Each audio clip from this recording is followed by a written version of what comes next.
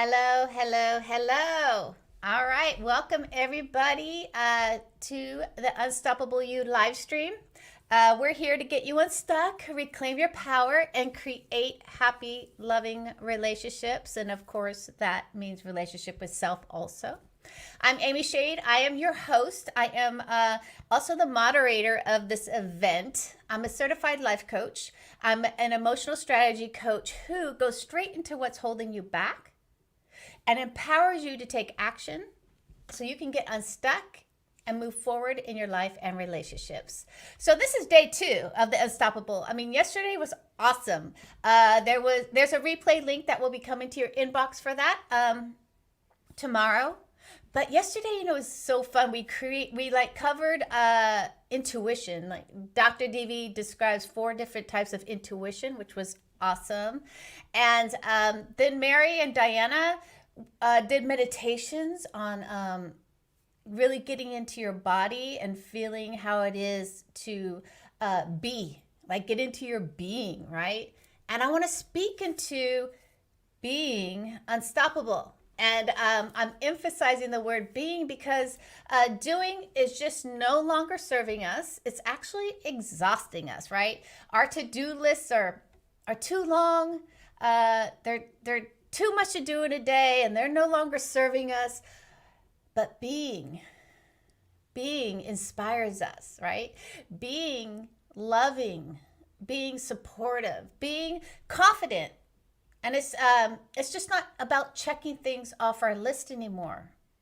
And being unstoppable is relevant today more than probably most of us have experienced in our lifetime. And that's because we're being asked with our family, with our friends, with the bigger community and the whole world to be more loving, more innovative, more creative. I mean, our businesses, we have to recreate them and be innovative. And our relationships, we have to learn how to navigate our relationships in a different space. And with our kids too, right? With our parenting and time management. And we're all just finding new ways of being in this new world. So I want to discuss also what came up yesterday. Another thing that came up was that, finding healing, finding, different ways in this life. It's a choice and it's a journey, right? None of us are living in nirvana, okay? All of us wake up with insecurities or thoughts, or we wake up with money problems, or we wake up with relationship problems, and most of it is a process. It's a journey, right?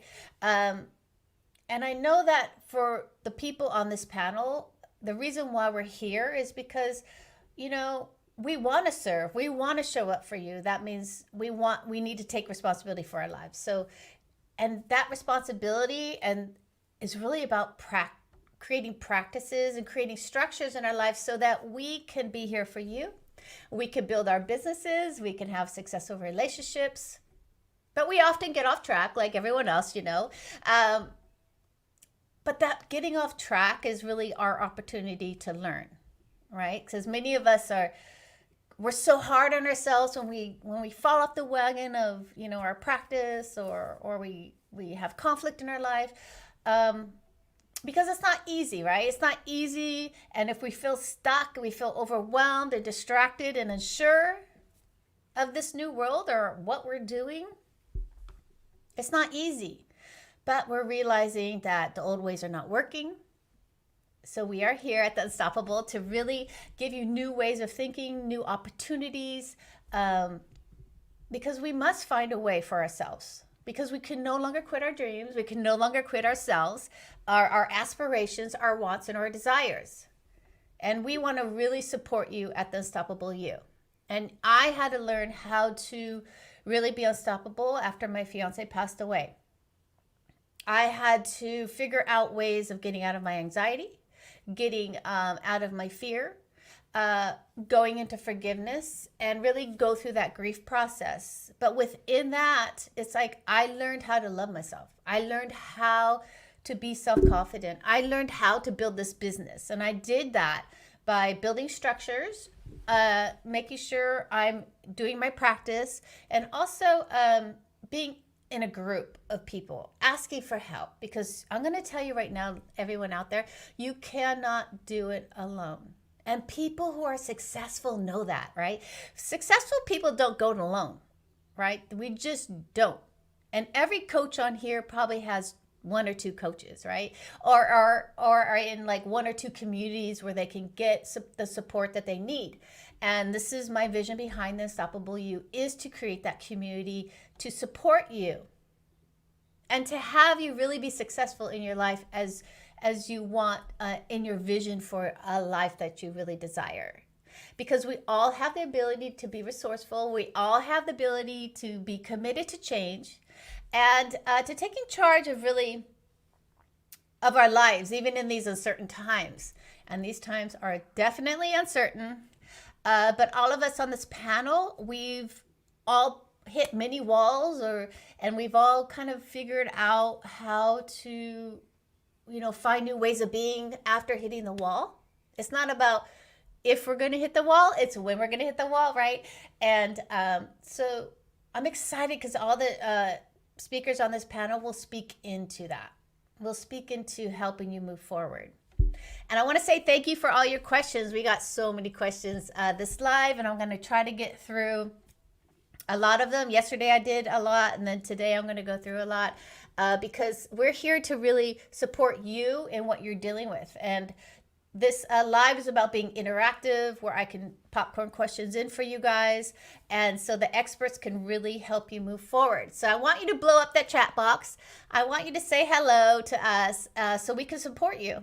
And let's keep the energy high. I love energy. And if you're watching on YouTube, don't forget to subscribe to my YouTube channel so you can see all the good stuff that comes out of my vision and my mission for everybody. And with that, I would love to introduce you to your experts. So first we have Dominique. She's a profit and wealth strategist. Say hello, Dominique. Hello, Amy. How are you? Good, good. And next we have Lisa Shield. She's our dating coach. So say hello, Lisa.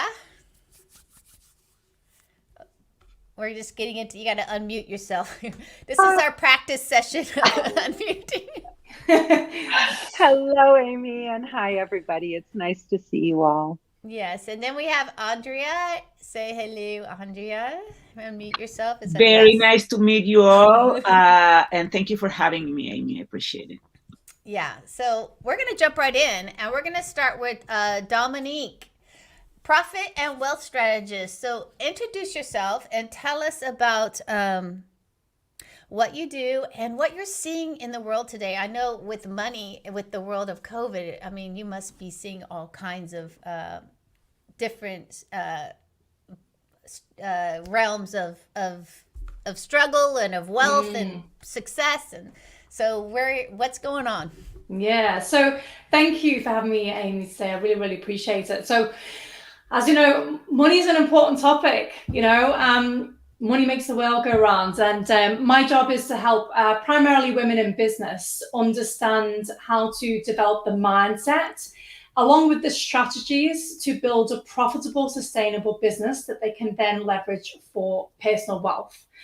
So just to give you a little bit of background as to why I'm qualified to talk about that. I've been in the financial services industry for over 20 years. I was a financial advisor for many years.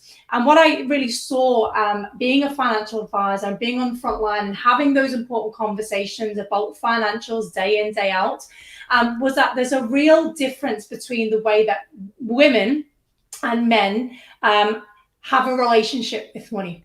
For women, money is a very emotive topic. It's a very loaded topic.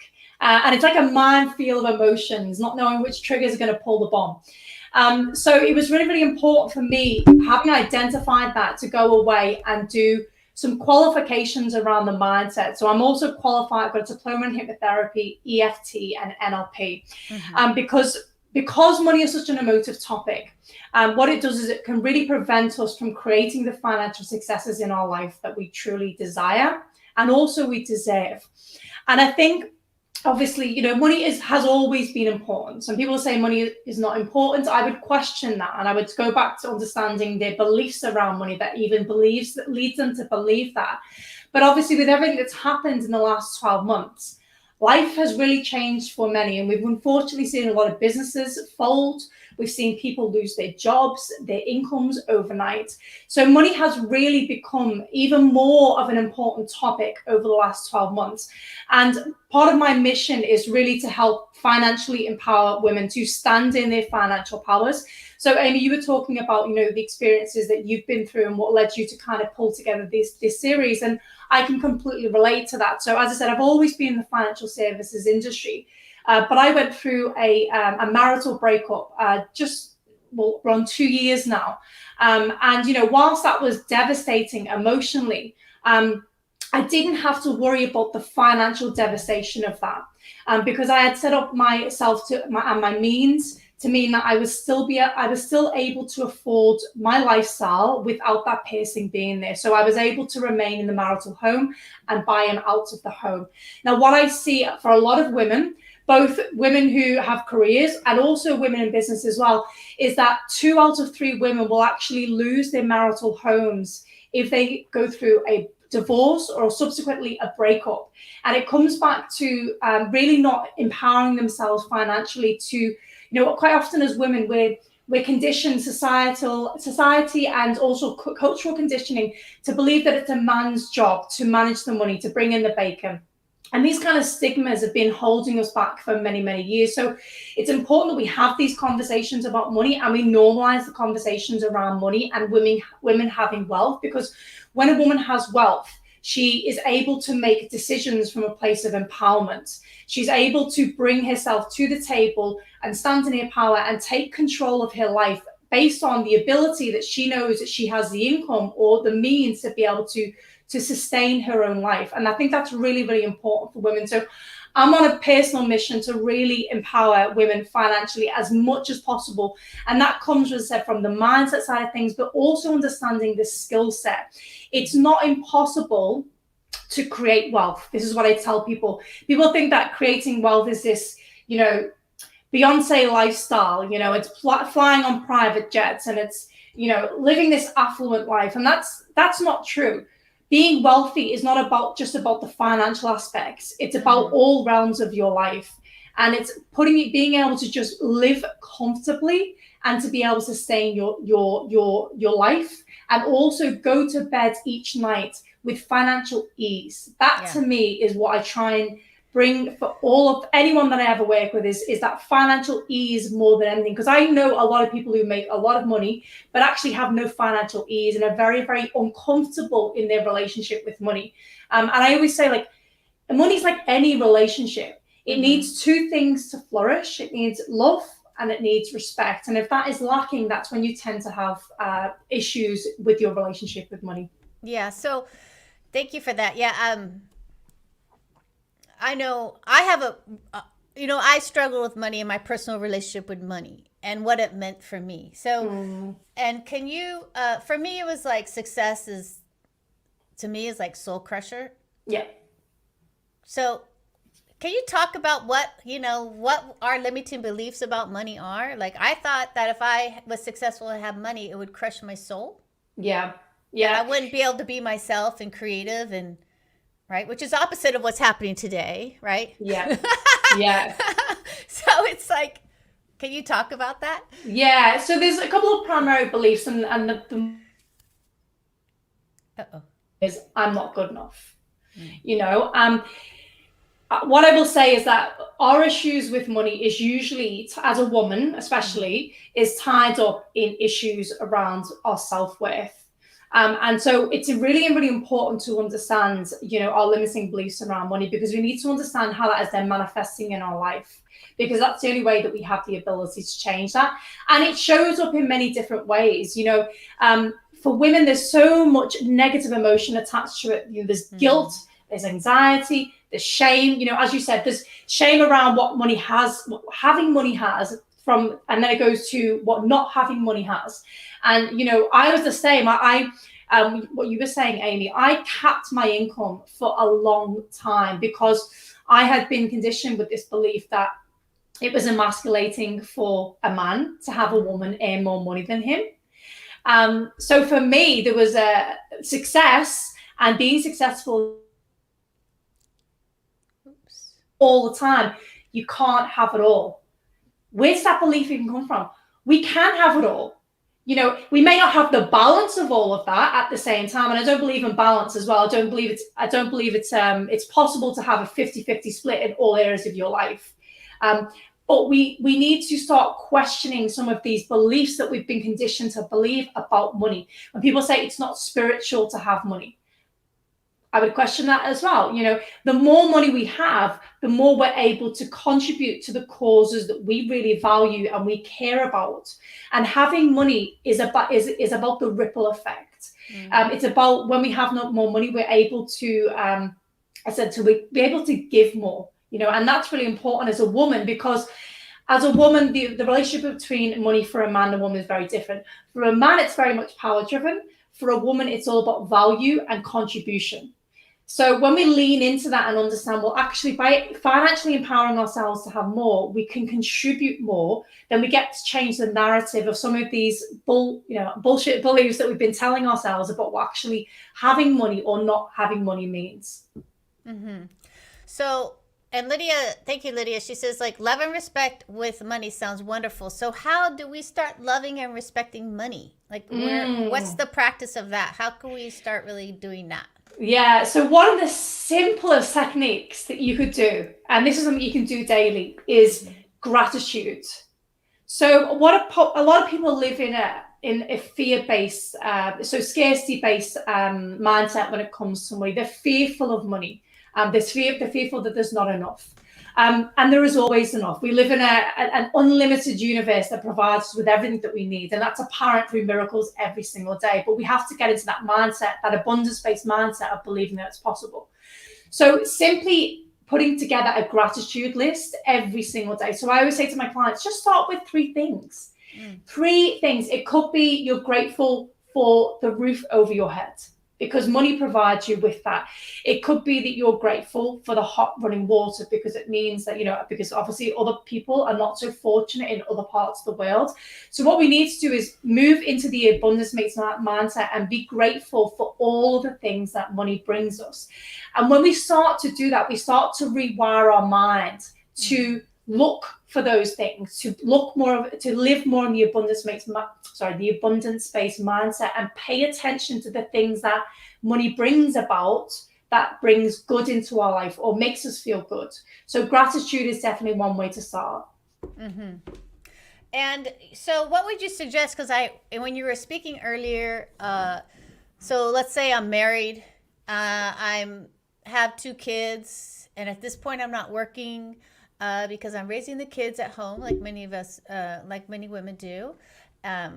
So how can she really start creating that? I don't know. How do you do it? You have to depend on the guy somehow, right? So there must be something that has to happen in that relationship. Yeah. So communication is a big part of it. Like a lot of people are not comfortable having conversations with their spouses. We need to get comfortable having those conversations, because, as I said, no one wants to think of the alternative, but the reality is I have seen far too much of the alternative, which is where women have been left without any means to provide for themselves financially. So we have to have these conversations up front. So I would suggest talking to your partner and agreeing, a sum of money that you are able to receive because let's face it, a woman's job as a mother and as a caretaker at home is the hardest, and it's the most underpaid.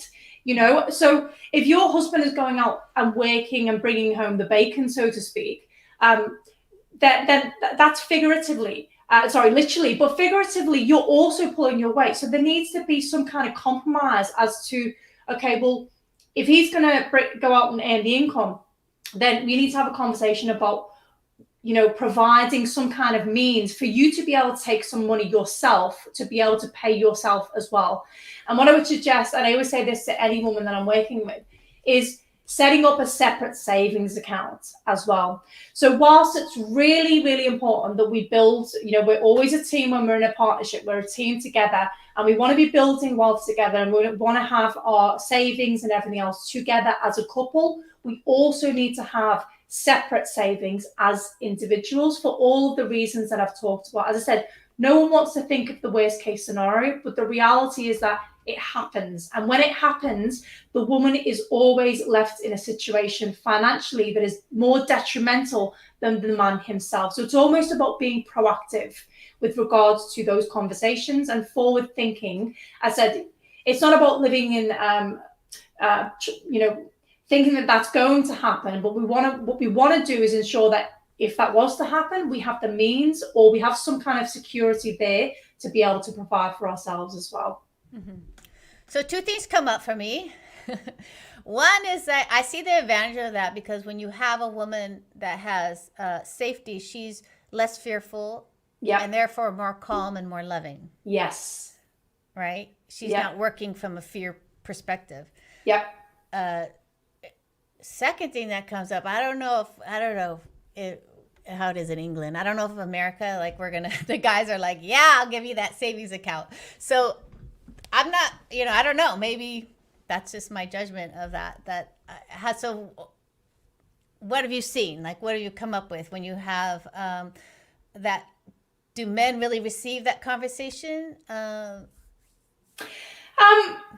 Well, how does anyone receive that conversation? Yeah. It's all about how, and this is where it comes back to standing in your financial powers. You have to know your worth as an individual, not even just as a woman, as an individual. Mm-hmm. And, you want to stand in your power and have that conversation. Is it a comfortable conversation to have?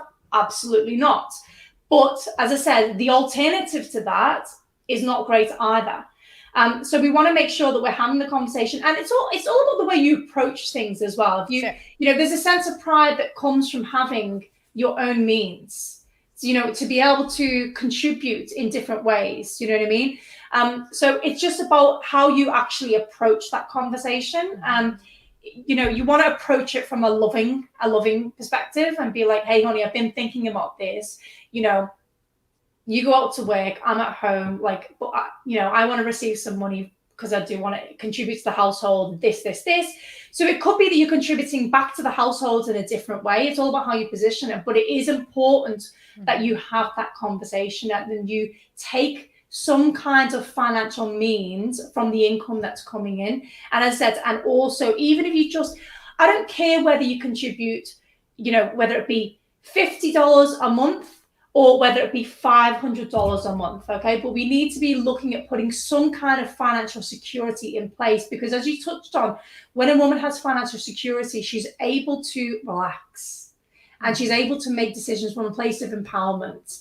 And what happens in a lot of relationships is when a woman becomes married and she has children, she disempowers herself. And this is financially is just one of the ways that it happens, because obviously the man goes out to work, he's bringing in all the income, and the woman's left looking after the children, and she's got no financial means to take care of herself.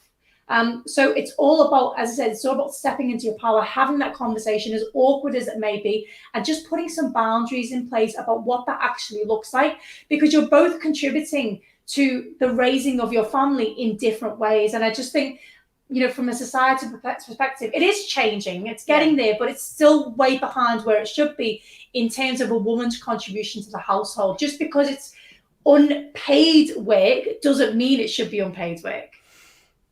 Yeah, I think it should be paid work. But yeah, absolutely. I mean, I did not do it.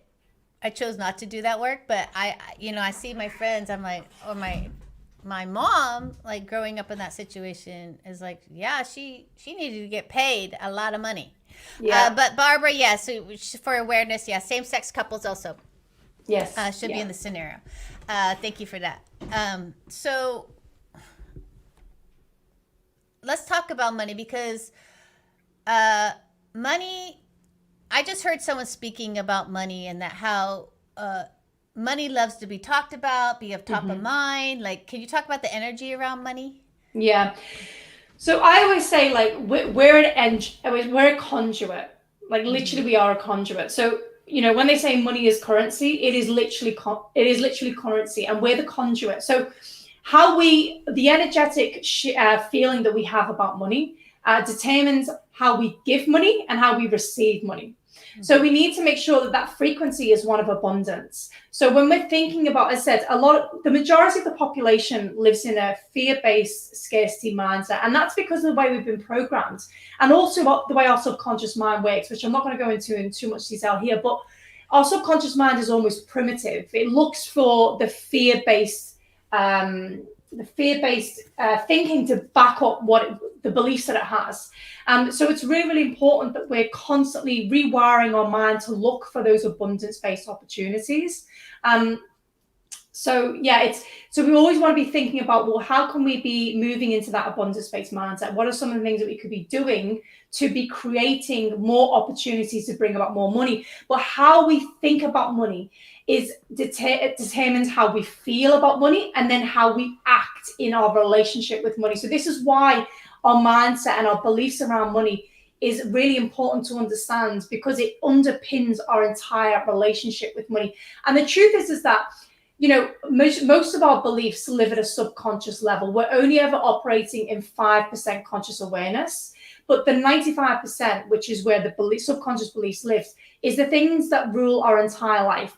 And these are the things that show up in our daily habits and our behaviors with money. So, what I would say to anyone who's watching is just pay attention to the language that you use with regards to your relationship with money. How do you speak about money? Do you say, I can't afford this, I can't afford that? How do you respond when you're dealing with money?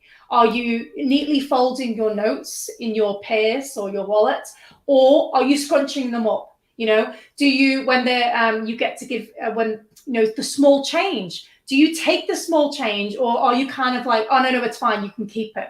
All of these things are universally, and I don't want to go too woo on this because I'm actually very analytical, but there is a science to all of this, because it is energy. So we need to be careful about the energy that we're putting out about money, because as I said, it ultimately determines how we're receiving it and also how we're giving it as well. And as we know, it goes in, it's karma, it goes in ebbs and flows, it's full circle. So we need to pay attention to that. Yeah, some women, I've had that where you look at the bill and you're like, I don't even want to open that bill. Right? You're like, I know you're there, but I'll just shred you real quick. I'm just talking for me, right? Yeah. I'll just shred you real quick and pay some of the balance off, but I don't want to really know what's in there, right? Yeah. So can you speak into that whole? Yeah, so we all have different personality types when it comes to money. Some people are avoiders, which is what you are describing. Some people are hoarders, where they don't want to let their money go at all, and they're counting every penny. So it's important to understand that relationship. So by avoiding, I'll use your example, Amy, because a lot of women do that. By avoiding, again, it's a form of disempowerment, and it's because we're fearful of something. And usually it's because we're afraid of what we're going to say, But the reality is that by burying our heads in the sands and avoiding it, all we're doing is creating more of the inevitable. Again, what I always say to my clients is, because obviously I work primarily with women in business, and the same thing, they're afraid to look at their numbers. They're afraid to understand what's going on in their business. And I say, you know what, put on your favorite song, pour yourself a large glass of wine, if that's your thing, or coffee, or, chai latte, whatever it is. Take a deep breath and just start to get into the sense of looking at the numbers. Because the reality is that you cannot change your financial situation whilst you are coming from that place of disempowerment. And I know that might be very scary for some people, especially if they're not in the best situation financially. But the only way for us to change it is by controlling it. And that's where we have to step into our financial powers as a woman, take a deep breath, face up to the realities of what's going on. And I said, as scary as that might be, what you'll find is the more you do that, the easier it becomes, and the less emotional you become about it. Because once you start to gain control, because if that's all it is you feel overwhelmed, you feel fear, because you just feel like you're out of control with it. But once you start to re-engage with that sense of control, then what happens is you start to then control your emotions behind it as well. And I always say that we have to master our mindset and emotions in order to be able to master our money. So it's important that we pay attention to that as well. Mm-hmm. So, and I want to speak into, because, I started this business a year and a half, 2 years ago. And so as an entrepreneur, money became a different energy and reason. Mm-hmm. And so can you talk about money and entrepreneurship? Because it's different than having like a job. Money, and then entrepreneurship with the money, you have to give a lot, you have to move forward with money. Yeah, absolutely. Right? Yeah, absolutely. And it's about stepping into the CEO mindset, and understanding. So what I always say is that your business is one of the best wealth creation assets you could ever own. So, and having been a financial advisor, you will never ever get a return on any investment like you will at your business, which is an asset. So it's our job as an entrepreneur to make sure that we're getting the returns from that investment. And that means facing up to your numbers. We, as I said, because of the emotions behind money, a lot of women in business will avoid doing the numbers. And let's face it, for a lot of people, they don't find it fun. And one of my biggest things is to make it fun, because I'm like, at the end of the day, money is simply maths. So once you understand the maths, and you look at the data and you take the emotions out of it, then all you do is you start to understand how to multiply the maths to then generate the revenue or the profit in your business that you desire. And so we need to really, as women in business, pay attention to our numbers, because our numbers are the things that are telling us the true health of our business. It's not the shiny thing, it's not this fluffy, like, creative thing that people love to do. I get that. For women in business, it's probably the last thing that they want to do. But the reality is that without financials, without that revenue, you have no business. So the revenue should always be, and the profit, more importantly, I always say this as well, as a woman, in business, revenue is just a vanity metric. What's most important is our profit. So I don't care whether women are earning 5 figures in their business or whether they're earning 7 figures in their business. What I care about is what's in the middle and what are they doing with that middle component. So it's, again, as a woman in business, you need to pay attention to your numbers. And again, it comes from a place of empowerment. When you know your numbers and you're able to look at the data and understand the data, it means that you're able to make better decisions in your business that are going to help to grow your business and make it more sustainable. Because at the end of the day, all that really matters in business is the longevity of that business. It's all, it's all well and good having a flash in the pan, like big launches or these big months in business.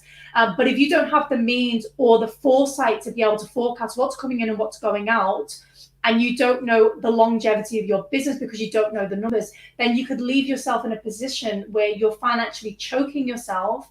And obviously this is where we see cash flow issues come into business. And that's where we see businesses fold, because they're not paying enough attention to the numbers. And as I said, at the end of the day, what matters in business is cash. Cash is king. That's all that matters, is what's the numbers that's in your business, what's being reflected, and that's what we need to pay attention to. Mm-hmm. But I want to speak into also, because some women don't,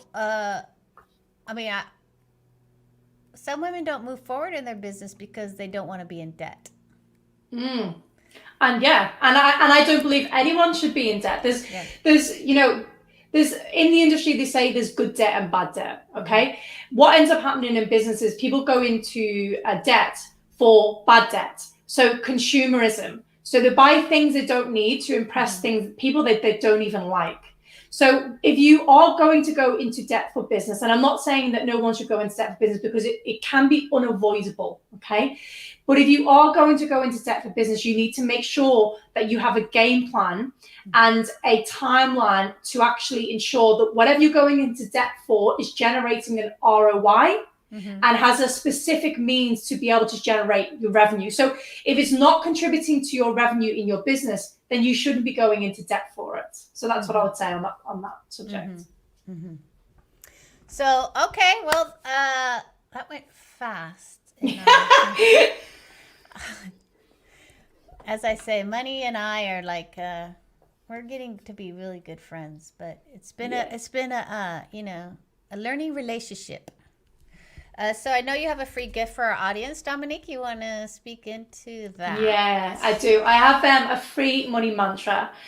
So this is just a 10-minute audio, which is going to help to rewire your mindset around money and get you into that mindset of thinking about abundantly, paying gratitude to the things that you have in your life that money provides. So, and then when you have that mindset, it allows you to be able to receive more and make more and also want more in your life as well. So as I said, it's just a 10-minute audio. It's something you can do as part of your morning routine or before you go to bed, but simple and easy. Mm-hmm. Well, yeah, I'm doing also a money challenge this week. So just changing that conversation about money, changing the way I think about money, I think I think it's a good lesson for everybody out there to really embrace their embrace money. Yeah, put it at the top of mind. It needs to be a best friend. As I said, it's like any relationship. You need to love on your money. We shouldn't be as women ashamed to want more. Yes. We really shouldn't. And so we've got, and that starts with us. It starts with retraining our minds and surrounding ourselves with other women who believe that it's possible, most importantly as well. Mm-hmm. Mm-hmm. All right. Thank you, Dominique. We're going to move on to Lisa. Lisa Shields, she is a dating coach. We have some questions on dating and relationships. Which, hit me with them, Amy.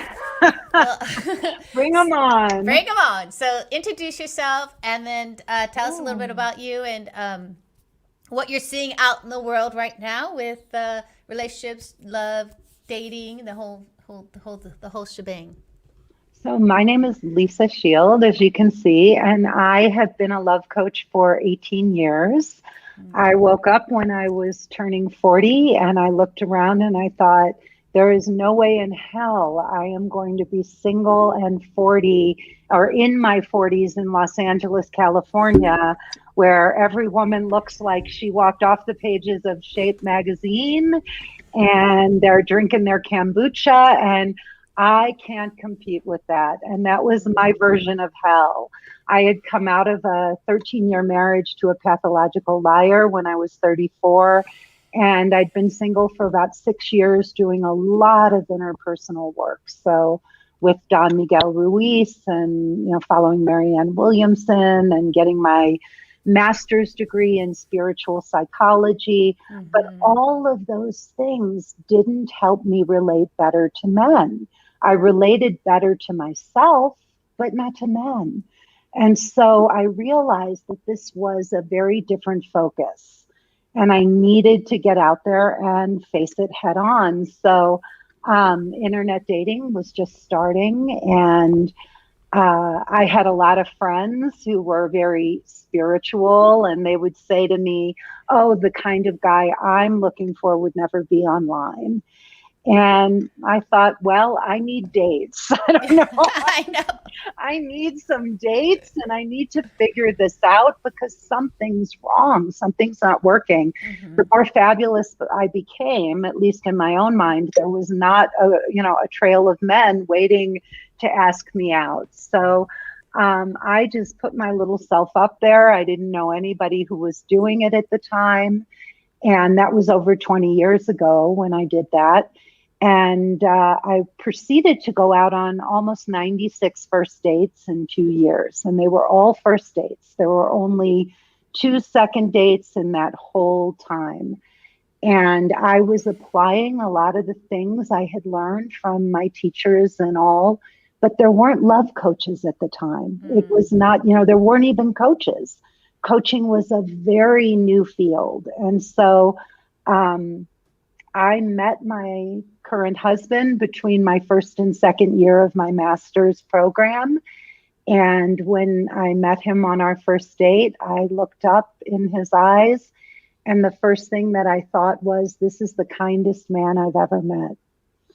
And we sat down across from each other, and Benjamin is truly the most extraordinary human being I know I've ever met, and definitely the most wonderful man. And he sat across from me and he was right there with me. He gave me his full attention. I've still never known anybody who is as present as he is.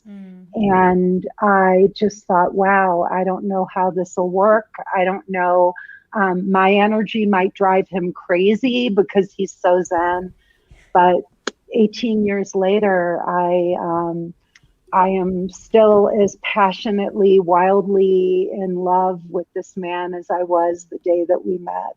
Yeah. And he looked at me, I think about 3 months into our relationship, and said, you really should be a love coach, or, you know, a coach or a therapist. At the time, I had an importing business. And I forgot to say that it was a coincidence, but really a remarkable thing. He had written one of the books that we read in my spiritual psychology master's program. It was called, brace yourself for this, it was called Handbook for the Heart. And it was breathtakingly beautiful book. It really had been my favorite book in the course. And yeah, so he looked at me and said, you should be a coach or a therapist. And I knew therapy wasn't, you know, I had done therapy in my journey, but I really was more at a coaching point in my own life. And so I sold my business, enrolled in coaching training, and became one of the very first love coaches out there. I created my own path, my own work, and it's been amazing. So I really wanted to show women I don't ascribe to the limited views that so many people put out there. I think, you know, my husband and I don't argue. We don't fight. In 18 years, we could, you know, look at disagreements. We really are guardians of each other's souls. And this is what I show my clients how to find. Yeah, so a couple of things came up for me in that. One, so Lydia, beautiful, beautiful story. Raya, yes. Fatuma, yes. That is not a coincidence at all. But two things came up for me because one, I see this all the time, and is you know, how we approach men and talk to men doesn't really work that well in relationships and in dating. And the second one is, I mean, I have a question here about some ground rules for dating in 2021, because it is a little, I'm on the apps, I'm dating, right? So I am out there. So kudos to your 96 dates, by the way. It's not easy. So can you first speak about, you know, really when you're on dates and speaking in that or in your relationships and how women speak to men? And secondly, what's the new ground rules 2021 online dating? So first of all, how to speak to men. Yeah. We have so many views about men that are inaccurate. As women, we are taught to see men from a female perspective. So we talk to our girlfriends, we sit around, we analyze and overanalyze. Why did he do that? And why did he say this? And whatever. Something that I realized when I went out to find my true partner this time around, Amy, I had a sobering conversation with myself. And I said to myself, Lisa, you know nothing about men. You don't know what a man wants from you or needs from you other than sex. You don't know if a man is going to come into a relationship with you. What does he want from you? Oh, yeah, we all think we're a package. I'm so wonderful and I'm such a gift to men and humanity and whatever that we tell ourselves. But the truth is, we all may be wonderful people, but men and women have very real needs that they have to get met from one another. And what I want from a man and what a man needs from me, it's not what I think he needs. What does he truly need from me? He needs me to listen to him. He needs me to make room for male vulnerability. Most women don't understand what male vulnerability is. It's different from female vulnerability. What we talk about when we open up, when we share about what we're afraid of, it's very different. It sounds different, and it is different. Men are afraid to open up to us because they've done it in the past and women didn't understand them.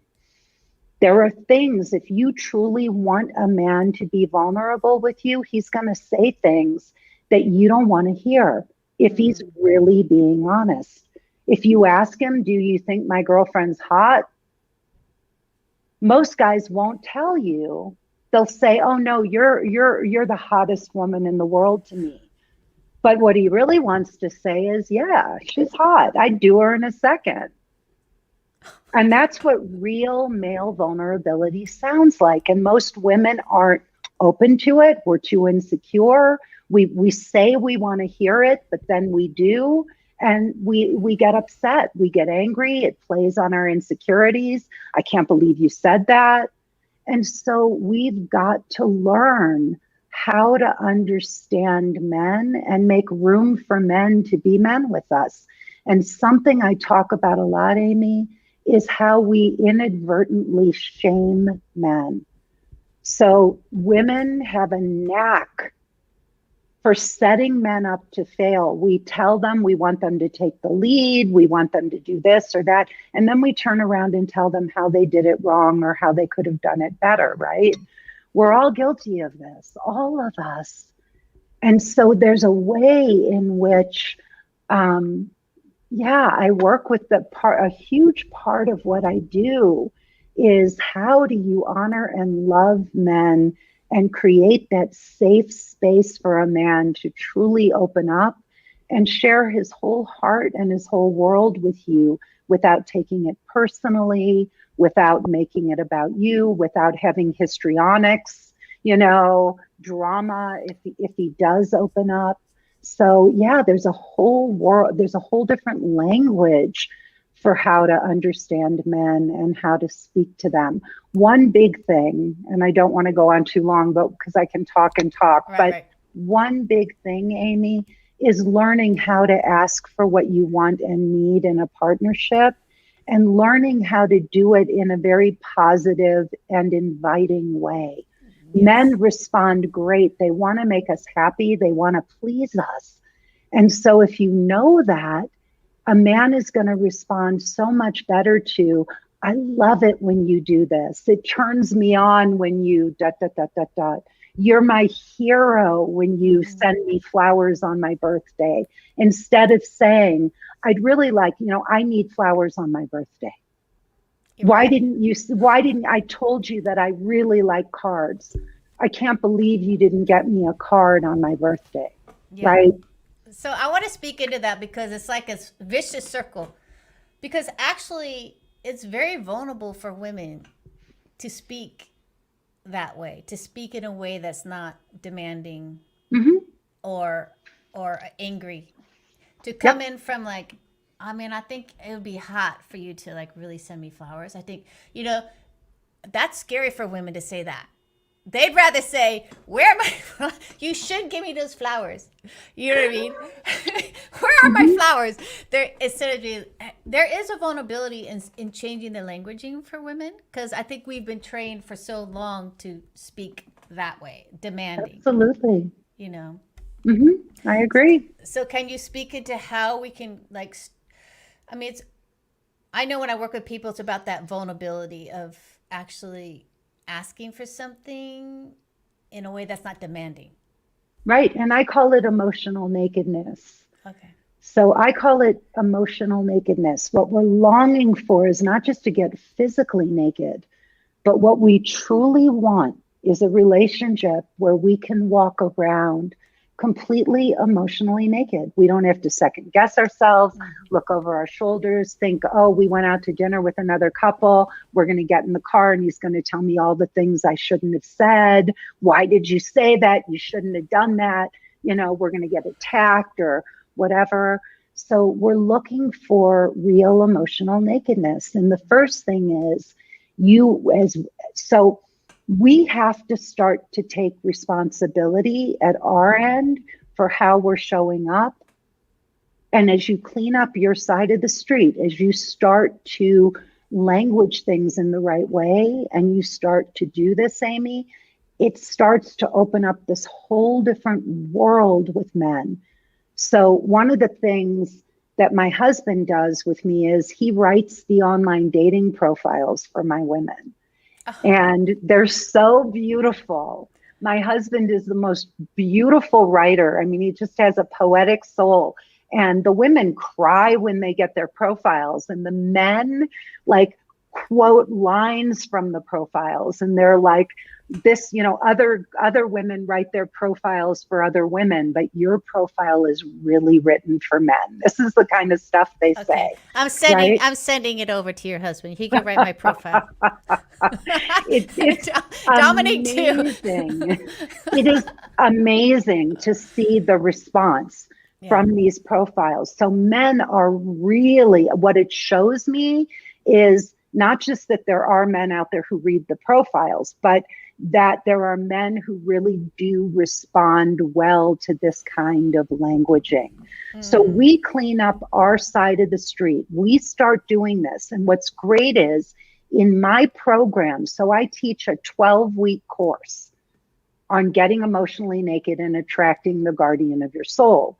And what's beautiful about the course is that because there are women who are in different stages of the course, some women are in week 3, week 5, week 10. The women who come into my course, they get to watch the modeling from the women who are further down the line. So they get to hear these women coming on calls and saying, oh my God, I did what Lisa said. I reached, you know, I sent that text to that guy and said, you know, I love it. I love a man with a plan. And boy, was he on it. He jumped to it. He took the bait. He planned the whole date. So they get to start to see the modeling from the other women and the success they're having when they implement this languaging and these tools. And so it makes it easier for them to then get to that point. By the time they start dating, they get excited, and they're excited to put themselves out there and try this stuff because they see it working for the other women. So I this kind of answered someone's question, which is how to communicate better in all relationships. And this goes for this type of communication, this negative communication, not negative, this type of like naked communication where you don't communicate with judgment or fear or demands. It can go to your friendships, can go to your kids, can go to everywhere, right? Because it really applies to everybody. So in your communication, it will create better, happy relationships when you switch it. With my clients, yes. It's like a massive transformation. Like we're focusing on love and men and dating, but they, by the end of these 12 weeks, are like, I'm applying this to my kids. I use that with my boss. You know, the men at work are eating out of my hand. Like I can get them to go to do anything for me. They're bending over backwards. But it works with everybody. But, you know, it's somehow, it's a major block in our relationships with men. As women, we don't like the idea that somehow we seem subservient or like we're being, you know, little needy, whatever, you know, little needy girls. And so we put that on ourselves. You don't have to look, this is the language of love. This is the language of romance. And men in a romantic context are going to respond so much better. So women, the best thing, make it inviting, make it a challenge, make it a request, right? Make it a request. So instead of saying, you know, let's jump on a Zoom call, right? Let's jump on a Zoom call. Instead of doing that, which would be the masculine way, you would say, I bet if you invited me to come on a Zoom call, I'd say yes. Now you put the ball in his court so he can ask you and it becomes his decision. What happens when a woman tells a man what to do? It's not good. It's not good. Why? Because it reminds him of who? His mom. His mom. Yes. You want to know what's wrong with reminding a man of his mom? He doesn't want to have sex with his mom. He doesn't want to sleep with his mom. He doesn't want to go to get naked with his mom, right? Emotionally or physically. You do not want to be his mom. At all. At all. And men love to make up. They like to think it's their idea. So when you give him a choice, when you say, I bet if you asked me, for my phone number, I'd give it to you, then it becomes his choice. Does he ask you or not? Yes. I have a line in my dating. But what's your line? Seems like we have a lot in common. If you want to meet for a drink, let me know. That's what I said. That's my go-to line after 3 texts. I'm like, okay. It's like, you gotta, it's not good. Andrea doesn't like it. But, Yeah, in LA, it's like you gotta I'm also Latina. I'm also Latina. So I'm Latina. So I think that I incorporate when Lisa says that's part of who. It's almost like part of who, There's got to be some sass and there has to be a little bit of like playfulness. Yeah, I'm afraid of what comes with that playfulness on like the app. Like, I don't know. I'm a little bit. But Amy, look, men. Here's the deal. This is a big double standard, and Andrea will get this too. As women, you have to be willing to dangle the carrot, but you always have the power to pull it away. And that's the game that's the fun, that's the romance, that's the playfulness that men are looking for. Yeah. They're looking for playfulness. They don't want a business transaction. They want a woman who can bring them some challenge. And by the way, men are going to play the sex card. They are. They try to get me to their house at 12 o'clock at night or 10 o'clock at night. I'm like, I am not going. I grew up in the 70s and 80s. I saw the after school specials, okay? I am not going I am not going there. Okay? The after school special. Right? Come on. But Amy, here's the deal. Mm-hmm. Men are looking for women who, when they play the sex card, don't get bent out of shape or don't get turned. Yeah, they want women who can kind of go, hello. Hey, that's so cute. That's so cute. That's so cute. Yeah, that's so cute. What are you doing? Yeah, you're going to have to get to know me a lot better than that before I come over to your house at midnight. Right? Like, you don't, but they are looking for that woman because some men will meet us and they're going to judge, am I going to play the long game or the short game with her? The short game is I'm going to get her into bed because, she's not that great. I'm not really feeling it, but if I can get her into bed, why not? Mm-hmm. And the long game is, wow, there's something different about her. She's not just pretty. Mm-hmm. She's not just pretty. There's something I need to explore here.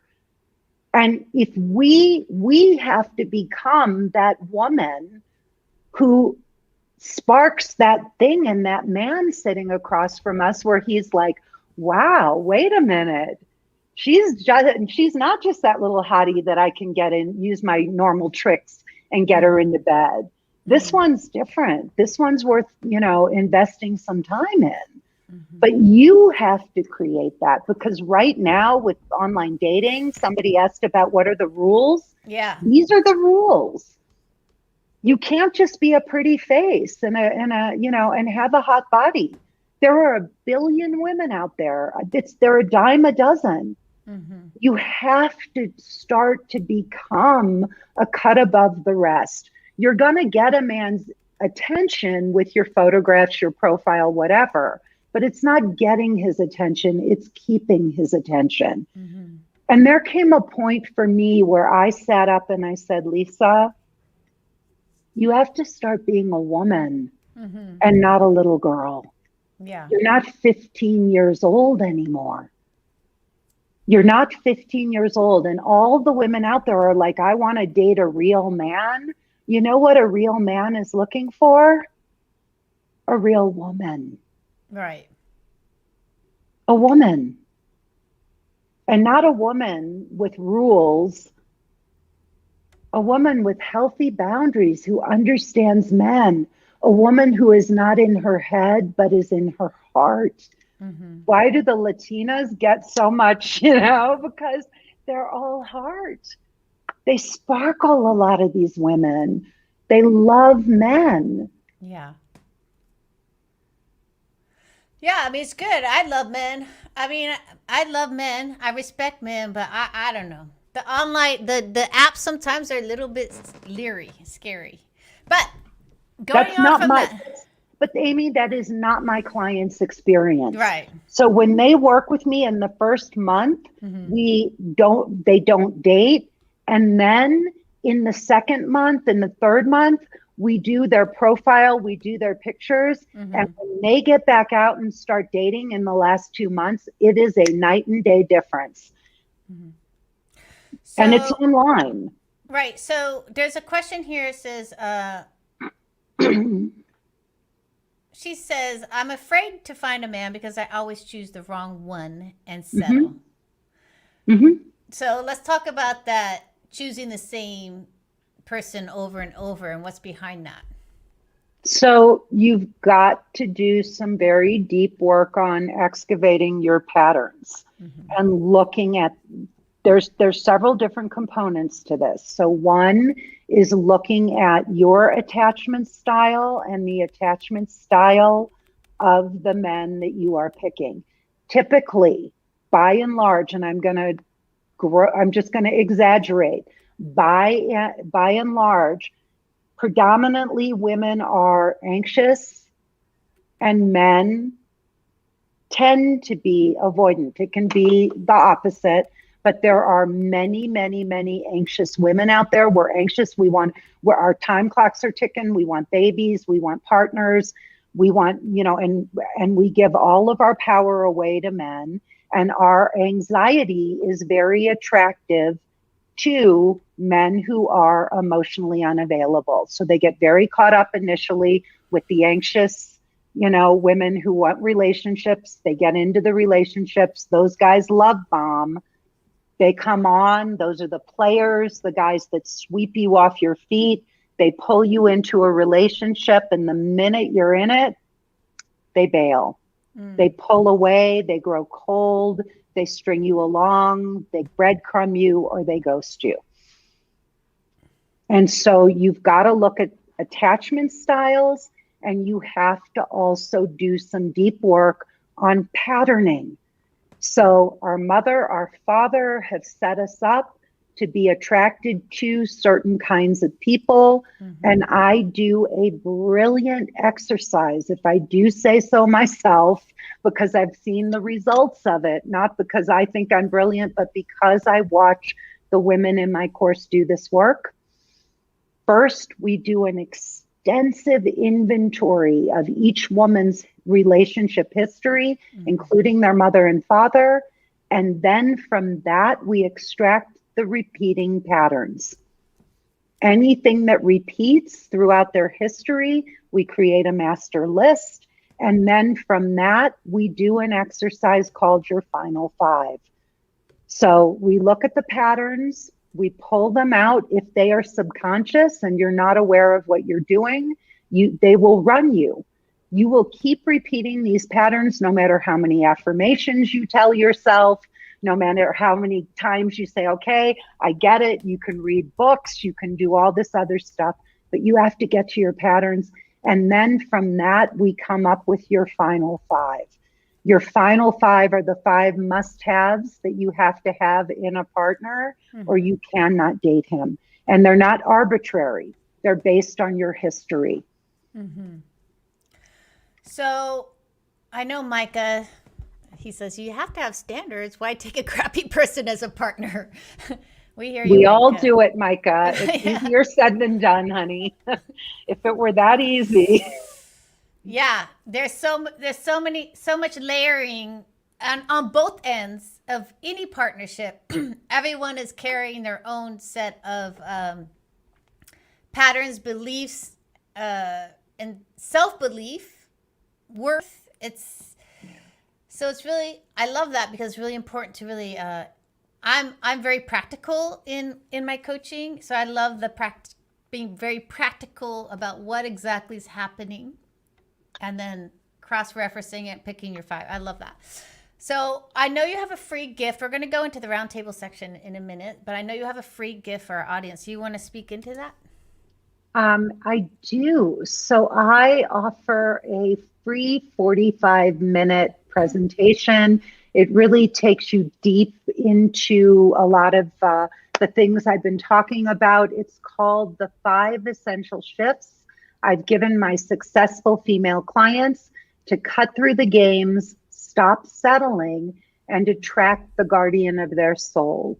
And watch the presentation to the end. If you feel that you really resonate with my message, then we can jump on a call with either, you can jump on a call with either me or one of my team members, and we will talk about how we can help you get this solved. All right. Thank you, Lisa, for that. You're welcome.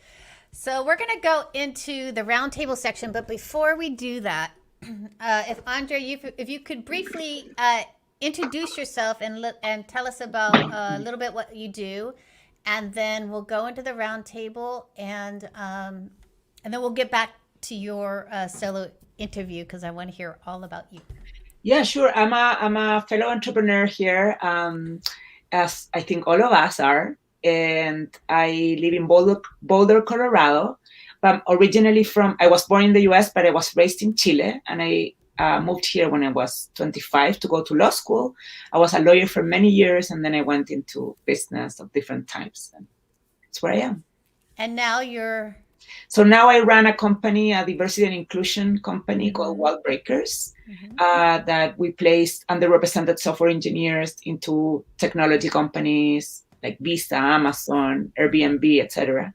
And I also have a community, a spiritual community called My Inner Goddess. And we are strongly growing, and that's another part of my life. Now I'm integrating those two things in a new wellness programming for Wall Breakers, which is like to help diverse employees thrive. I love that. Excuse me. All right. So I'm going to pop in a question from the audience, and that is someone asked, how to truly grow from past experiences. So this could be in your money experiences, in your dating experiences, in with Andrea, what you want to speak about. You want to go first, Andrea?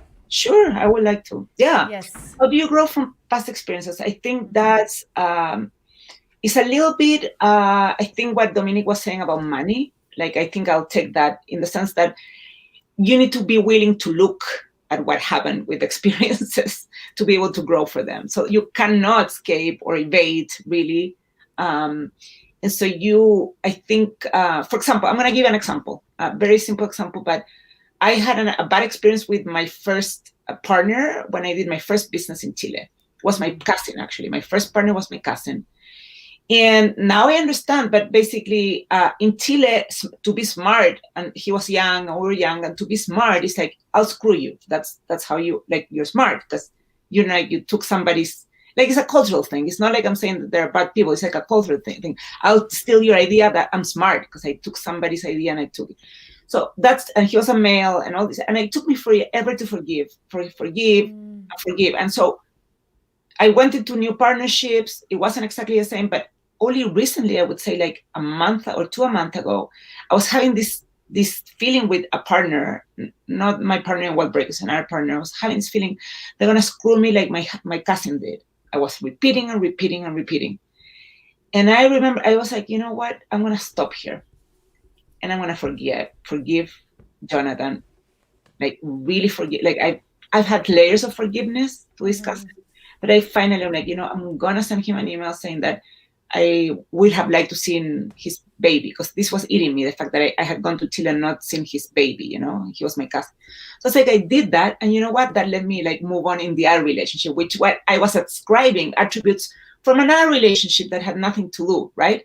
But again, I think until you're not able to fully like process like all the drama from a practice, like it's just hard to like, and then you ascribe the same attributes that made you fail or that you're afraid to a new relationship or a new thing that is happening. So you like transfer, right? It's almost karma. You transfer the karma from one to, like, it never like gets clean.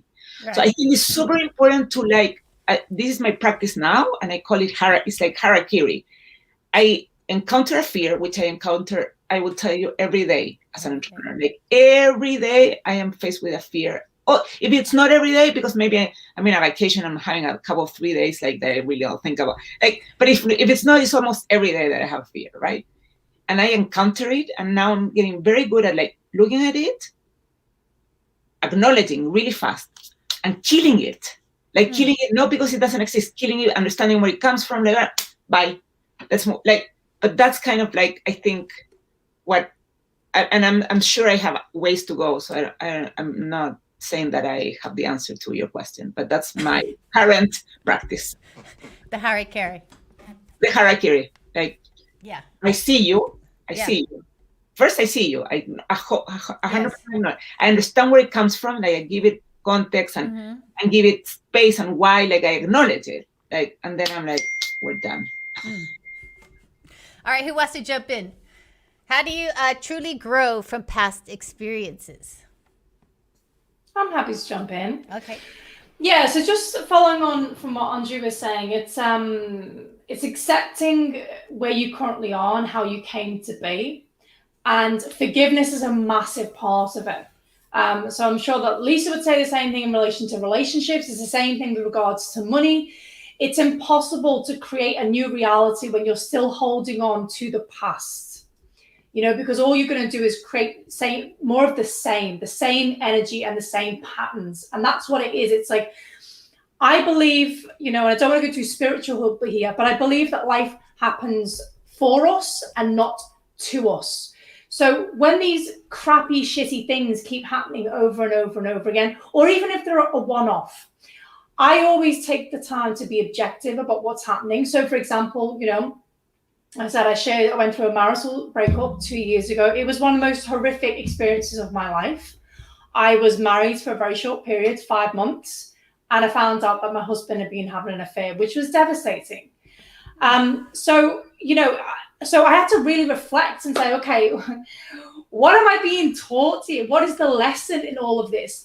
And what am I going to learn from this moving forward so that things can be different? And having gone through that, I can tell you that you learn so much about yourself when you have the ability to go inwards and reflect. Because things happen to us that are outside of our control, but how we control it and how we choose to move forward is on us. That's our responsibility. We're not responsible for other circumstances. We're not responsible for other people, and that includes their feelings as well.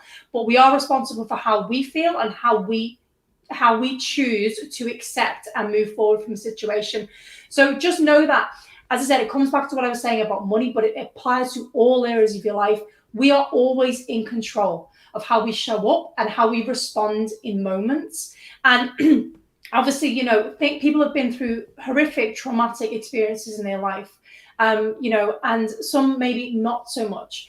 But again, we have to reflect and go inwards, and forgiveness is a big part of that as well. Because in order to change your reality and move forward in a different way, you need to accept where you currently are, accept what's happened and what has come to be, but then respond differently and forgive as well. If you need to forgive either the other person or yourselves, that's a big part of the healing process in order to be able to move forward and get a different outcome. So that's just my 2 cents on that. All right, Lisa, how do you truly grow from past experiences? Well, I think for a large part of my life, I was a victim And I looked at blaming everyone else around me for my own circumstances. And when I was in my first marriage and I was at a very low point, I started to realize that I needed to start to take responsibility for myself and my life. And it was a massive mindset shift for me. I stopped blaming my husband or other people for my circumstances, and I started to look at my own choices and the things the decisions I was making. And that was the beginning of just saying, look, what is my part in this? And then, if you get into 12-step work, their very simple principle is keep your own side of the street clean. Yeah. And so it's a very beautiful concept of, other people can figure out their part in what's working or not working, but you need to also own your part, and you always have a part. And that's the one thing, if you look at, grant me the serenity to accept the things I cannot change, the courage to change the things I can, and the wisdom to know the difference. The things that we can change are our own decisions, our own choices, our ability to forgive, have gratitude, give other people the same grace that we're hoping, that we would like them to give to us. And so from that orientation, we can start to grow and learn and really have dominion over our life, our choices, our responses to what's happening in and around us. Yeah, thank you. And I'm going to add this also is that, sometimes we look at our past experience and only focus on the negative, right? But if you focus on what's the good part of this? Who was I able to really, what did I demonstrate in this struggle?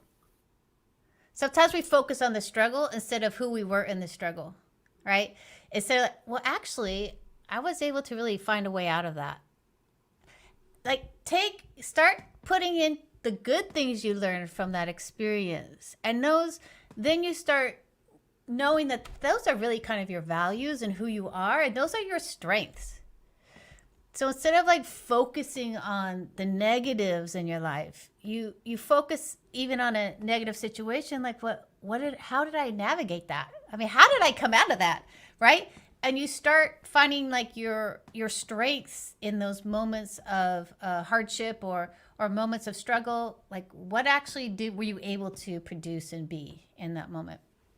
And we're so quick to the negative, what didn't happen, why it didn't happen, instead of it didn't happen, and I'm okay with that because I was able to really figure out that I'm actually really strong. I'm a strong woman. You know what I mean? So I think that's how you truly learn from your past experience, is really acknowledge who you are actually, the good things you actually did in those moments, So, and we're talking a lot in this panel about personal responsibility. So let's dive a little bit deeper into that, since this keeps coming up.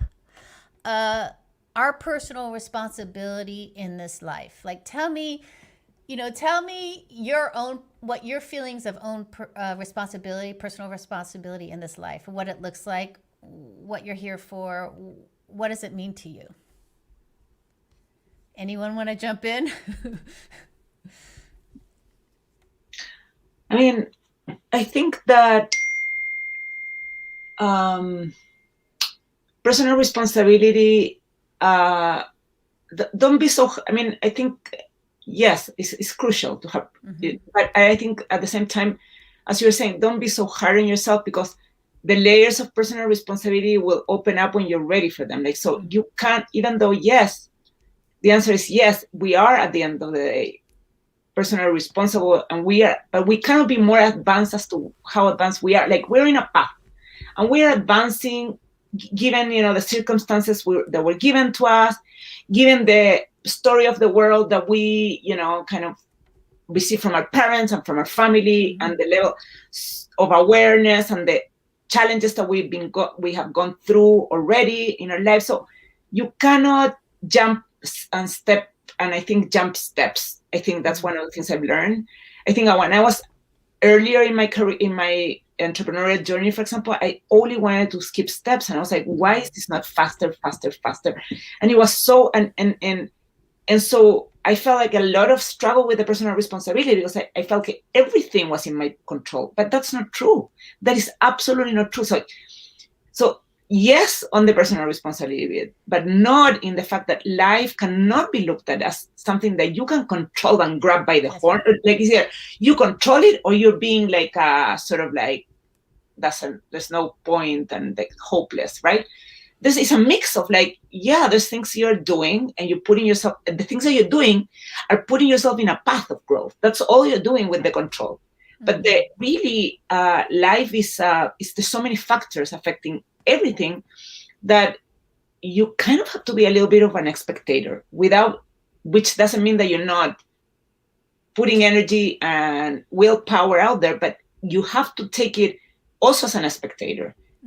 You are putting yourself, it is personal control, but you are watching it develop, because it doesn't depend on you. It does not.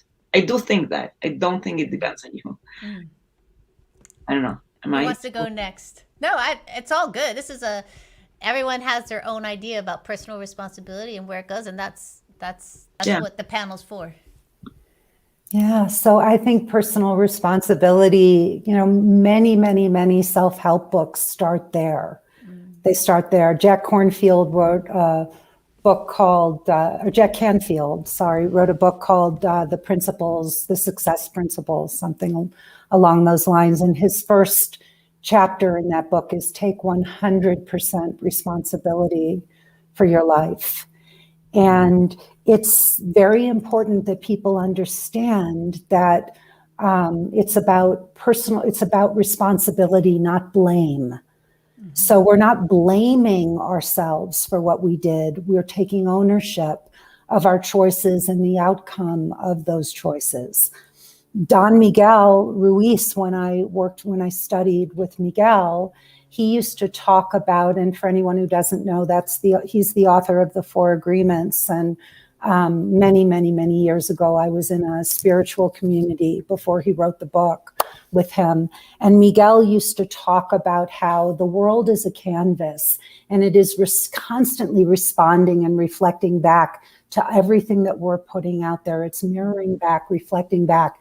And we are every one of us is an artist, and the masterpiece that each of us is creating is our lives.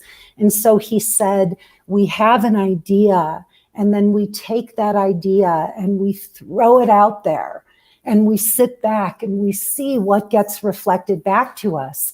And then we say, oh, well, I like that, or that was great, or that's not quite what I was looking for. And then we take it back and we reformulate it, and then we throw it out there again. And we keep doing this until the idea that we have is matching with what's getting reflected back to us.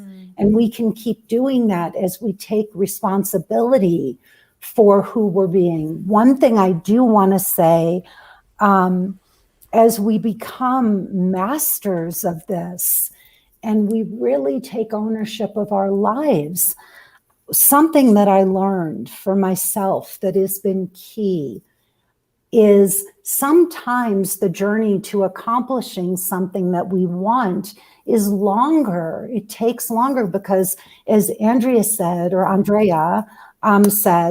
we have to evolve into the person that we need to be in order to attain that success in whatever area we're looking for.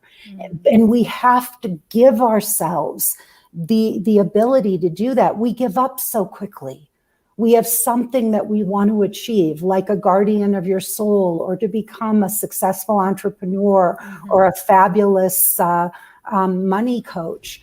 But saying I have the skills to be a great money coach and truly becoming a master at coaching, people on how to deal with their money, there is an evolution that Dominique had to go through, in order to do that, or that I had to go through to become an expert love coach. And it wasn't easy. You're looking at someone who's been at this for 20 years. For me to look at somebody and say, I am the best in the world at what I do, that took years, years. I'm not false bravado. I'm talking from the experience of thousands of women who credit me with their success.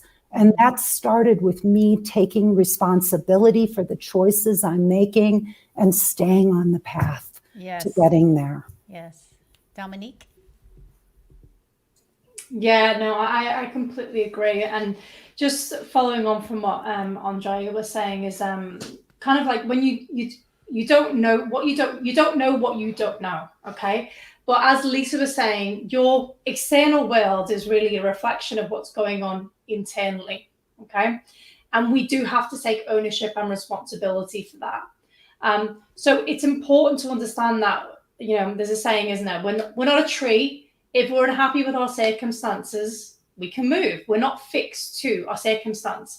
But unfortunately, because of all these things that Lisa and I have been talking about, say our patterning and our beliefs, we believe that things are outside of our control and that we have no control over something.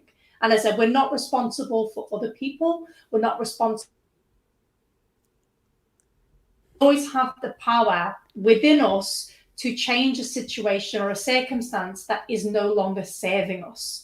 We have that responsibility, again, whether it be in relation to business, money, love, whatever it is, family relationships. We can either choose to accept what we are receiving, or we could say, no, I deserve better and I'm going to go and get better. And that onus is on us. And that's where we have to take that responsibility, again, standing in our power and choosing for things to be different. Just because things have always been that way, whether it be from society or the cultural conditioning that we experience, whatever it is, okay? We have the power to make better and different choices based on what we want and what we desire. But yeah, it all comes back to accepting that we are responsible for our life and the outcomes we receive in our lives. I said, we're not responsible for other people, not responsible for the other stuff that goes on, but we are responsible for what we accept. And so we need to choose to accept or have better expectations of ourselves and for what we receive in our life. Because I always say as well, like if we talk about people will only ever treat you the way that you allow them to treat you. And life's kind of the same way. If you expect better, you're going to get better. But if you expect just the bare minimum, and again, that goes for love as well. If you expect the bare minimum, then guess what? That's exactly what you're going to get. But it all starts with you, how you show up, how you hold yourself, how you respond to situations, and how much self-belief and self-love that you have. Because at the core of everything, that's what it all comes down to. It all comes down to, for me anyway. Thank you for that. Yeah, I don't, personal responsibility, I just threw it out there. And as I think about it, I was like, personal responsibility, what has it done for me? Is it really shed a lot of the stories that I was holding on to. And a lot of past people who tried to tell me that, try to put me in a box. And I was able to take responsibility. Like, I'll tell you a story. My spiritual teacher said, if you're in a room full of people and there's one person who had caused the pain and you're in a room full of people, why is he the only one that's allowed to be happy and have a happy life? And I was like, oh, yeah, it's not about him. It's about me taking responsibility for my life. It's about me making choices, regardless of that person, about choosing a happier, loving life. So I think personal responsibility came up with that, was like that. This is a gift to understand, not control, but to understand that, your personal responsibility really sheds a lot of pain that you've been holding on to. Right? So it releases other people also from that pain. So I really didn't know where I was going with that, but that's what came up. So I hope that helped people out there, because, it's a beautiful thing to know yourself in that, like, oh, I'm actually responsible here, so I have choices. So the next section, so thank you for that, everybody, for all of your input. I'm sure it's a gift. It's a gift to have you guys here and to really hear different perspectives. So Andrea, we're going to go into your interview right now. So you're going to unmute yourself and let's see, the unmute button's at the bottom, right? And let's talk about, breaking barriers, talk about what you do, and talk about your businesses and stuff like that. Yeah, I mean, I think it's interesting to talk. I'm going to take a little bit on what everybody else has shared, because I think it's super interesting. Mm-hmm. So the Unstoppable You, I think I come from the, in the theme of Unstoppable You, I come from the fact that I was raised as a Latina in Latin America, in a very chauvinistic society, where actually I had to basically be less, I was, I think, trained to be a geisha. It's kind of part of the, the training that we are provided. Yes. And we are very good at it. And we know how to be geishas to men and serve and, and I know all those things. And I think when I came to the United States, I found that to be an incredible asset that I had. I was like, wow, I know how to be a geisha. No one else knows that. Mm-hmm. We went to geisha school. Anyway, which is not necessarily good, because it also took me to being super subservient with men, like whatever.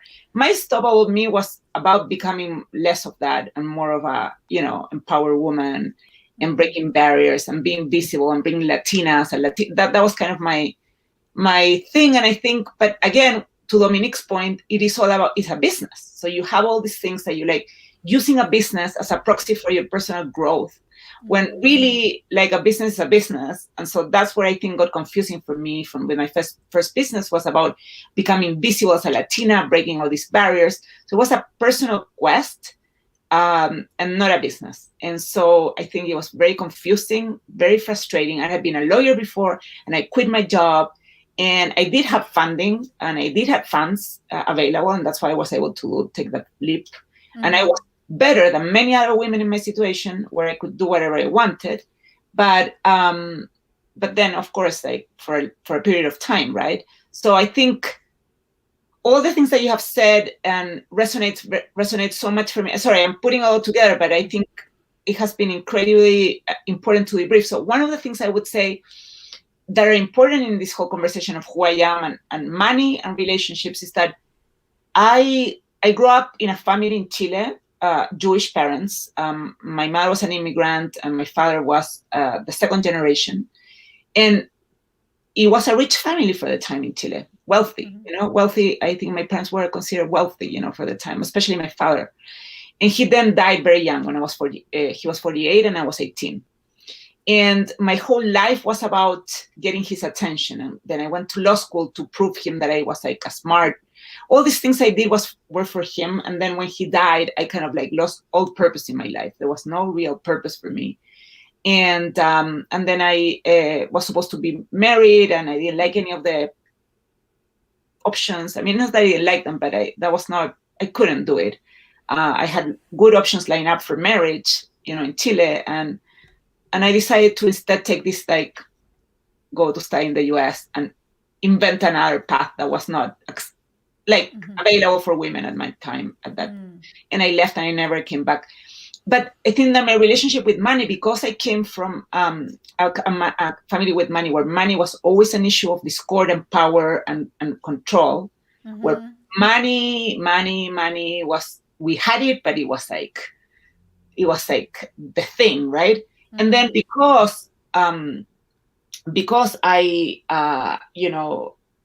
I decided to I think the whole thing I think I have come to this relationship with money. I think that is very interesting because I had it. So I'm not the person that didn't have it and and there was nothing wrong with it, and it was but it was almost too good. Not good. It was money was too revered. It was too loved. It was too important. It was all. Money was all, and material things. And so I think I come from that. Like I reneged that for a long, long time, that I was like, money's not that important. Money's not that's not.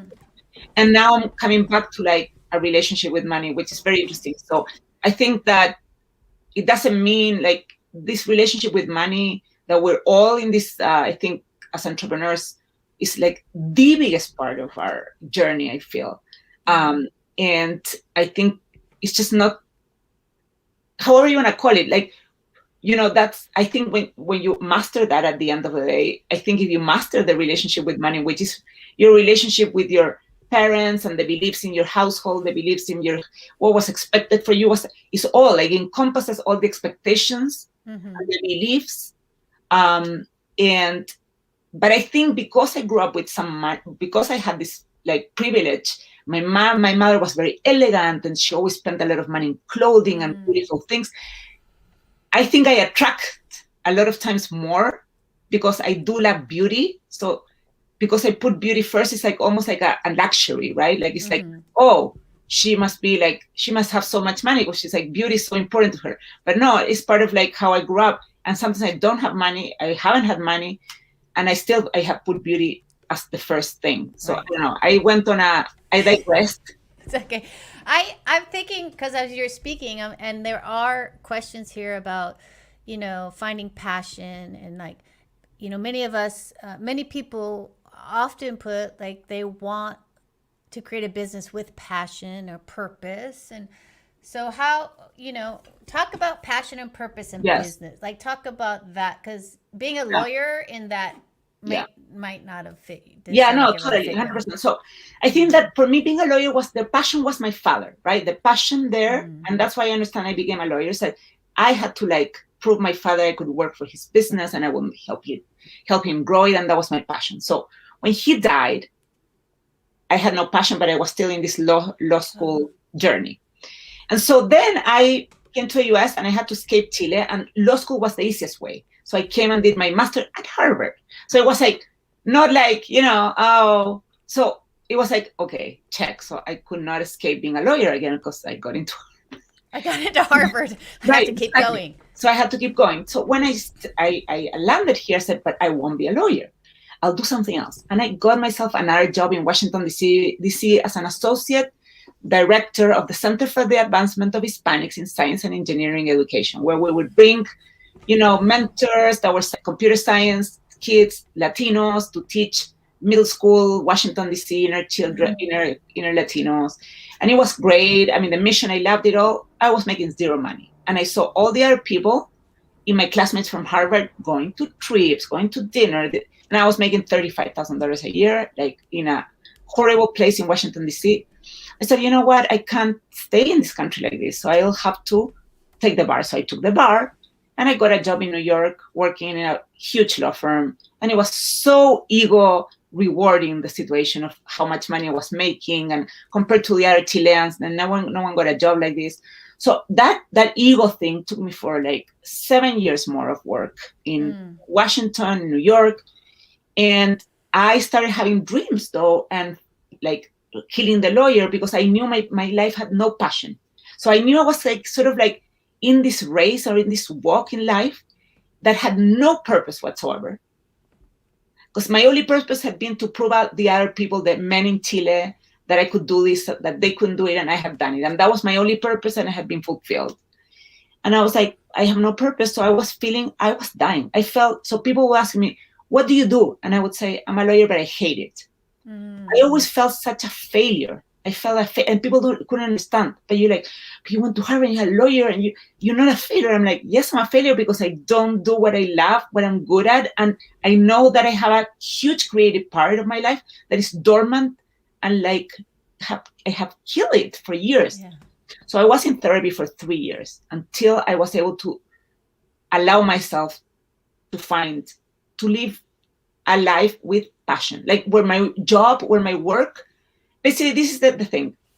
The feeling was I could live my life like this, coasting, because I was pretty good at coasting, and I would like make money, and I would like get the money that I would get paid and make investments. So I was good at that. I could have continued like that. Like, actually, it wouldn't be a bad choice.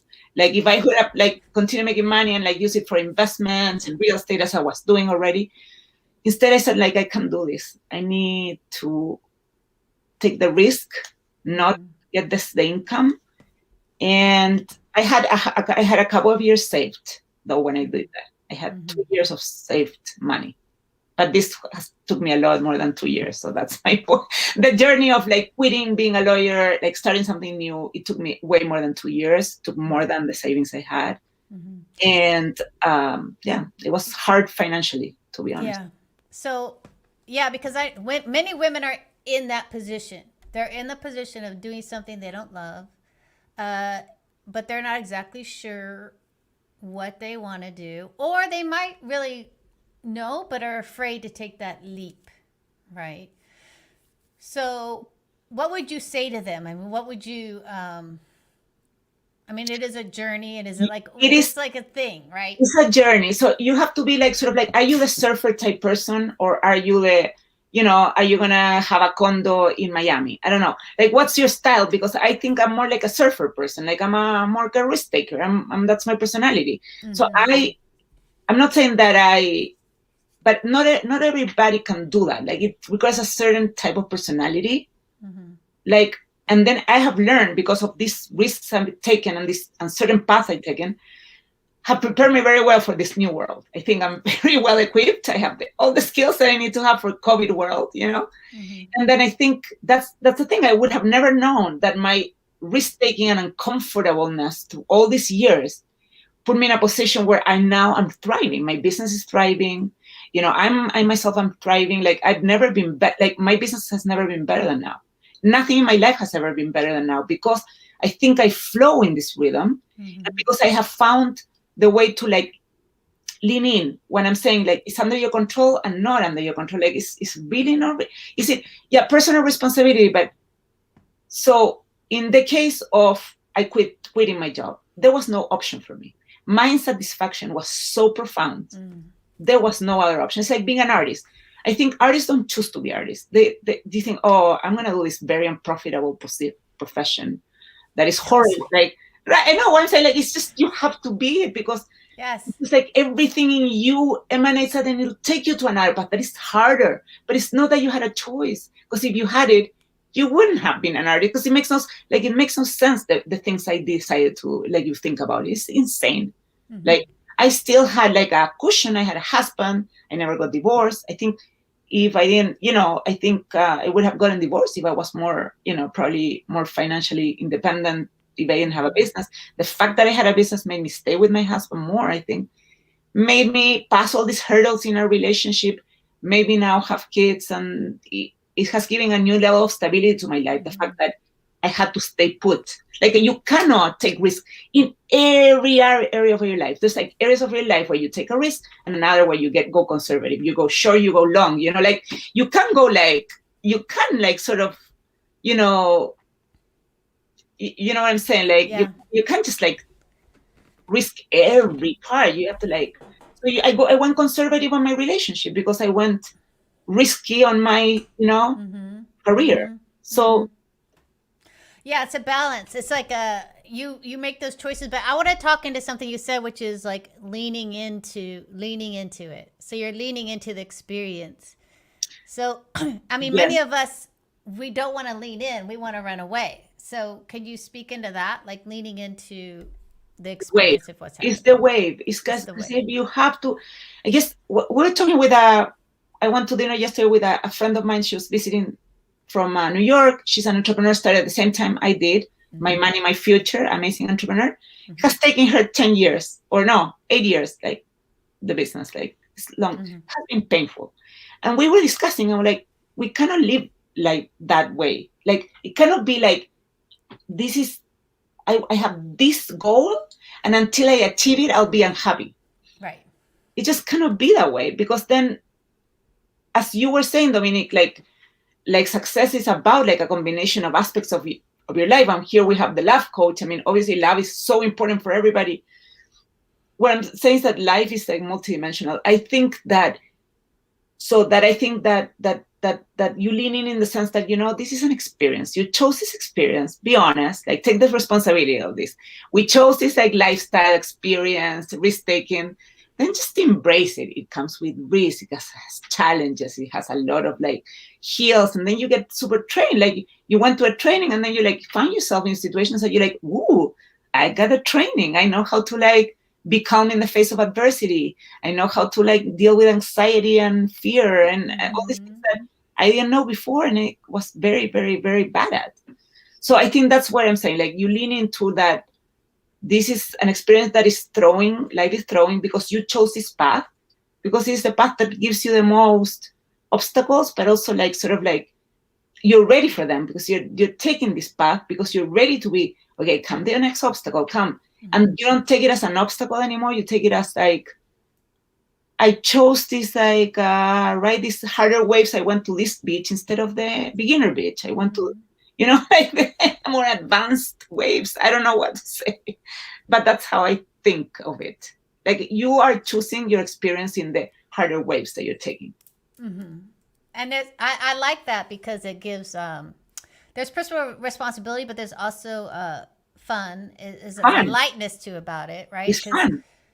When you expect things to be hard, for me, I'm like, it's not like hard, but it's more like, I know there's going to be challenges, and it softens your journey, I think. If you think it's going to be easy, and sometimes in our coaching business also, you see, I just manifested a 6-figure business, right? And you're just like, and you're there working 12 hours a day, right? and they're just like, do. And you're like, I mean, come on now. Not real. I know. It's not real. But yeah, you manifested a 6-figure business after 20 years of working your ass off, right? Right. Yes. Or 15 years or however. I mean, yes, you do manifest all those things eventually. Eventually. But I think it's important out there. And this goes for everything. This goes for relationships, business, right? It's like, like you said, the way you show up, the way you view the experience, the way you choose to maybe put something on hold so that you can grow in this way. I mean, I think also when you're speaking about that, it releases women from having to be good at everything. And also, to be honest, I mean, the moment that you go like, I am not manifesting like right now, and why am I not there? That moment is where like the whole wave, like, you just didn't take the wave right, and like you fall from the surf, and like it's a disaster, and you hit yourself, and then you have to stay in bed for a while. Like, so it is all about like staying in this like calm flow, and like sort of like knowing when these feelings come, like, because those are the ones that actually get you out of the way. I mean, it's not an outside circumstance, it's your head at the end. So I think this game of the head is so I find it fascinating. Yeah. How I am like getting this knowledge of my head and how I can work with it, and having women like this and having these conversations, that you guys are all in the mastery of like life, like an aspect of life, right? Money and relationships and business and everything is a self-mastery. We are self-mastering. And that's kind of like what I love about all this, is like, because it reflects in your life. It does, but it's not immediate. It's not, it's just, right? It takes a while. It takes a while. And I want you to speak into about community, because I know you have a big community. And so how does community help us? Like, tell us, like, because I always say you can't do it alone. If you're going to be the lone wolf, it's a very painful place to be. Yeah, I mean, super great question. I love it. I've always created communities. So my first business was a community of Latinas and Latinos called Be Visual. My second business, Wall Breakers, is a community of underrepresented software engineers. My Inner Goddess is a community of spiritual healers, and all are growing and have grown. And I think what I think is the role in the tribe. I think I am a tribal. I mean, very tribal. I didn't know this about me. And I think my role in the tribe has always been to give opportunities to people. That has been my role in the tribe. It's a service role. I am in a service. I'm a service type person, which is always that I have to be very watchful to not give myself too much, and instead of like and retain something for me, because I tend to employ everybody, blah blah, and then like nothing for me, like I just give jobs to people, and then like there was nothing for me, things like that happen to me. But so I think that so that's part of the communities, because I do think that is my job as a leader. I feel a leader because I've been given a ton of privileges in life: education, family, a lot of love. I've been given a lot of things by life, and so I feel it's my role and my responsibility in the tribe to share, right? To share and to bring people together, to open up to opportunities. That's what Breakers, that was Be Visible, is always like giving people the opportunities, because I was given by the universe. It was I was lucky to was grown in a family with means, with love, or whatever, right? And I feel that's how I contribute to my community. So I'm a community person. It's a tribal thing. And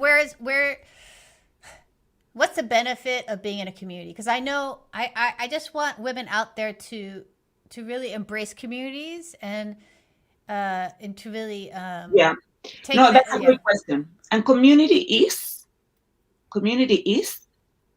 understanding that it's a dance of give and take. So you give without expecting anything in return in the immediate second. Like it's not like a barter, right? It's not an exchange. It's not like that. Community is very it requires giving and receiving, and knowing how to give and receive at the right time. So it trains you to, like, in that flow of giving and receiving, trusting. You have to trust that your giving will come back, but it might not.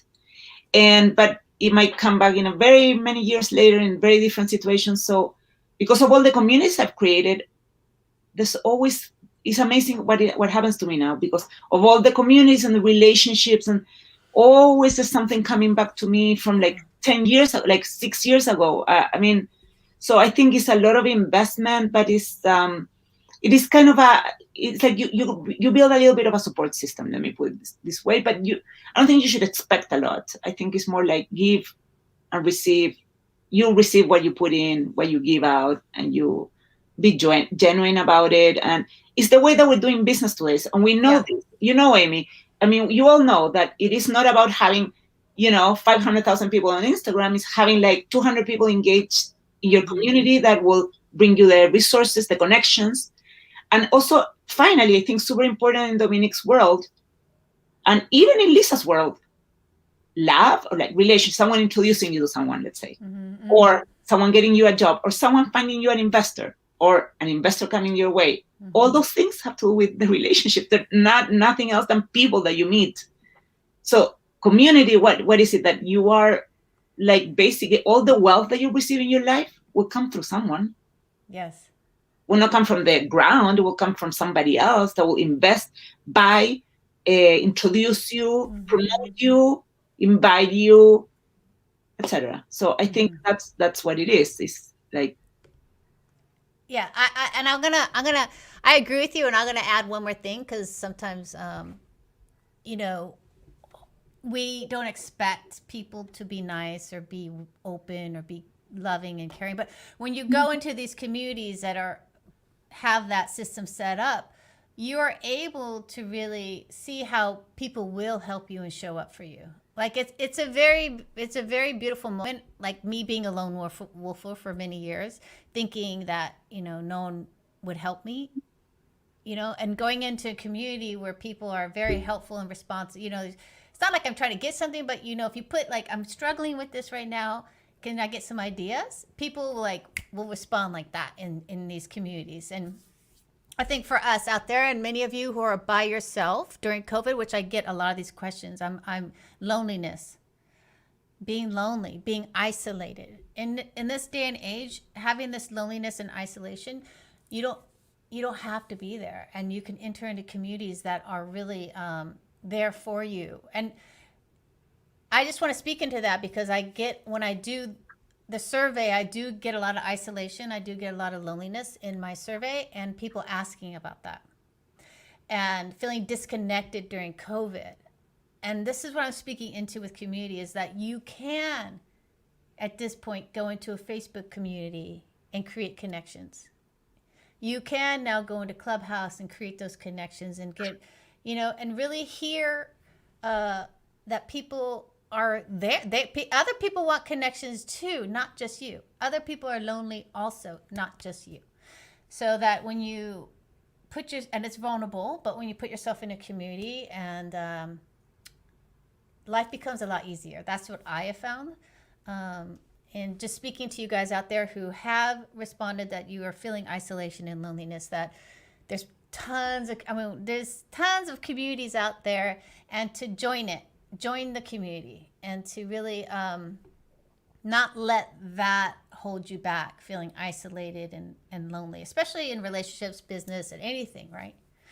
And with that, we hit the end of our discussion, but I wanted to kind of go into that because there are a lot of people struggling with that right now out there. So thank you, Andrea, for all of that, because I think that what you brought to community, all those points and aspects, was really beautiful. So I know that you have an opportunity. Talk about community, Andrea. You have an opportunity for our listeners. I'm going to put it in the chat box, your email. Yeah. Definitely, I'm open to to help you out. So if you have a question, some connection, anything that you and I can help you out, I will. And yeah, that's my free gift.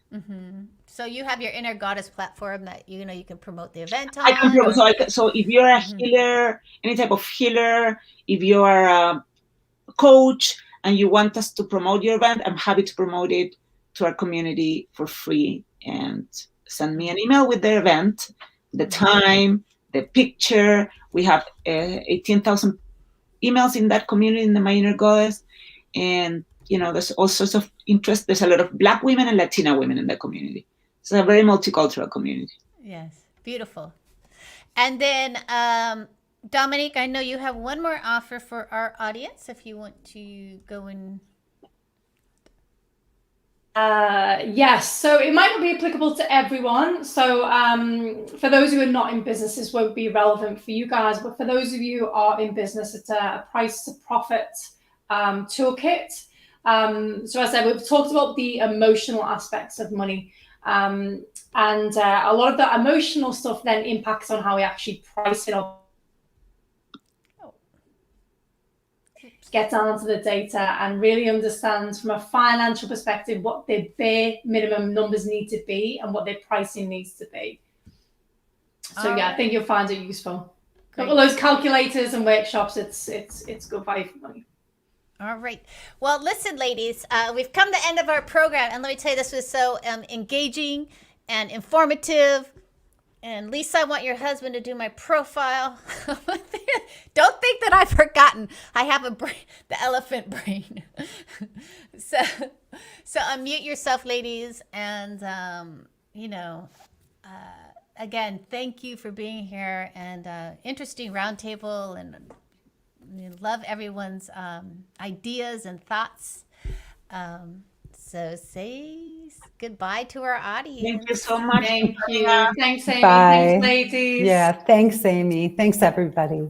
All right. Have a beautiful rest of your day or evening, Dominique, because in London. Yeah, it's 7:00 now here. Yeah. And very nice meeting all of you. It's really a pleasure, Yeah. and an honor to be on such a distinguished panel. So thank you. Yeah, the same. Thank you, guys. Take care. All right. Bye-bye. Have a beautiful day. Bye. We're going to get you. Let's see. Get up. And one more. There we go. All right, ladies and gentlemen. I'm so happy that you're still here, and we're moving on to our second part of our program. But the thing I want to really, I love those last speakers and talking about a lot of mindset, a lot of embracing money, embracing moving forward in your business, and in our love life, like relanguaging how we speak in the world and with our partners or with our friends. And it was a very interesting segment on community. And as I say, community's changed my life. That's been a big that has been a big shift in my life, is deciding to not hide anymore, because I'm a hider and a hesitator, and just making myself visible in front of people, making myself visible in front of you, choosing to step into that. Really changed my life, because we cannot hide. We can't hide our gifts. We're here to really claim our space. We're here to really enjoy this life and to use. We're also beautiful and individual, that we all have these gifts to give to the world. And as I said in the opening, this is our time. I mean, the world is really asking us to really shine and really grow, and to really take on and appreciate the real people we're born as, and who we really are. So the second half is coming on, and I'm just waiting for one more speaker, and it seems like she emailed me. And for some reason, she cannot get onto the panel. So what I'm going to do is bring Kimberly on. Hello, Kimberly. Hi. And Erica. Hello, Erica. And I'm going to email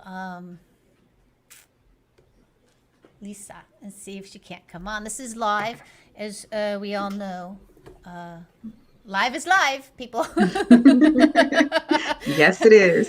And it, reiterates that we are here, we are alive. And that, Yes. and to really embrace that, and to not hide from it. All right, so I just emailed Lisa, but I'm so happy to have this second group of women on the panel. I'm gonna start introducing them and give a quick hello, and then hopefully Lisa will jump on, because she's supposed to start this segment. If not, Kimberly will jump right in. Okay. I have total faith in Kimberly. All right, so Kimberly Giles is here. She is She is a CEO and founder of Kimberly Giles company. And we're going to talk about how to beat your fear and bounce back from anything. Yes, I am. Which is great. And then we have Erica Lewis here.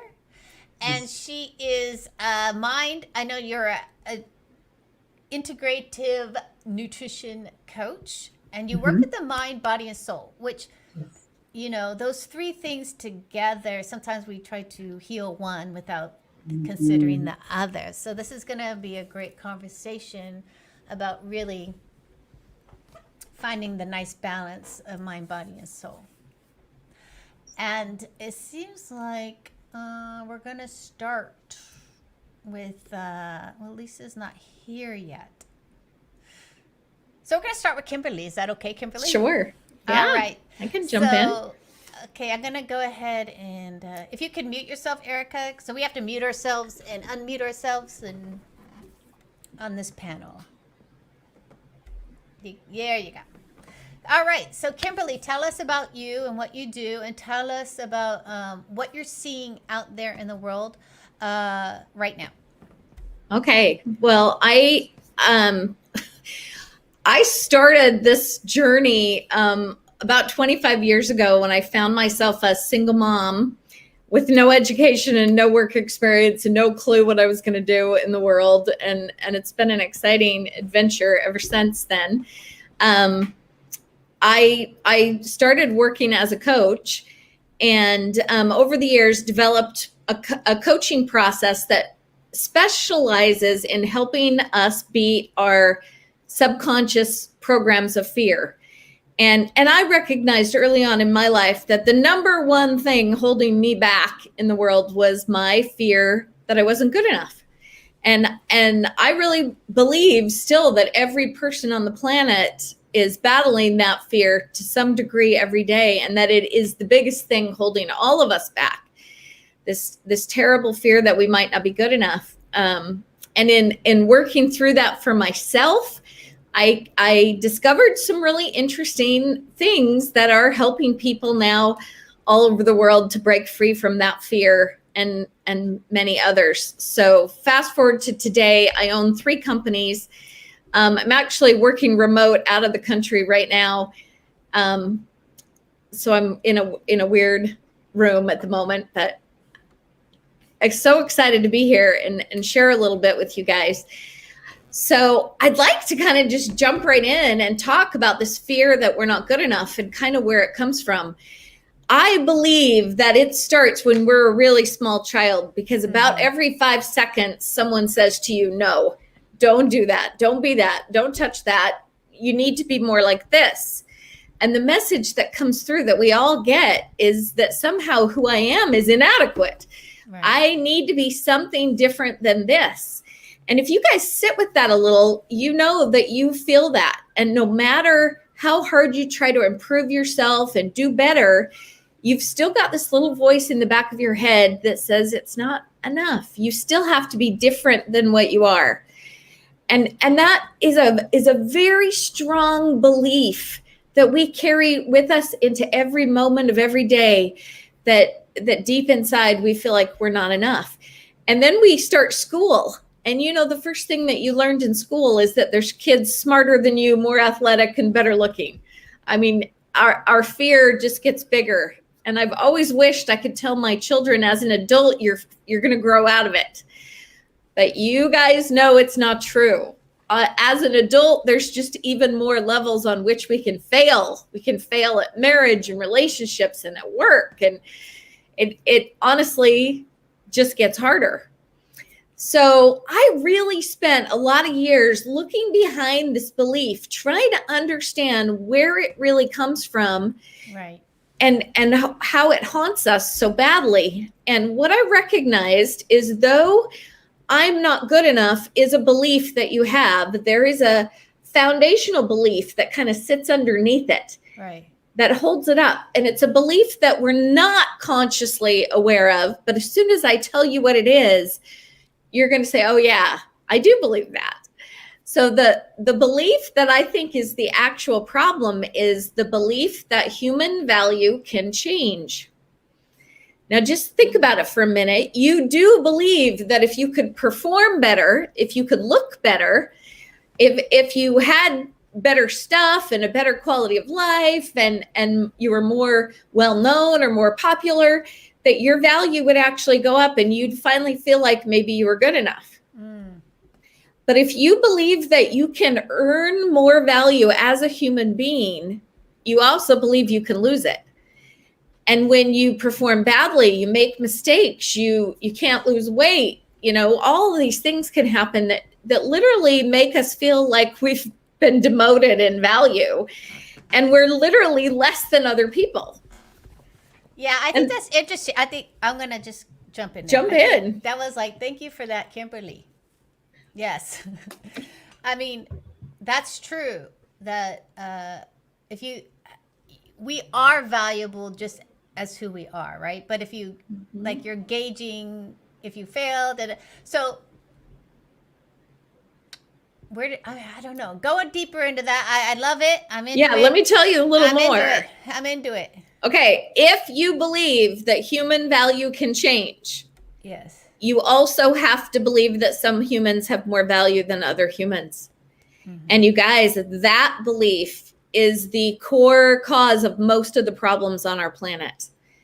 And they've come to the forefront this year, but this is the core of our problem, is that we see some human beings as having more value than others.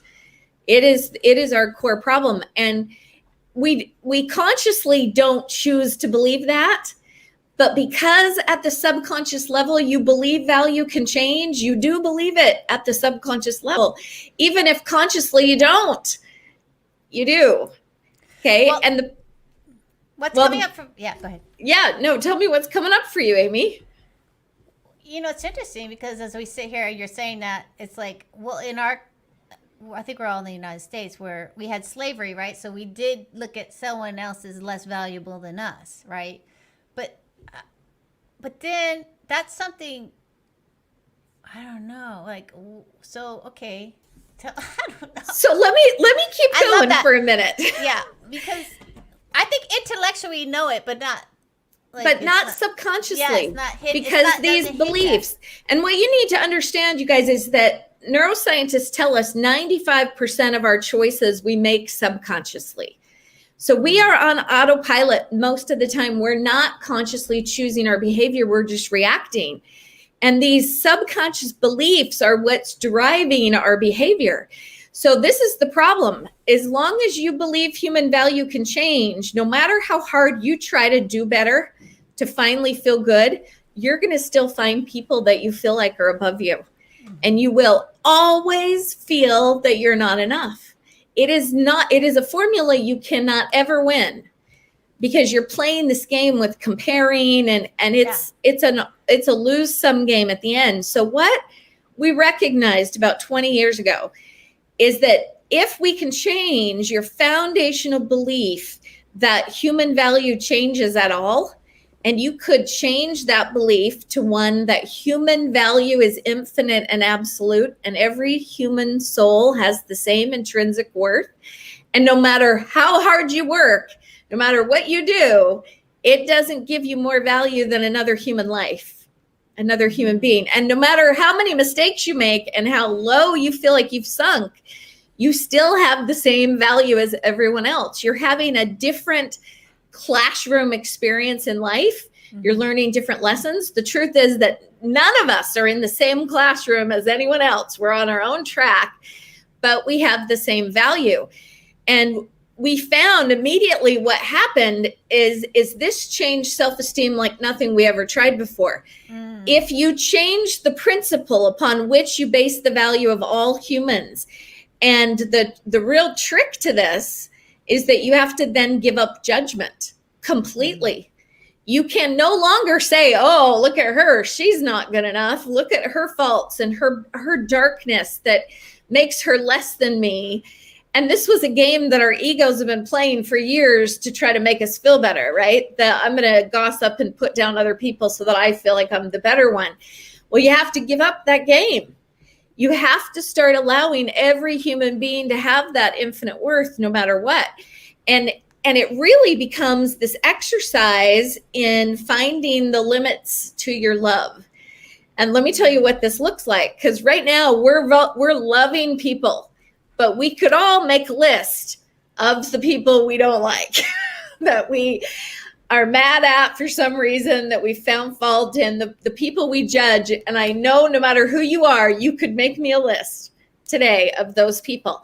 And those people are playing a very sacred role in your life. They are showing you the limits of your love. You are seeing this darkness in those people, and at some level are deciding that makes them unworthy. They're less worthy than me. It makes them less worthy of love. And just the fact that at the subconscious level, that's what you've determined, it is going to come back and affect your self-esteem tenfold, because whatever darkness you saw in them that made them unworthy, you will find some in yourself, your faults, and you will assume they make you unworthy, and you will be right back to the old problem we've been in, seeing people as better and worse and never feeling good enough. So you literally have to start a practice to love those people in your life that are the most difficult for you to love. Mm-hmm. So I want to get back to and I know I was doing a session with someone. They were younger. They were, and where they grew up with social media, where comparison, and I mean, her sense of value and was so diminished because of other people. So I think, you know, we and culturally and our, you know, our iPhones and all this materialism has really created this energy of looking at other people and be like, I can't afford that, so I'm not valuable. Right? So I think I think you're perfect, because I think we're in a space of like really, really embracing our value. And so how can we start doing that? Like, where's the core like start of that? So really the trick to finally actually feeling that you're good enough is you got to give it away to everybody else. You've got to work on those people that you find exception with, that you find difficult to love, because your inability to love them is the exact same issue that's making it hard for you to love yourself. So the more that you will let them have infinite absolute value and you give that to them, and no matter what mistakes they make or things that they say or do that we could be in judgment about, we get to sit back and say that didn't change their value. Yeah. They have the same value anyway, because you mentioned like iPhones and things, Amy. The four things that we think affect our value are our appearance. And as women, how much at the subconscious level do you feel like your appearance determines your worth? I mean, it's in there. Our performance, what we do, our property, our clothes and the car we drive and our phone, they do. For a lot of people, they carry a lot of weight in how they feel about their own value. And the last one is the opinions of other people. And we look to those things to give us a sense of value. We need to take all of that off the table. None of that affects your value at all. Your value is infinite and absolute because it's based on your uniqueness as a one-of-a-kind, irreplaceable human soul. And that alone gives you infinite intrinsic worth because you cannot be replaced. There will never be another you who can make the contributions in the world that you can make.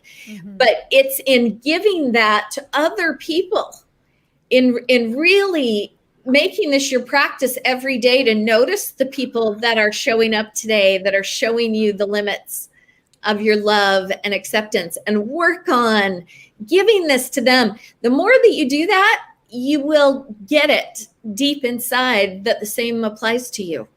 And you'll finally start to feel safer and safer about who you are. Does that make sense?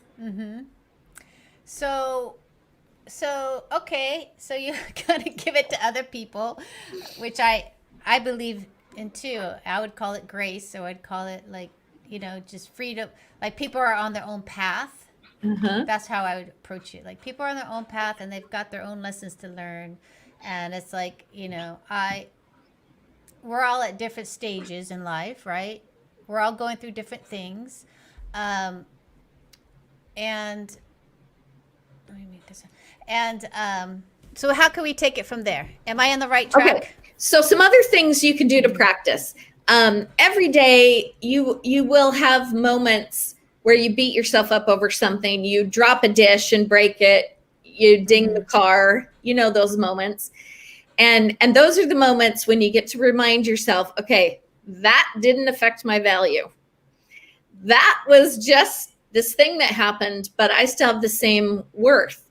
And I have to admit, whenever I get up on stage to speak, you know, right before you go out there, it's a little scary.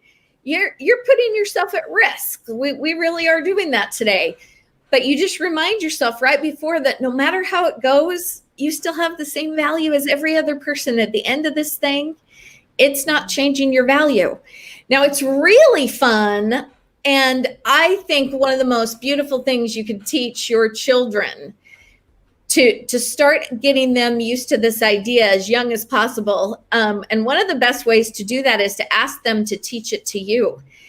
And say, listen, I want you to watch for that moment when I drop the dish or I do something, or I'm beating myself up about something, and call me out, remind me that I have the same value and that didn't change anything. And honestly, the more my kids try to teach it to me, the more I can tell that they're totally getting it. But it's really fun when they bring home a test score and it's an A on this test, you know what I say? I say, wow, interesting experience you had here. What did you learn from this experience? Mm-hmm. And remember that grade doesn't affect your value at all.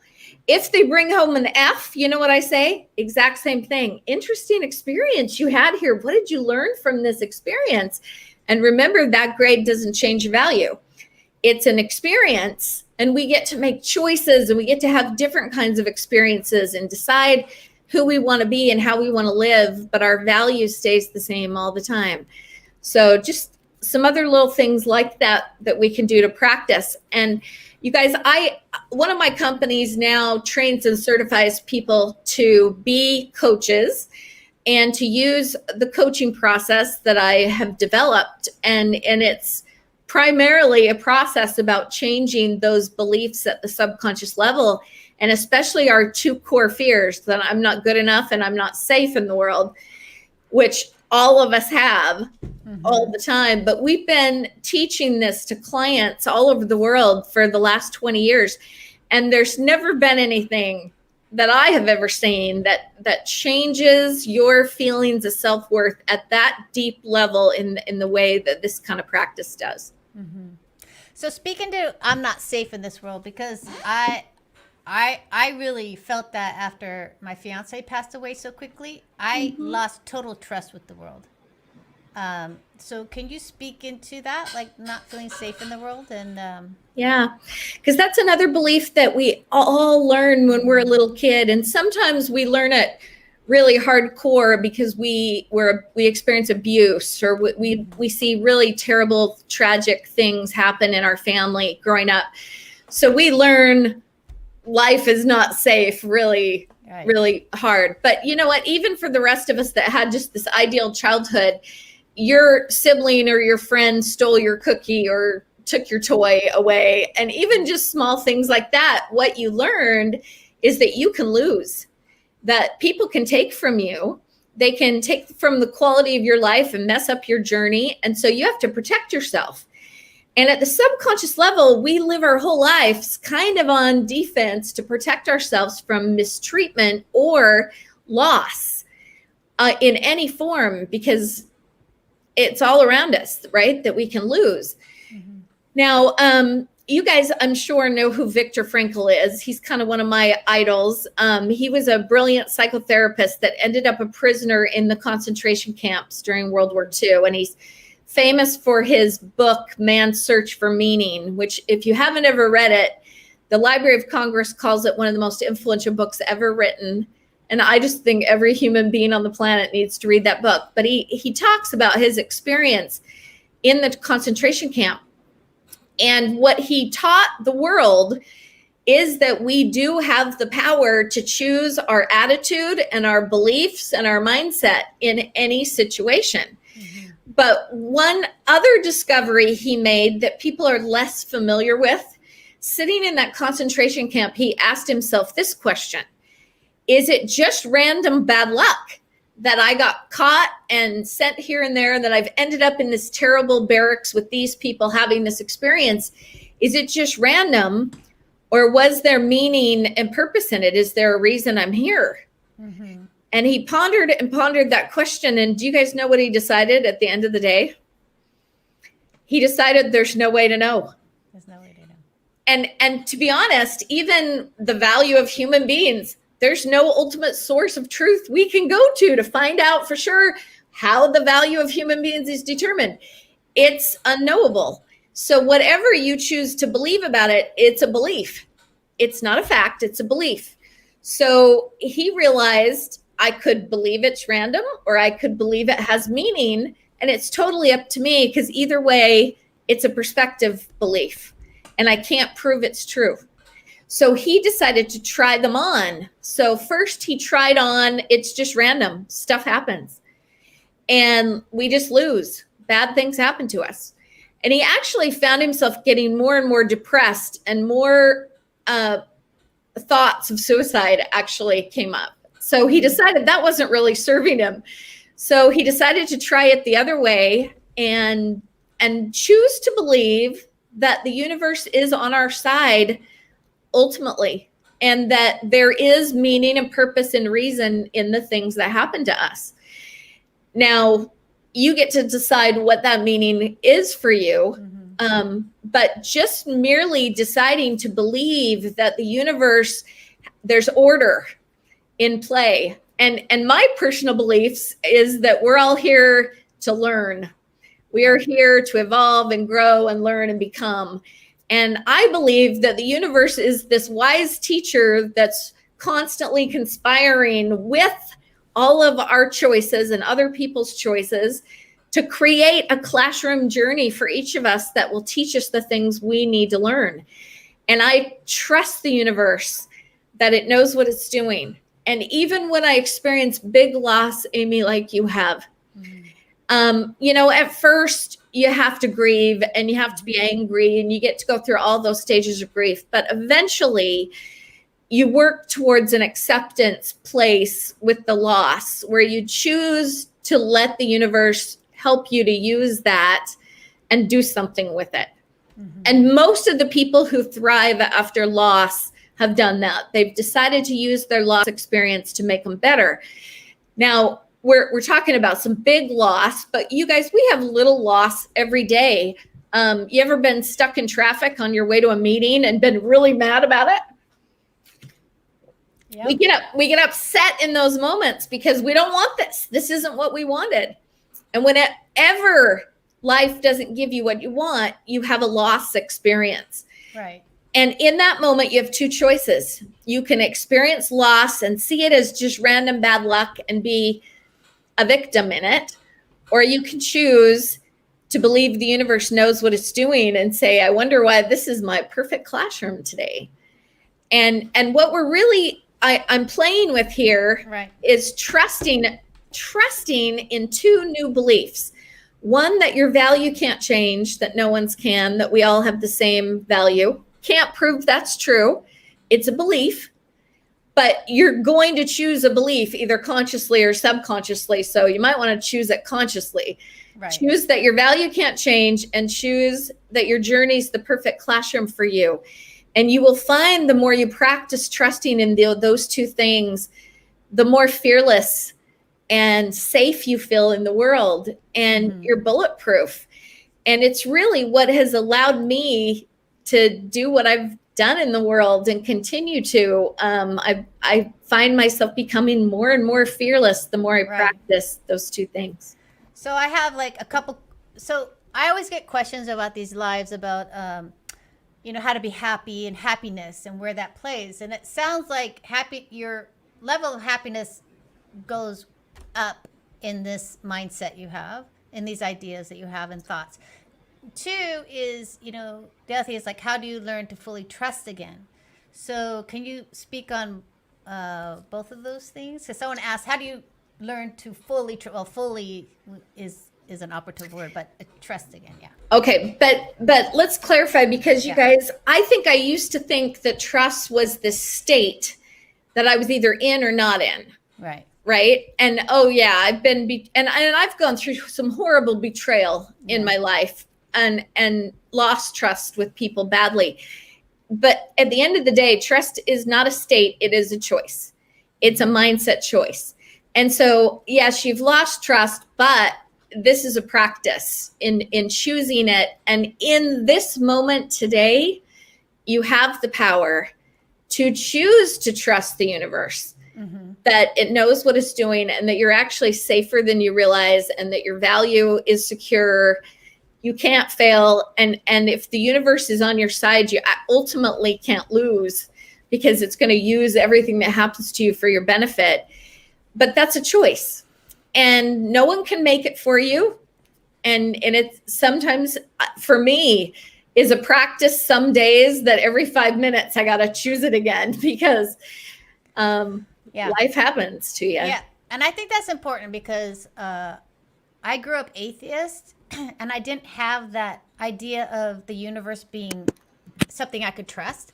But when I did go into trusting the universe and this is where I'm supposed to be and where's the lesson in this, and like that connection to the higher person, not just myself, I think when you're in yourself, it's so for me, it was difficult to even operate. But when I gave trust to something else higher than myself, I was able to have my freedom. You know what I mean? It's true. Yeah. Can you speak into the beauty of that? Like, just, Well, I just have to tell you that all the clients that I've worked with over the years who come to me and what they've really lost is themselves. Because when you're functioning every day in a fear state, afraid you're not good enough, afraid you're not safe, your focus at the subconscious level is constantly on what can I get, do, or find that will make me feel safe. And so your life is a selfish fight for your own safety. And in that is not who you are. Who you are is your love. And you completely lose your capacity to show up in love when you're in fear. So the more that you choose to trust those two simple things, that you're safe every day, what comes back in is I don't have to worry about myself. So my love can show up and I can actually be who I really am. And I now have something to give other people. And the happiness that comes with that, it's a totally different quality of life. And you guys, the answer is actually so simple. And sometimes I think teaching you these two belief changes, people are like, it can't be that easy. It's got to be a lot harder than that to fix my self-esteem that I've struggled with for years. Right. I promise you, it is actually that simple. You just got to practice. And we'll talk later, but all the resources that I provide are all around helping you practice trusting in those two things, because it's what you need the most. Mm-hmm. Yeah, because it definitely freed me from my self-criticism and just always just focusing on me, like you said. So yeah. Very helpful. So tell me, I know you have a free gift for our audience. Oh, I have so many free gifts for our audience. I get teased by other people about how much free stuff is on my website. I have actually two websites. My coaching company is claritypointcoaching.com, claritypointcoaching.com. And there are tons of free resources on that website, all designed to help you to get into trust and out of fear.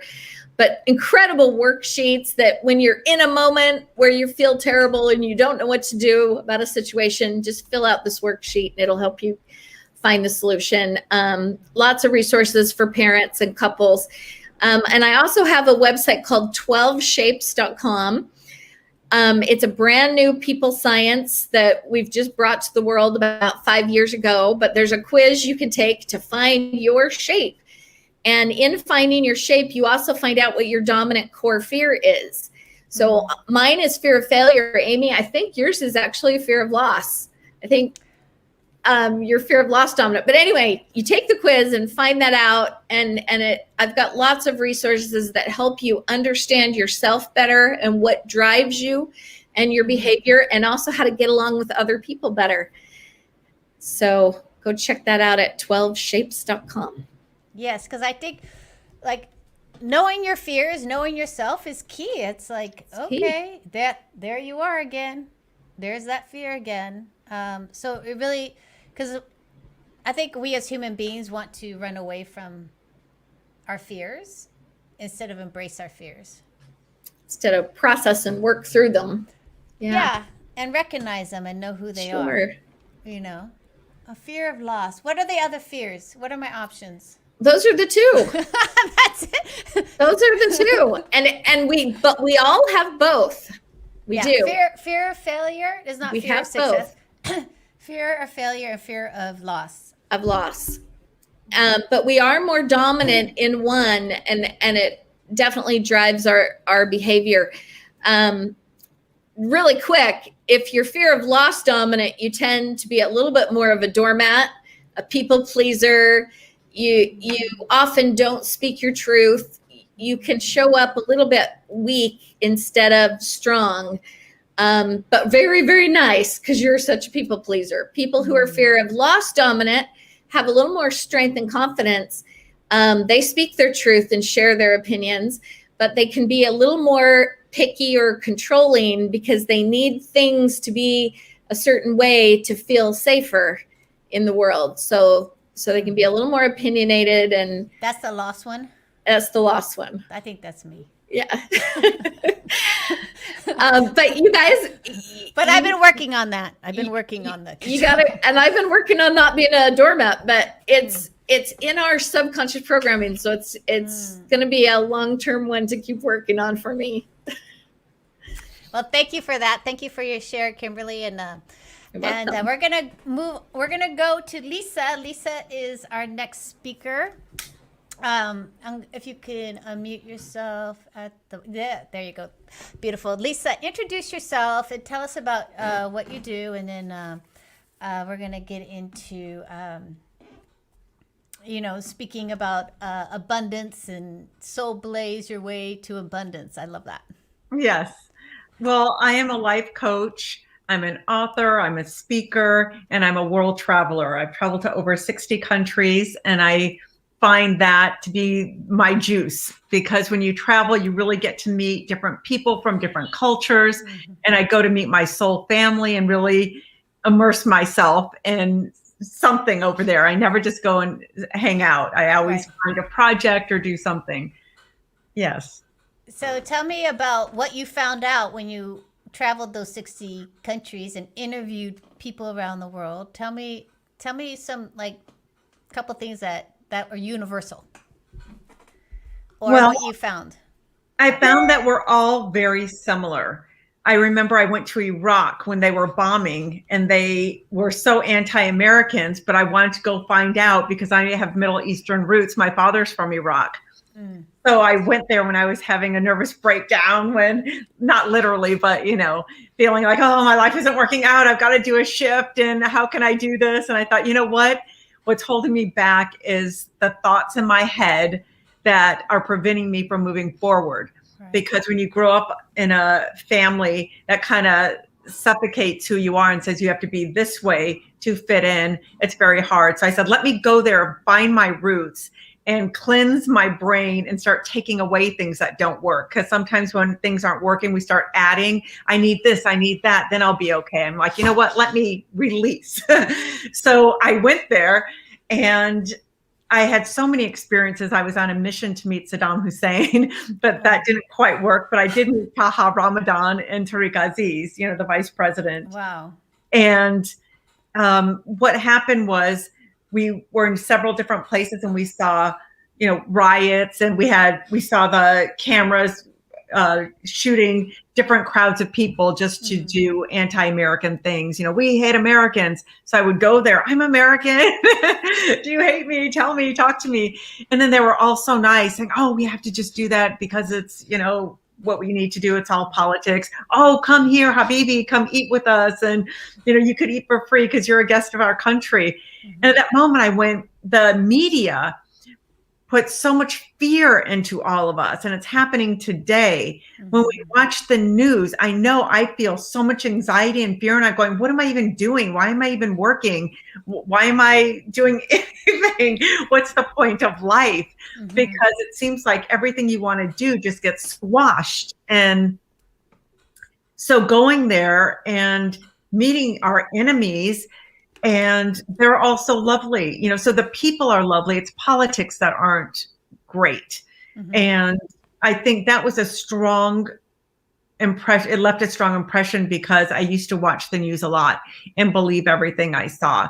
So traveling to all these different countries, I saw the same feeling. I would just go get off a plane and go, oh, where's my soul family? And try to meet someone. Can I stay with you? Can I do this? If that didn't happen, I would spend the night in a hotel for one night, then go find someone that day, or a group of people, whatever. Or I'd go to, a place that we're having breakfast and with a family and say, oh, can I sit with you and talk, because they were from Oman or they were from Kuwait or from wherever it was.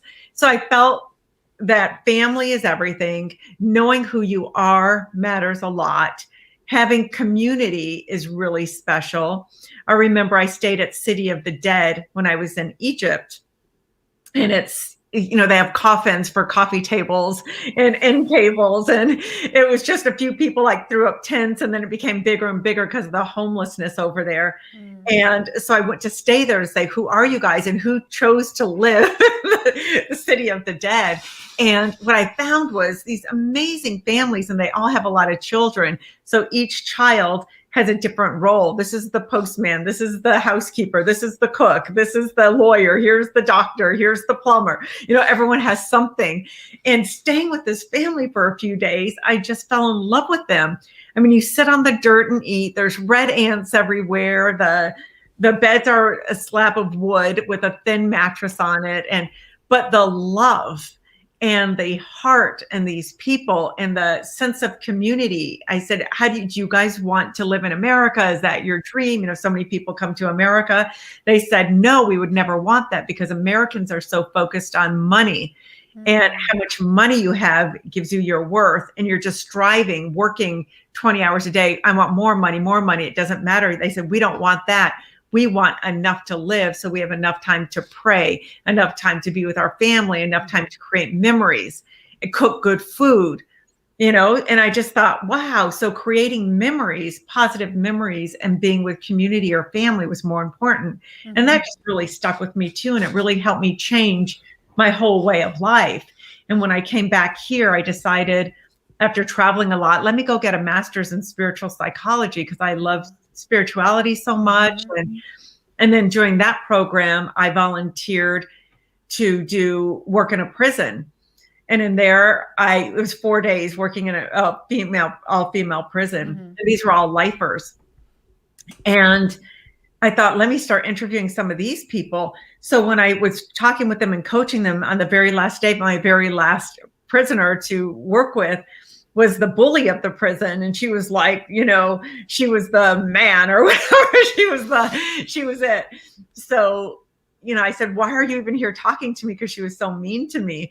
And, you know, I don't want to be here. You just get points for talking to people. You know how many therapists I've talked to, you know how many coaches and whatever classes that they have. I'm still me. I'm still stuck here forever, because I had jerks hurt me, because she said she was married 3 times and all 3 men like did horrific things to her, putting cigarettes, because like attracts like, where she was at that time, she was attracting that same thing. And after talking to her for a while, and I said, stop that. And I said, let me coach you in a different way. So I mirrored her behavior so she could relate to me. And I was very strong with her. And then she's like, you can't act like that. I'm like, yeah, I can. Can you hear me? And when she started listening to me, I told her, okay, write down these qualities. Who would you like to be? You keep saying you're stuck. And so she wrote down qualities who she wanted to be.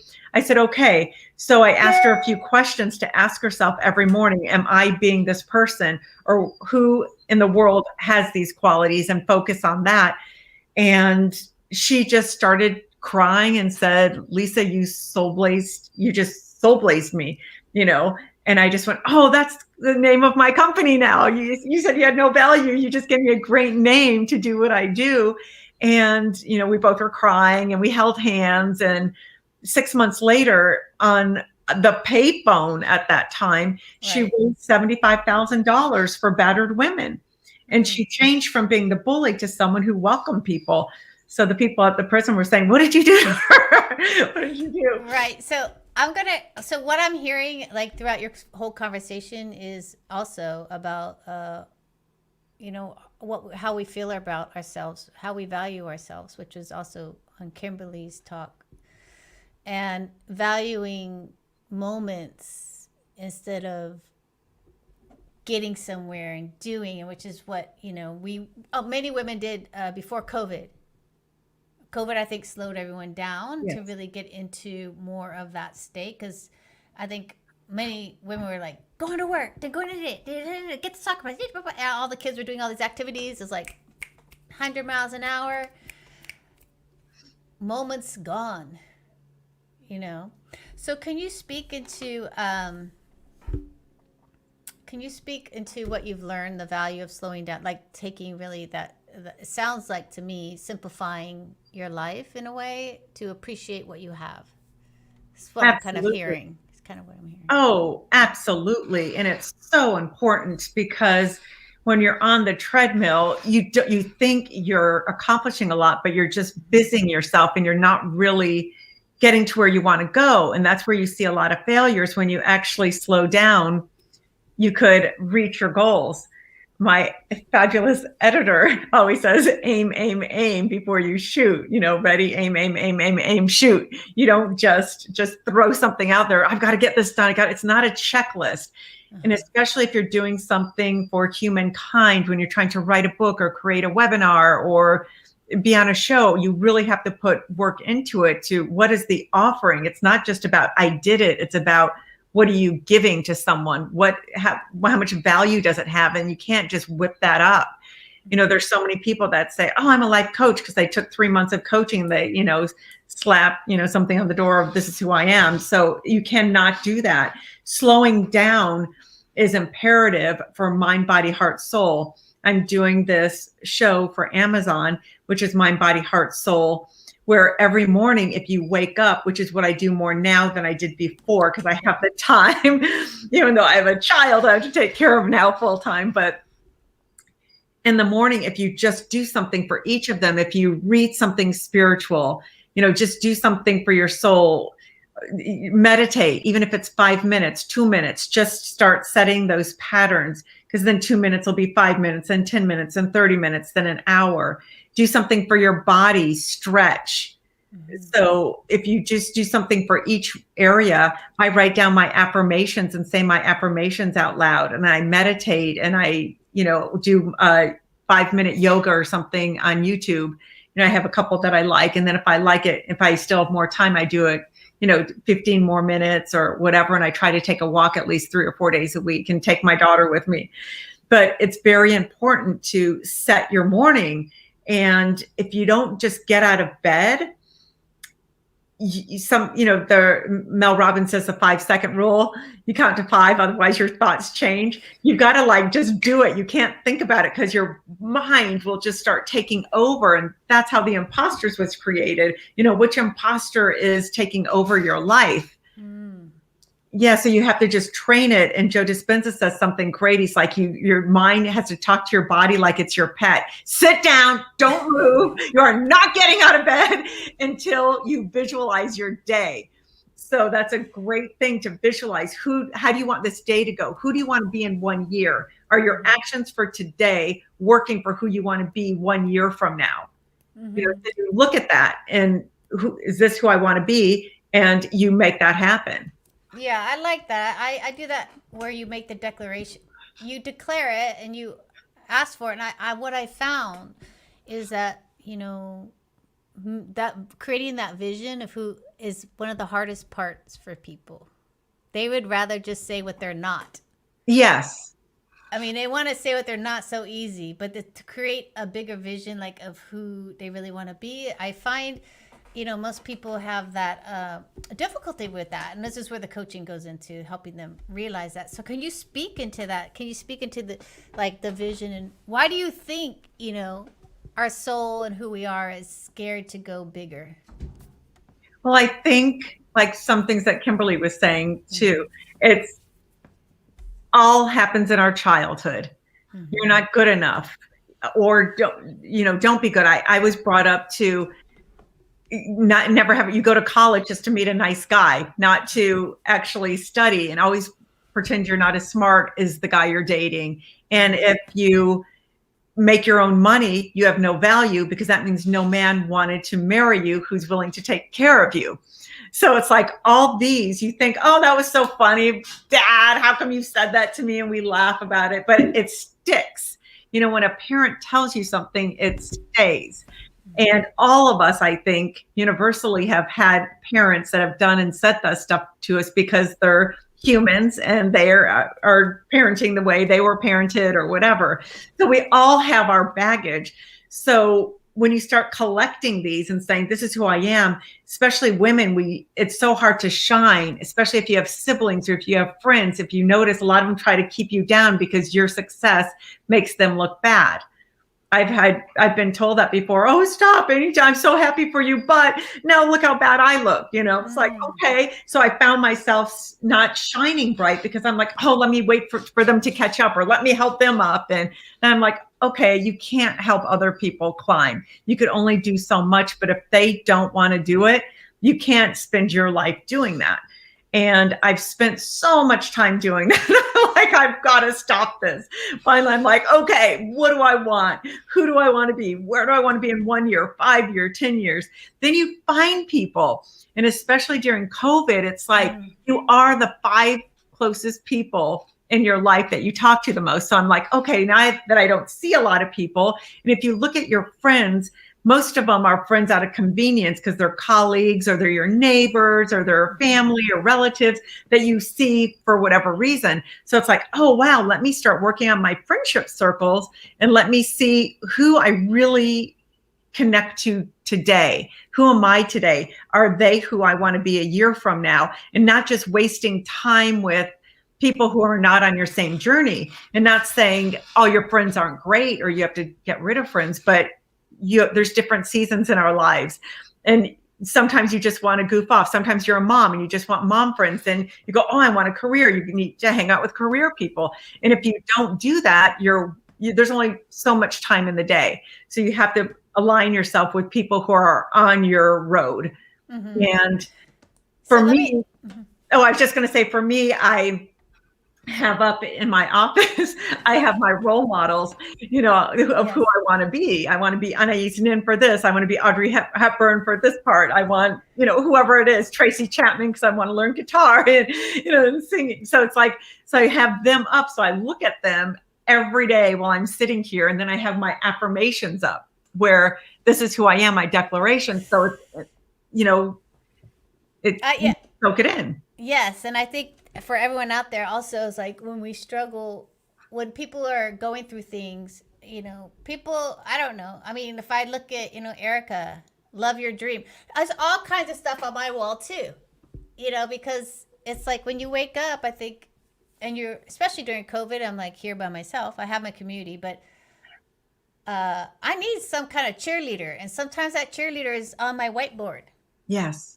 Right? Sometimes that's what I got. And I look at my whiteboard, it says, I finish what I start. I'm like, oh, shoot, I finished what I start. I got to get up and go.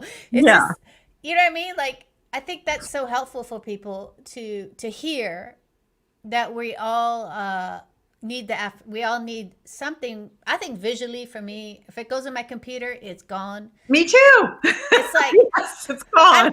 I'm producing a show. I'm like, I'm fine. And then I'm like, oh no, I got like 8 people. But if it's on my whiteboard, I'm like, oh, I still need to fill 3 spots. I see it. Right. So it's a constant reminder of my. You start taking care of yourself. Yes. And if you put timers on your phone for like every hour, stretch for 2 minutes, just have something to remind you, go meditate. I'd like to do it sunrise and sunset. It doesn't always happen, but sometimes I get close. And when you do that, it's so important because people are just constantly reading and I got to learn. Sometimes it's intuition. I know Steve Jobs said intuition is more important than intellect. Because if you stay out in nature, I remember being in Nepal and Bali for months at a time, and I just soaked in the wisdom. I sat there and talked to rocks for hours and ants. And when you just do that, when you like tune into that, if something amazing happens, you get all these insights and going, wait, I didn't read anything, because we do have everything inside. And I'm a huge reader, don't get me wrong, at least 2 books a month, but you got to go inward. That's where the real juice is, because you're the only you there is on the planet. And only you have your life experiences, and you live through what you live through because you're supposed to give that gift to the world. And I think that's the meaning of life, knowing who you are, knowing what gifts you came here to do, and knowing them and then giving them away. And if you do that, that's what brings happiness. Nothing else brings happiness. You could win all sorts of awards. I know a lot of people who won all sorts of awards. My husband's a, big producer in town, and, I know I've met almost everyone, and all these successful people, most of them are miserable. And I'm like, what is wrong with you? You have 3 Emmys, you have an Oscar, you have this. Oh, but it's always something, because they're not connected to themselves. And if you're not connected to you, you cannot connect to someone else. You cannot be your authentic soul. And the whole thing about soul blazing is there's 7 imposters, and the goal is to get to your authentic soul. But these saboteurs just keep coming in, attacking you and saying, that's not true. You're not good enough. Oh, ha, ha, ha. You think you're going to do that? I don't think so. And it's like, swatting them away and just, working, but you can make them your friend too. Yes. So the authentic soul, how many of us know what that is?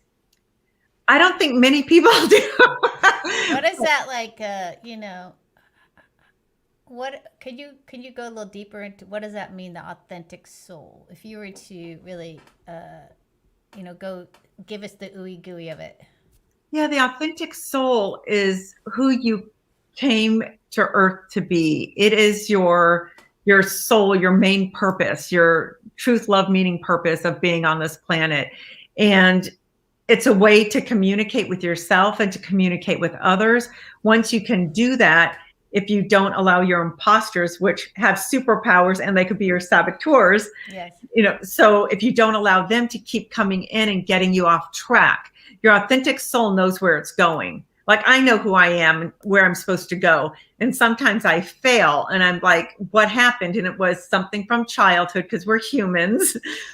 I do believe we're spiritual beings having a human experience. So we're still humans and we're here to have challenges. But in order to get through those challenges, you have to do the deep work and really know who you are. Otherwise, you're going to keep saying, God, life just doesn't work out for me. Relationships don't work out. People screwed me over. I've been so hurt by so many people. You have no idea what I've gone through. People argue over who's gone through the most. And it's, if you just get in touch and not react and respond to life's circumstances, and nothing really is a big deal. Things are important, but they're not the end of the world. If you don't react and just go crazy on people, your life would work out so much better. Or if you plan, plan who you are and what you want to be, then you're getting more in alignment with your authentic soul, going out in nature every day, meditating, taking time out for yourself, taking whatever you can, if it's an hour a day, or if you could take a trip. None of my trips are just to be a tourist. They're always to go, how can I go deeper and get in touch with my authentic soul? What does this place have to teach me? And what can I leave behind? I never want to go to a country and just take, let me buy this and take this. I want to go, what seed of mine can I leave here? And with people, with whoever I meet, I try to bring, in my suitcase, the souvenirs from Hollywood, because everyone loves Hollywood. So I could give them to people. If I go to a developing country, I bring medicines or supplies so I could pass those out and share something with them. And it's really a nice way to do it. So many of our questions that come in throughout these lives is like about purpose, finding our purpose, really, how do you do that? Like, what's my purpose in life? And I think it sounded like you started your purpose in life when you released your old life and you decided you're going to go travel, right? So can you speak into what's this conflict with purpose and people? What's going on there? What's the conversation they're having with themselves about it? Go into that with me. Well, a lot of my clients and people who want to learn what I'm doing, because I was teaching the soul blazing method to people, I want to be a millionaire. I need to make money.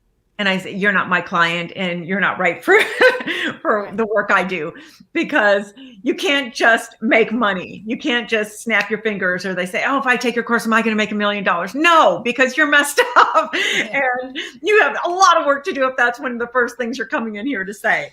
And I could recommend you to other people, but this is not the thing, because in order to find your purpose, you have to find you first. You have to go back to your authentic soul, and you have to go on your hero's journey. You know what Joseph Campbell says, and that is so true. Once I said, okay, I'm Iraqi and all this has been done to me, better or for worse, a lot of positives, negatives, whatever. In our culture, it's very hard to be a woman. And a woman is just really the servant to the man. And anything other than that, you're bad. oh, if you have any ambition, you're bad. If you, I want to be an actress.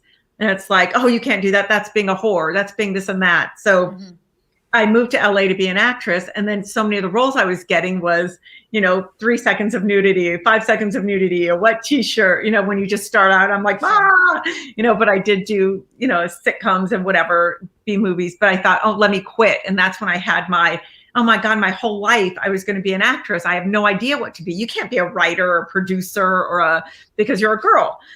So I thought, who am I? What am I? And let me go to Iraq and let me find out who I am outside of what I've been told I was. So once I did that trip, I went into an orphanage because when I was 16, my dad pulled a gun on me and said, I'm going to send you to an orphanage because I was baking a cake 3 houses down for a friend at school. And I was home by 5:30, but the street lights were on and you're not allowed to be out. I'm like, oh my God. So I'm crying and he's like, what are you doing? Are you a whore? I'm like, no, I was just baking a cake.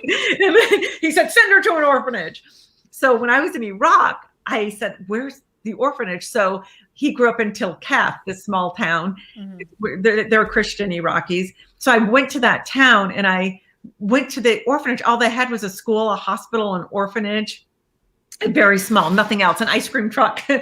And when I walked in, I saw all these children. I'm like, oh my God, they were so precious. And they were saying, you're American. Why do you bomb us? Why do you hate us? Why does the world hate us? My uncle lost his leg. My dad died, my this and that, telling all their horrors. And I just was listening to them. And I said, no, we don't hate you. It's politics. And, all Americans love you and we're all united. We're all one. So I ended up saying, I'm going to memorialize your words. So I thought, what does that mean? How did that come out of my mouth? Because I didn't do anything at that. So I said, okay, let me go to the next country, because I was going to a couple of countries. I was going to Israel then and Jordan. And I said, let me go to an orphanage there. Let me go to an orphanage there. And then as I was traveling, I got on this mission and I went to 15 orphanages in 5 years and interviewed children. And then I self-published a book called Whispers from Children's Hearts. And then I started submitting it to libraries and schools. And they started going, oh, will you come speak to kids? Will you do this? So I created this little program, bringing a globe and bringing fun facts. Like, did you know in Singapore, if you chew gum, you get thrown in jail? These fun things for kids. And then that developed me into a life coach. It developed me into a speaker. I became a bigger traveler because I'm like, oh, after these countries, I want to go more. Where else can I go? So it just started. So I went on my hero's journey. I went to where it hurt. I went to Iraq by myself when they were bombing. So when you take chances like that and say, I am not going to live life as a mediocre person. I'm not going to just get that job that I hate and complain about my life all the time. Then your life shifts. Sometimes you have to take that, that turn.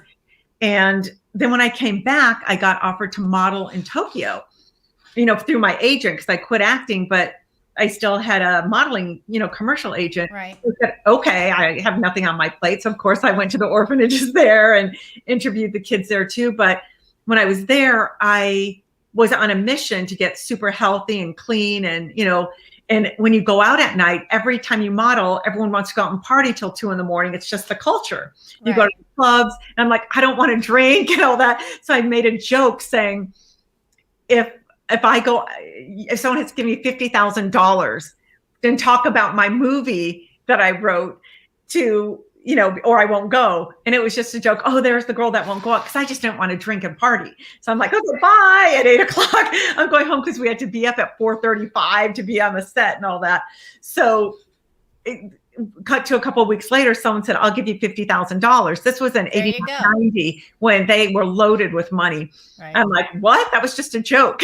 And then I went out to dinner and he's like, oh, what's your name of your movie? I'm like, Psycho Sushi, just because I think they're crazy and it was sushi, everyone's crazy. And then what's it about, and you just start creating your purpose, yeah. And then I went out again, and then they took me to the board, and I said, I need $1 million to create my first film.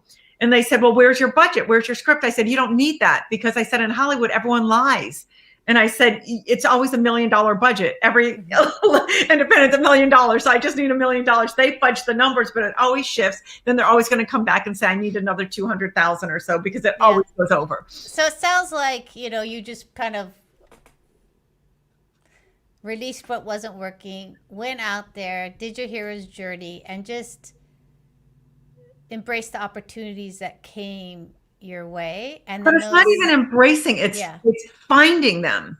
I did not know that was going to happen. I went there to model, and it's like, oh, you can make 30 grand in 3 months. Fantastic. I could use that right now.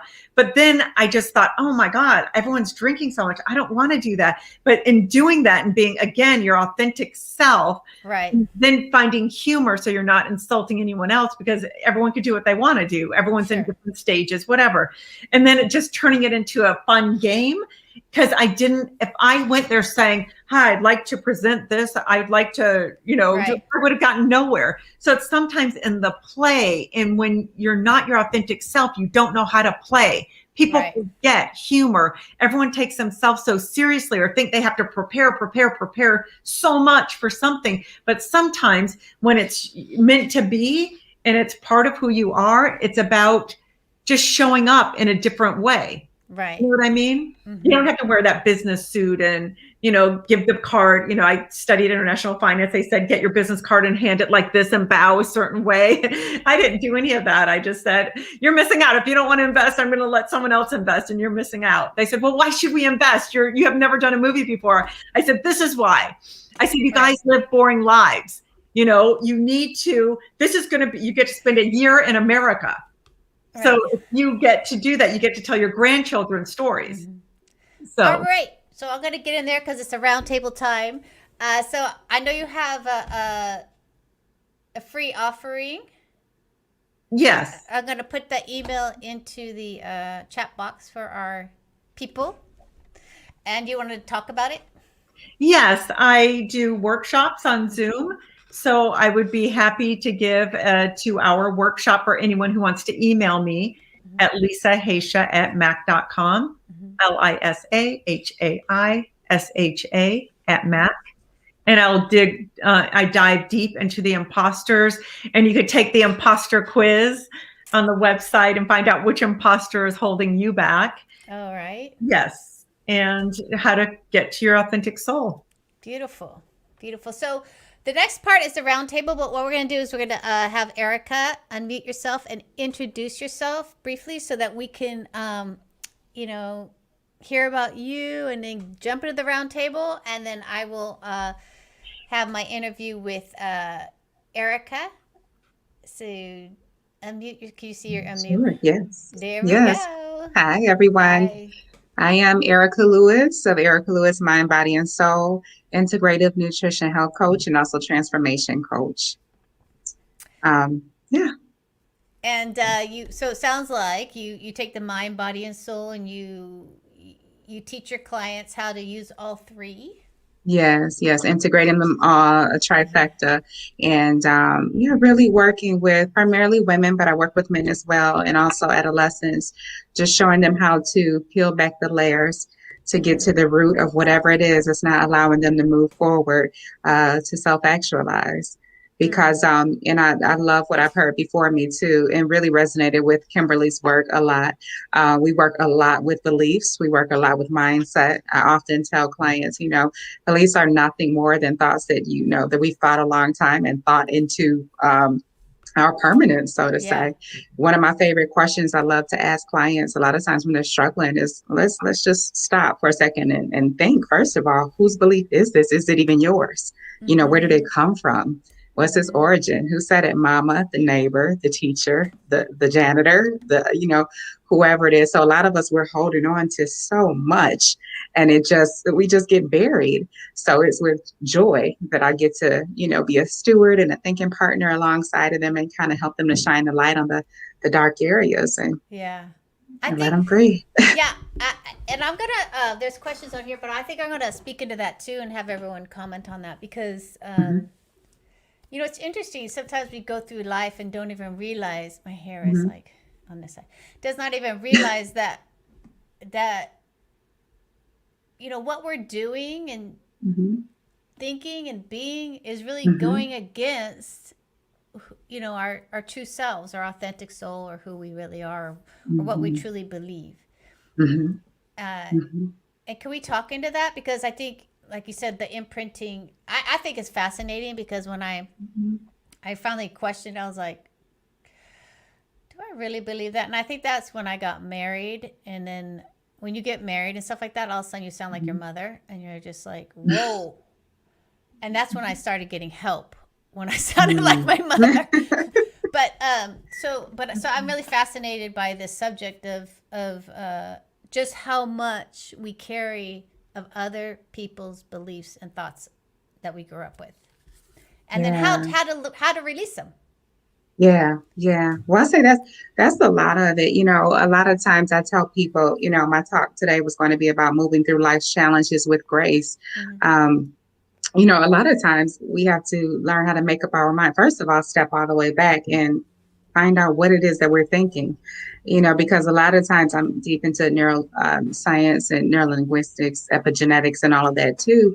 And, some of those who study that arena have already told us. I know I love the work of Dr. Joe Dispenza too. Someone mentioned it, and he says, we have approximately 60 to 70 thoughts a day, most negative, most from the same, the day before, the year before, decades before even. So we kind of just fall into these patterns.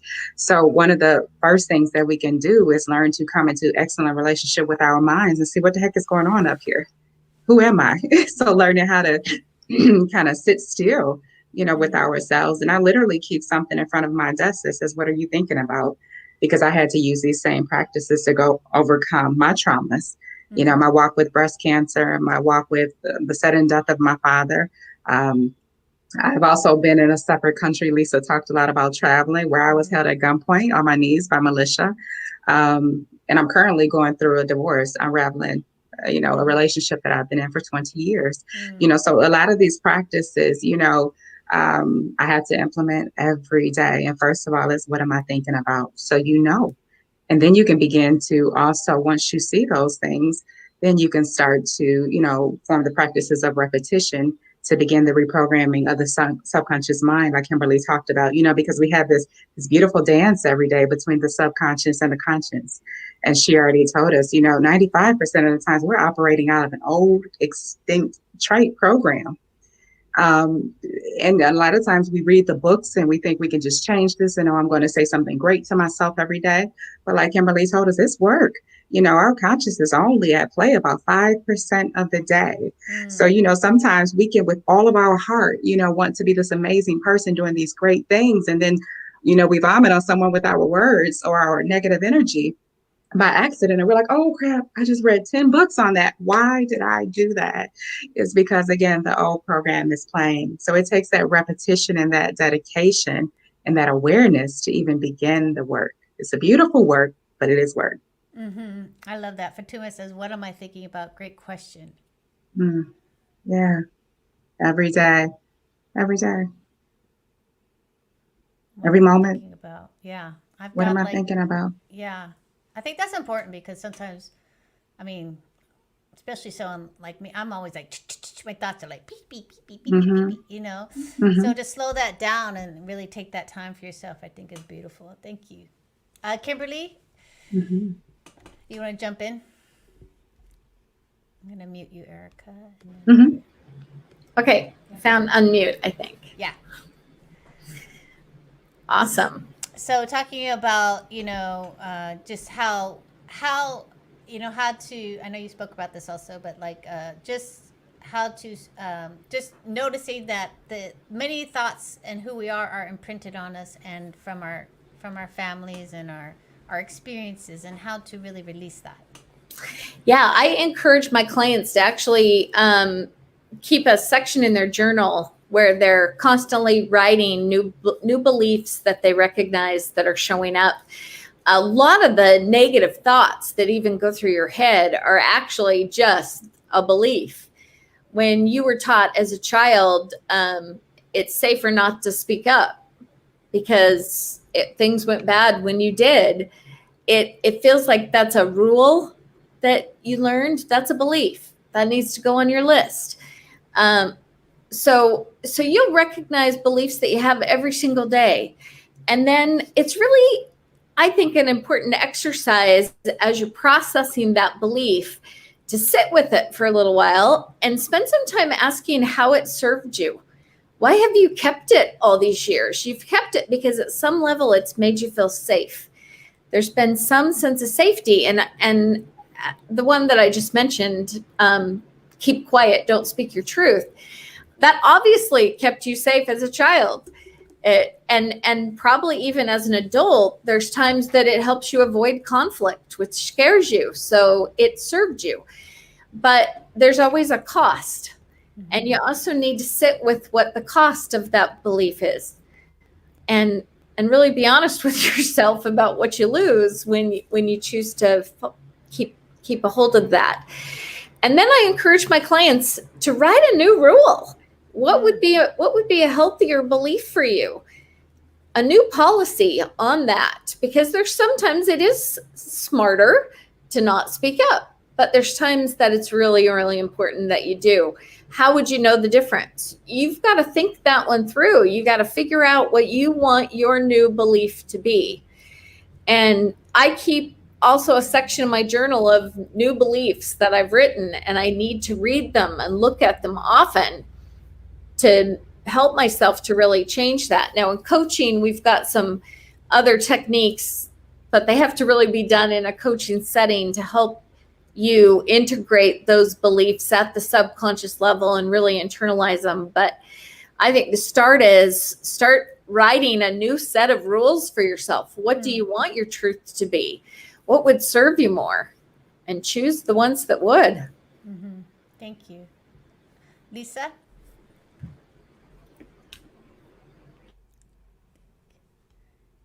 Yeah, I just would echo what they're saying. It's the same thing. You have to know who you are and get rid of those beliefs. And, I think it's a journey. You have to set up systems and put those in place. Like I did, who do I want to be like? And I have their pictures up everywhere. I have my declarations.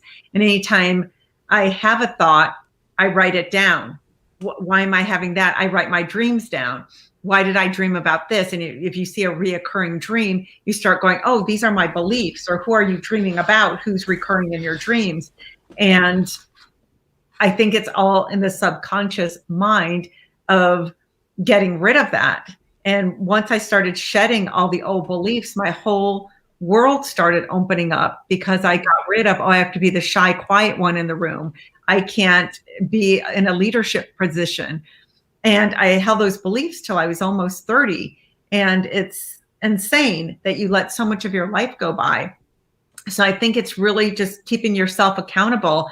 And I found a great way to do that is also with an accountability partner, which I have, where you write down what are things you're working on. I usually do mind, body, heart, soul, and one thing in each category. Mm-hmm. And it's always about catching your thoughts. What are you thinking? And why do you keep thinking that? And again, as Kimberly said, how is it serving you?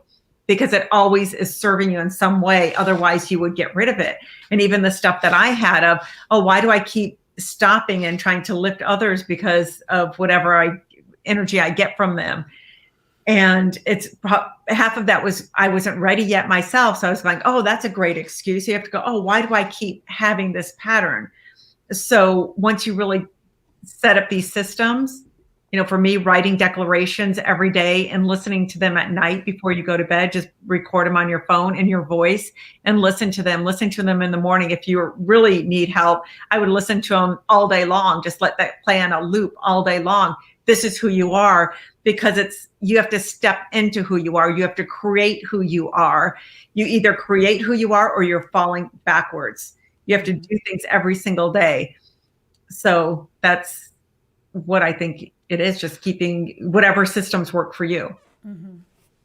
So I'm going to tell you an experience I had in really about this imprinting of my parents and how I kind of released it was, when I looked at the relationship of my parents, and I was like this, thinking of myself as this little kid, and I looked up and I saw, my dad, who was withholding and quiet. He was like withholding and quiet. And then my mom was reactive and angry, right? Which I think a lot of us can relate to in our families. And I looked at that and I thought, he has more power. She's over here out of control. So I really went towards that shutting down, withholding, hiding. Because I looked at that and I thought, as a child, he's more powerful than her. And I don't want to look like that. So my mom, my mom, so I was like, I don't want to be that yelling person. So I chose him as the powerful one, right?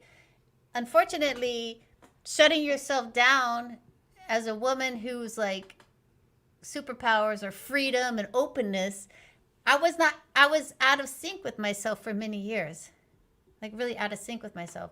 And I realized that, wow, that withholding, that shutting down isn't mine. That's his. That belongs to him. That's not mine. I just took it on because I thought that was the more powerful position to be in. So that's just a different outlook on that, because I think our origins of our parents, if you visualize, like, what did you think was more powerful? Who did you think was more powerful in that relationship? For me, I thought it was my dad. And I took on that aspect of him, which did not belong to me at all and did not serve me. It served me for a while, but ultimately it did not serve me. And I got rid of it. That's why I'm able to be, out here with you and speak my truth and say what I want to say, and know that that's me. That's who I am. That's my authentic soul, as we were talking about. So that was my revelation. Thank you. On this parenting imprinting stuff. I was just like, I'm not holding on to this anymore. This is not mine. So I'm going to move on to another question, because I have a lot of questions here. And I'm going to ask one of these. It says, how to work with subconscious beliefs. Is that what we've been talking about? How to work with subconscious beliefs? Someone asks. Is that what we've been discussing? You got it. Yeah, I was going to say, that's one of my favorite areas to play. Okay. And the first thing that is fascinating about subconscious beliefs is it said that if you just take a look at your adult life right now, the areas in your life that you struggle with the most are usually the areas that were imprinted when you were young. And, sometimes that can be as early as, and sometimes I've had clients say, well, I don't even remember, like, what could have happened around money when I was 2 or 3, or what could have happened. This can be, we're talking about as far back as in your mother's womb. Stressors, tensions, and, stress and challenges that happen even in the womb, can cross over to the fetus, to the unborn child. Mm-hmm. So you may not realize why you're shaky, why you're nervous, or why you shy and shrink back in front of people and the like. So usually, again, whatever happens, whatever you struggle with in your adult life can be that from your early programming. And that can start again from the womb to about the age, approximately age 7. So a lot of times we don't even remember, we don't have awareness about it. And the other thing that's good to know is that anything can be rewritten. I love how Kimberly said too, how, a belief, we get a choice, as to which end of the stick we want to look at, pretty much. And I'm paraphrasing here, because we're going to believe something either way.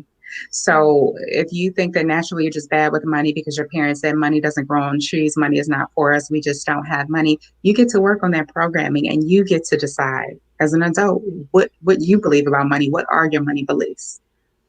And then you can write new ideas down. You can listen to recordings as you go to sleep, so you can play with the different dimensions of sleep to actually embed new programs, which is said to be one of the easiest ways to rewrite your subconscious programming. And then again, just repetition, telling yourself who you are. The words I am, which are the greatest programmers that we all know. So you can play around with that. And then again, too, just the repetition, checking in with money, for example, daily, if that's a belief that you want to rewrite, making sure that you read books on money, telling people, I'm great with money, making your declarations, whatever it is. But again, that repetitious behavior is what can be used to rewrite the program. Mm-hmm. And that's just one thing. There are many that you can do. There are all kind of psychologies and things that you can dive into, but that's one of the many. And let me ask you this, because this is interesting to me. Because do you think also because the state you put yourself in, the state of being, because the state of the I am, the being embodying a state, how to yes, instead of just in your yes, how, you know what I mean? Definitely. And I love that you said that. You really want to make sure that you feel it. So that gets into vibration work and the like, into physiology. So it's said that you can stand up in a mirror, with your hands on your hips and make your declarations. You can smile and make your declarations, right? Because joy is one of the highest vibrations and happiness that there is. So you definitely want to get into a feel good place, because if you're feeling low and you just say it, more times than not, you won't own it. You definitely want to get to feel good, get to the best feeling place that you can, and then make those declarations. And that makes them stick more so like true. And then other people, that are seeking you out or looking for you or that are here on this planet to help you in that effort, they light up for you. And that's how you get those synchronicities of meeting that person. So you declare you're great with money, and then you realize, like in my case, that I had two amazing women in my life who are amazing with money, amazing with credit. And as I'm going through my divorce and reinventing myself, I had these two lovely forces that have been in my life for years that I had no idea had these talents right here, ready to step in and be my guides to help me to rebuild my financial life. So that's what happens when you start making those declarations from a good place and believing that you're worthy, right? That you have that intrinsic value. No one's better than you. Some people's blanks have been filled in better than yours, right? Better exposures, better experiences, but we all have that amazing value, and we're all capable if we so accept the mission and to choose it. Who wants to jump in? Anyone?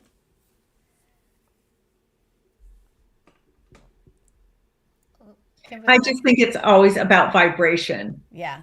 How you vibrate is what you attract. So you really have to work on building yourself up every day. If you wake up depressed every day, or poor me, or another soul sucking day, which is someone I know used to say every time, you don't say that first thing in the morning. But yeah, when you start doing that, that is who you attract. And that's when negativity comes into your life, when you're just saying, this is who I am.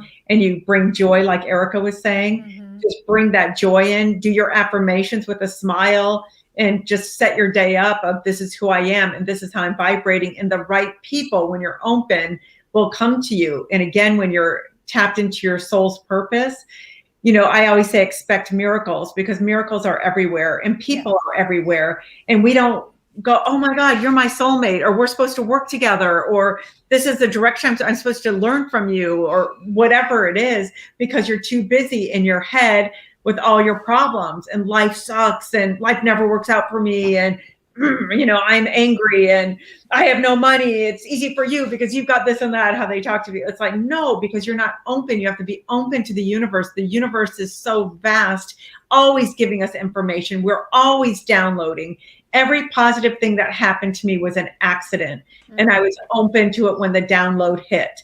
Now, from the orphanage, then, I'm going to memorialize your words. Just that made me have to go on this mission. And somehow when it's a strong mission, you find the means to do it. It just flows for you. Then that led into my whole career. But who knew that one trip would change everything I do in my life for the next 20 years, 30 years. So, so it's all about vibration. Yeah. Thank you. Kimberly? Yeah, sorry, I was staying muted. There was some emergency here, and sirens have been going off, so I wasn't stepping in. But I think we've hit the Leafs one pretty well. These ladies are brilliant. We've had some great stuff. Do you want to ask another question? Well, I'm going to add to that, because when I coach people in this, just to give you some maybe how-tos, is you know, people like, I don't know how to put it in my body. I don't know what that means to like really vibrate and use the vibration, you know?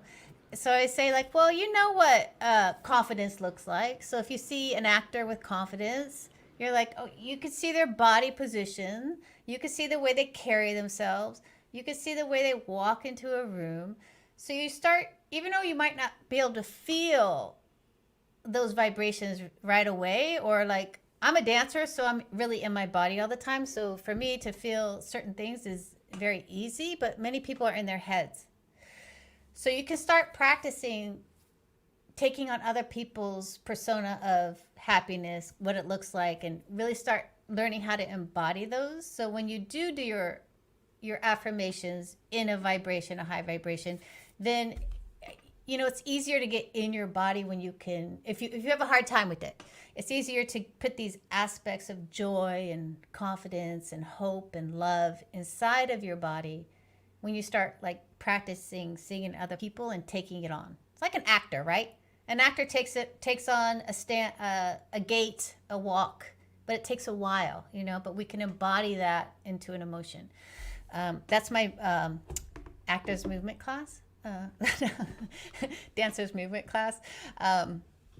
So yeah, I love this because, gosh, you know, there's so much brain work out there and with the mind, and there's so many possibilities out there now for everybody out there on changing your thoughts and into creating new realities of happiness and love and joy and success also.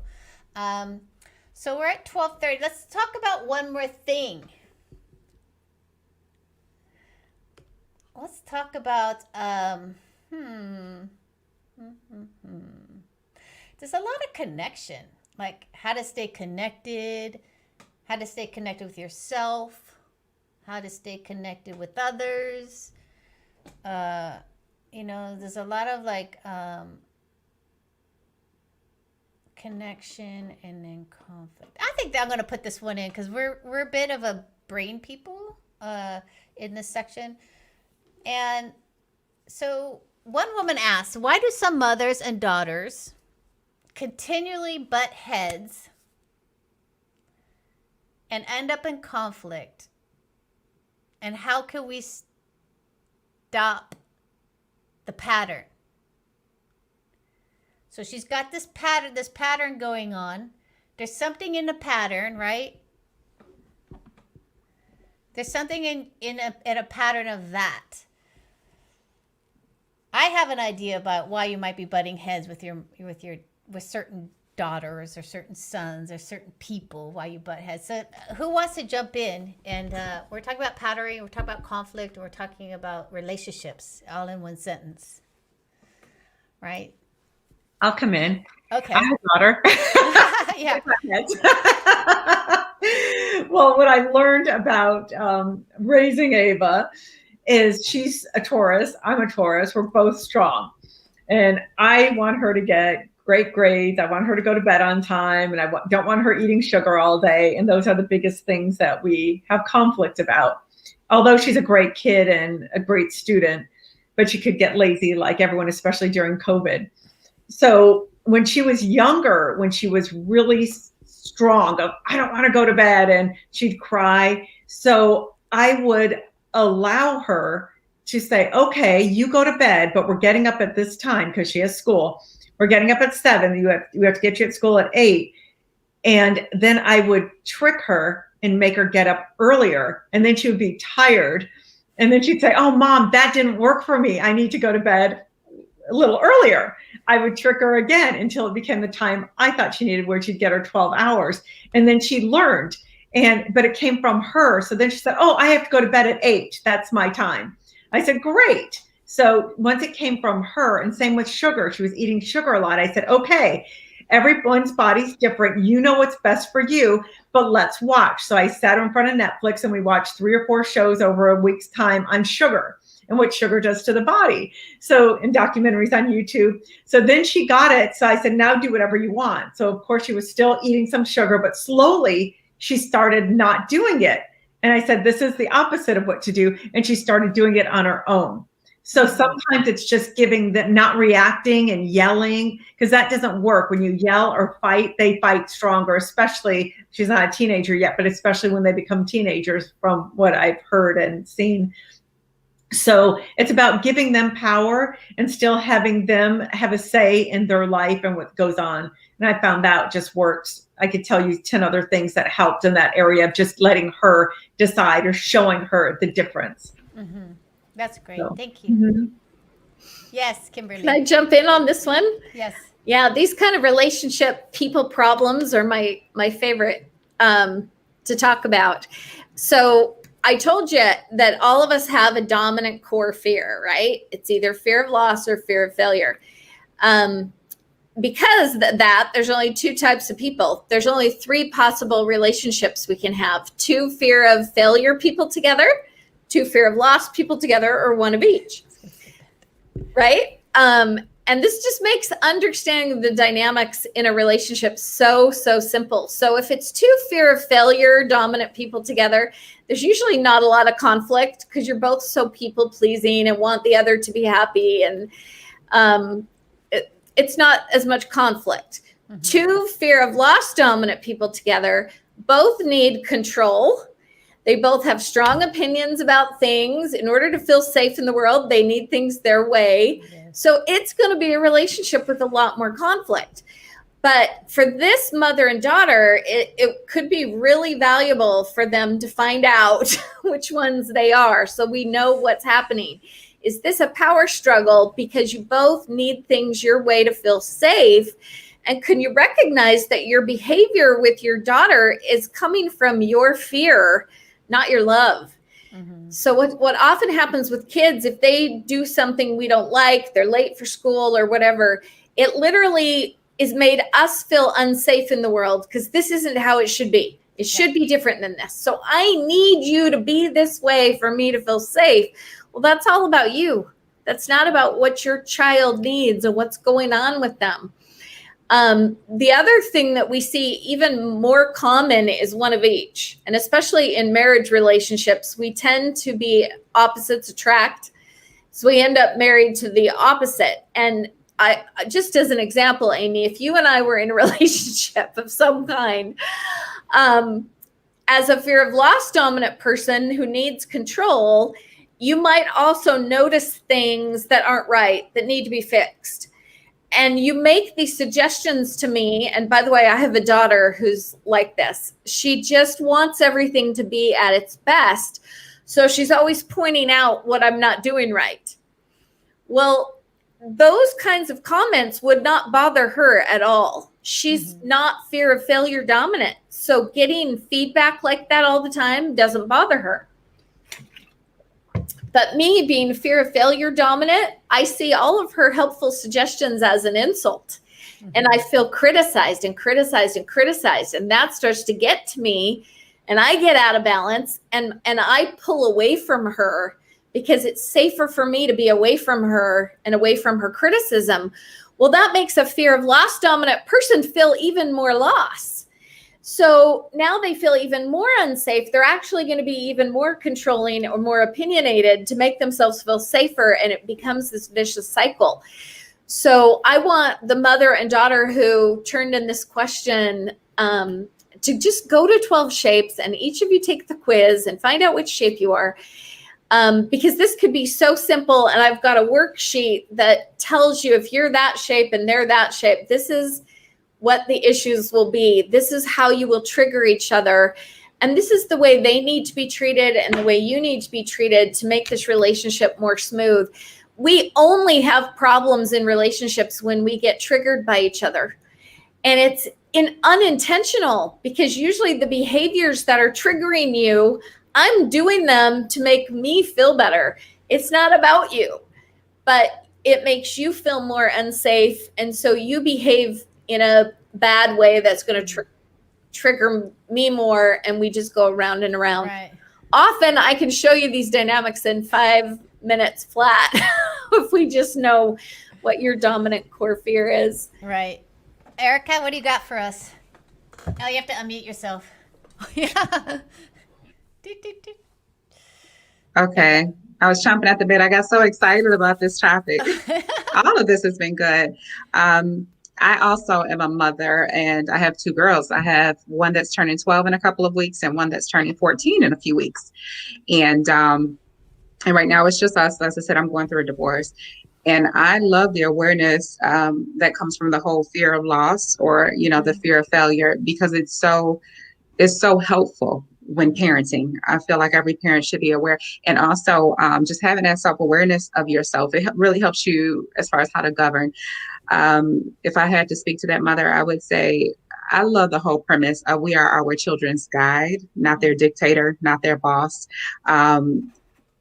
My belief is that they're here for their own journey, their own life experience. We don't know what their contribution is on this earth yet, so really to give so much of us to them, I think can be suffocating. So I'm always trying to be aware of kind of stepping back and seeing who they are and what they need, and also focusing on self. I had a lot, and still I'm working through the fear of loss. That's a big thing with me. I actually was in the room with my brother when he passed away, standing next to my mother, as my daughters were being born when they were very young. And I remember standing there looking at my mom, watching my brother pass away. We were literally in the room until his heart stopped. We decided to wait and be with him after medical professionals had attempted to save his life. So I don't want to be too gory, but just imagine how, someone can look. And we're standing there, and I remember having almost this out-of-body experience, look at my mother. And as I'm just becoming a mother, I have like a 2-month-old daughter. I'm looking at my mother, and for the first time, it hit that a mother can actually bear her child. A mother can watch her child pass away. And I'm like, that's not how it's supposed to be. Wait. And now I'm a mom, and now I'm trying to do anything and everything. If my kid gets a sneeze, a sniffle, if they say something hurts, I mean, can you imagine my trauma there? And so I became a very suffocating mom when they were really small. So my work has always been to more so trust the universe, right? Trust in universal protection, trust in God protection, and detaching myself from outcomes so much, because I think as parents, a lot of times we are attached to some kind of outcome, whether it's a fear of failure, and we're trying to make sure that they get those grades, that we don't look bad as a parent, the parents who are doing their children's homework and projects and things like that, so that they don't look like a failure as a parent, right? Wanting to make sure that their child shines no matter what, all the way to loss, making sure we keep our children alive. And oh my God, I couldn't imagine. So instead of running around trying to play God, and make sure that my girls are okay, everything's okay, and, plugging every hole, I'm just imagining, when the fire hose goes off and you're just trying to make sure everything is okay and you basically get frazzled. It's more so trying to trust that, God or the universe, whatever your higher power is, has your children and has your child. And she's on her journey, and we can't control so much. It's more so trust and know what our own traumas are and our own triggers, so that we're not projecting them onto the children, our children, to give them more fears and worries and concerns. Yeah. And I want to say that, like Kimberly, I was just thinking the same thing. Your daughter is here, and you're probably, she's hitting all of your triggers. She's hitting all your pain points. She is there to heal you. She is there for you to heal yourself and to really look at yourself and to find the adventure of healing. Because when people can't trigger you, it's because you don't have a pain point around it. Like, so if someone says something to you and you don't have a pain point around it, you're like, but when someone says you're a bad mother and you have a pain point around that, that's pain. That just going to trigger you into action and reaction. So I just comes from a dad, a withholding dad surrounded by 3 daughters. Okay. Was a lesson learned? No. But it's like you, as a mother, you standing here with someone who's probably very like you. It's a beautiful lesson to like heal and to practice release and allowing people on their path. It's a true gift. It's a true gift, I believe, to take that journey with your daughter. On that note, we need to get into, we're going into Erica's interview. Thank you guys. That was beautiful. So Erica, let's get into you and your talk. We're running a little bit late. So moving through challenging times with grace. I know grace is such a beautiful place to go to. So can you speak into that and wherever you want to take it, I will follow. Yeah, yeah. This is, a great topic, and I was happy that you wanted me to share on this. And we talked a lot already about belief systems and mindset and things like that. So Right. I won't, berate that or go back there. But really moving through any challenge, whatever it looks like, foundational tools help you to get through it. And, we're kind of coming off the conversation of motherhood there with the last question. And one of the things that I've learned that has helped me the most in motherhood is not trying to, or just in life in general, right? But we're creating or giving life to the next generation here, is to, I'm sorry, I lost my train of thought. Oh, it's just to make sure that we are giving them the foundations to have that tenacity, that grit, that wherewithal to get through life, versus trying to, protect them or ourselves from each situation that we go through, because challenges and pain in life will show up in different ways for all of us. So I think that that's one of the, learning to fortify the mind and the foundational tools to help you to get through life's challenges can be one of the biggest lessons that we can give to ourselves and to others. And with that, so we already talked about mindset, but I also talk about when you're going through the challenge, again, whether it be illness, whether it be taking care of a parent with dementia, whether it be divorce, whether it be reestablishing yourself after financial devastation, deep forgiveness is going to be one of the other biggest things that you can do for yourself and with yourself outside of, your beliefs and your mindset. I know a lot of times moving through challenges, we like to beat up on ourselves, and we usually aren't kind, to ourselves. We're like, how did I do that? How did this happen? With me, with my situation with breast cancer, it was, oh my gosh, how did I allow my body to get run down on the ground? How did I get to such a low space? How did I? And again, I like the book that Kimberly, shared the title of, where the gentleman, decided, or had the question raised or raised the question, do things just happen to us? Or is this just random, or was this planned for me? I went through all of that. Finding the beauty in whatever it is that you're going through can be a challenge, but it was what helped me a lot. So I decided to believe that everything happens for a reason. And I actually learned to express gratitude, which is the next step. So forgiveness and also gratitude for the life challenge or experience that you're moving through. I actually have been able to now thank cancer. I said, a lot of times that scares people, the whole C word and the whole diagnosis. But what it did for me, cancer actually taught me how to live. Cancer actually saved my life, because I would have kept derailing and kept going and burning myself out. It took me to hit a rail and bump up against something and realize you're not valuing yourself. You want others to value you. And I wasn't valuing myself. I wasn't sleeping. I was burning out. I was taking care of a daughter that had an illness at the time too. Everything was for everyone else. I was a wife. I was actually in an emotionally abusive and toxic relationship. I probably would have stayed in it. But coming out, I learned to value me. I learned to love myself more than anybody or anything else, because again, I'm the person that can turn around and give that love to make my children better, my community better, the world better. So I learned a lot from the time that I got that phone call. So again, whatever it is, finding the gift, even if you're taking care of a parent and now maybe you're spending more time with them than you ever had before, or you lose that job, but that job was taking life from you. And now you can go pursue your passion, like Lisa mentioned, and maybe now you go travel the world and you go sit with the gurus, or you sit by the water and you figure out what it is that you're supposed to be doing, what your planetary contribution is. So there's a gift in every experience, even as dark and bleak as it may seem. And it takes to get to a certain level of consciousness before you get there, but there truly is. So in addition to establishing an excellent mindset, is finding, forgiving yourself and finding the gift in the experience. And I want to speak about that because, and I just want to put it out there that when you have a big loss, there is that time of you don't need to do anything right away. Okay, you can just Absolutely. I mean, no one's saying that and that. It's like sometimes I have to say that because sometimes it feels like because maybe I should be doing something, trying to get better when you're not ready. Not ready when you're not ready. I believe that's giving myself.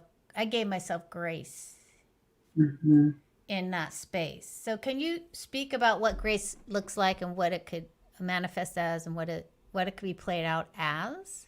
Absolutely. Grace looks like taking whatever you need, taking whatever you as a bio individual needs. That's why sometimes I go, when I hear people telling people what they should be doing in certain situations and certain seasons, because everyone is different. Every single one is different. Even for example, through this pandemic that we're experiencing, which is wonderful. Some people are saying, hey, use this as a time to come out better, write the book, start the company, grace can be just ensuring that your mental health is in place. Grace can be taking more naps and getting more rest. Grace can be, if you are that high D or that dominant person or whatever, grace could be writing that book or starting that company. I like to say, just envision yourself. One of the meditations I give clients, just floating on your back, bobbing on the ocean, and you're, outdoors, this vast space, right? You're just floating. You don't see anything for miles and miles and miles. Now just imagine anything and everything that you need is just floating with you out there. What are you reaching for? What do you need? Don't think about anyone else, who you should be. Remember those beliefs. We don't even know if they're yours. What do you need? Just envision is there and write the prescription for your own challenge. Maybe you need more jogging or exercise or to get out and get fresh air because that helps you to feel better.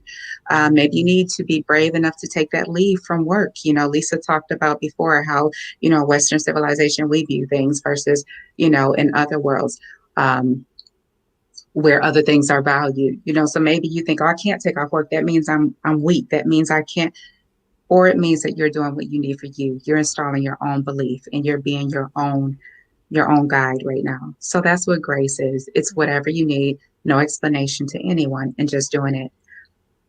Even going through my divorce right now, I tell my daughters, she see me at times, teared up, or maybe I'm lying down and resting more, and they'll come in the room, Mama, are you okay? Absolutely. I'm cleansing my soul and I'm resting so that I can get back up and be the mama that you need me to be and be the woman that I need to be. I verbalize that language for them. Where others, they may feel the need to hide their tears and the like. I choose to show my daughters what it means to, or how you can move through a challenging time. No apologies. Yeah, no apologies and no judgment. No judgment. This may look different from your neighbor who's, going through this down the street. It may be, it may look different for your mother or your cousin that went through a certain situation. And that's what I think we really need to realize. We are all individuals. We're wired differently. Our immune systems are different. Our biochemistry is different. Everything about us is different. So we cannot compare our journey, our challenge to anyone else's.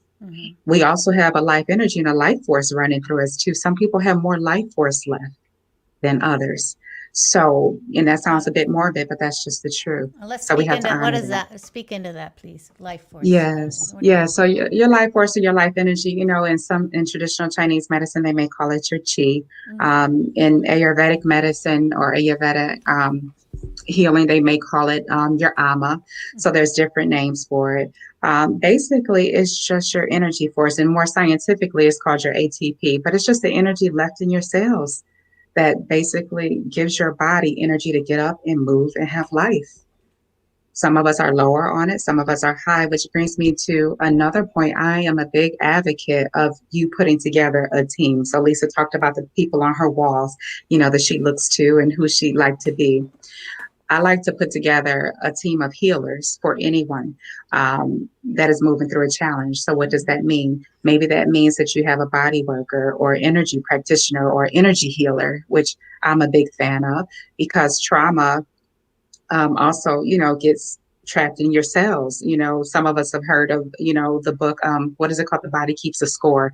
That's one on my list. I just like the title and I could just imagine what's going to be in it.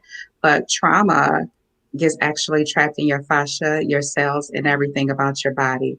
I'm sorry, in every place in your body. Mm-hmm. So you may have a hip ache, or you may have an abdominal issue, or you may have a back issue, which really is more so related to emotional trauma than perhaps physical.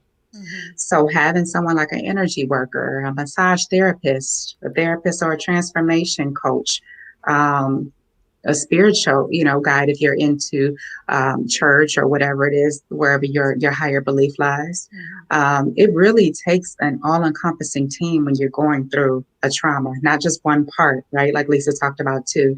We can't just serve the mind and not the body. We can't serve the body and not the soul or the heart. You really have to look at it as an all-encompassing when you're working on a healing, because the mind alone won't do it, because most often the body becomes the mind when you've been through so much trauma and so many experiences. That's why our body can automatically react without us even being present here. I think so many times we've done stuff, we jump, we lurch, or we're fidgety or whatever it is. I mean, our body just does things, and it can do it very well without us. Again, that's Dr. Joe Dispenza's work also. Mm-hmm. Yeah, that's interesting because I know there's a lot of, I think it's somatic work where it's like, it's dealing with the trauma in your cells and how many, it could go back generations of women are living. Interesting work. Yeah. Do you do that work? Do you do that energy work with that? Or do you?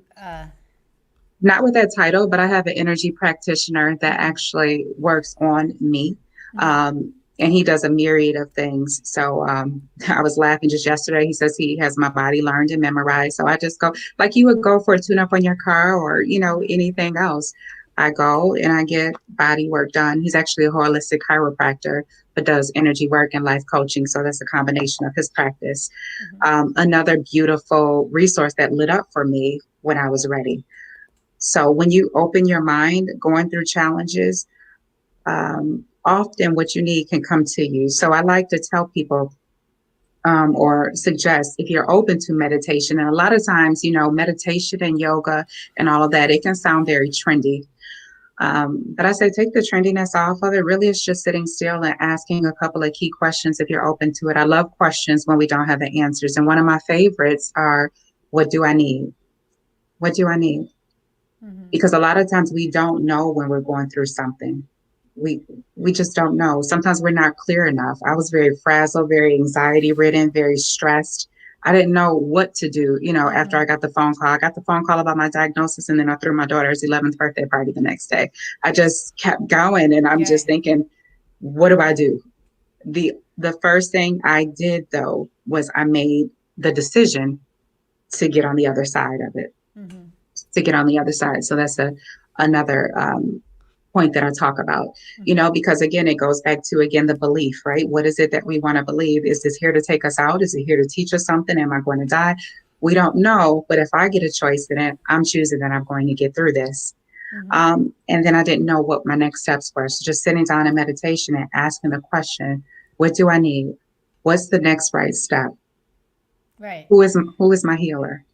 Yeah, and I love, we have to wrap up here, but I love the open-ended questions, because the open-ended questions is where the discovery and curiosity happens, instead of I should, I need, I gotta, right?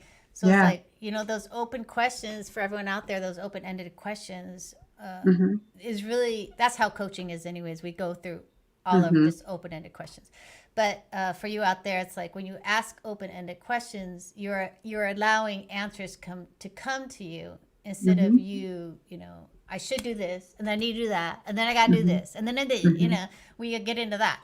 So thank you for that, and that's what I picked up, is like all those open-ended questions is a beautiful process for us. My hair is bugging me. So, okay. I'm sorry. That's okay. And then things start lighting up for you. Your next step, your healer, it all starts coming in for you. Yeah. I love that. Okay. So we're wrapping up, ladies. And I just want to say it's been a beautiful conversation.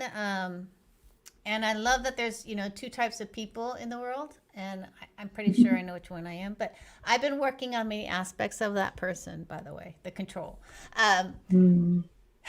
Kimberly. So open up your mics and again, thank you so much for being here and being a part of this community and helping women move forward in their life and find new ways and new thoughts. That's awesome. I just love this section, this panel here.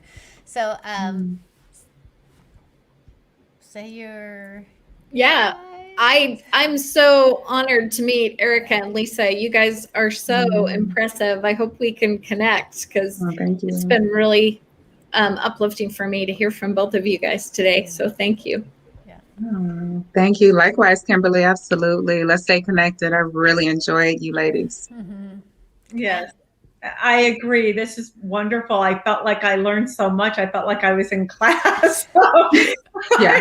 I actually started recording it. I think you guys are wonderful. And thank you, Amy, for putting it together. You're doing great work. Oh, thank you. Yeah, my vision behind the panel and really is to really just for us to build on top of our ideas and to really just show new ways of thinking about things in different areas of expertise. And you guys did beautifully, and I thank you for that. All right, looks like people are popping in for the next section. So ladies, have a beautiful rest of your day. Again, thank you for being a part of this community. Thank you so much. Right. Thank you. Bye. Thank you. Thank you. Woo! That was an interesting section. A lot of mindset and subconscious and conscious belief and really changing beliefs and lessons learned in hardship and like, is it a blessing? Is it not a blessing? And the trust in universe, the trust in self. Fascinating. Again, I want to say, Fatuma, yeah.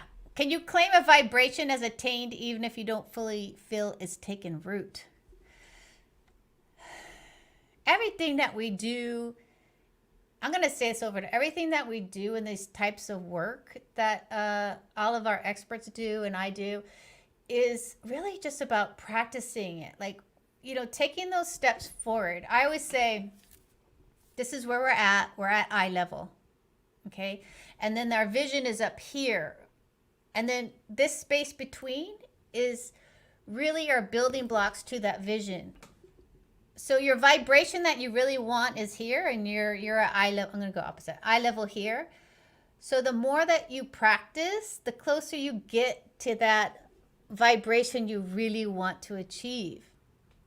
But think about it if you never practice it.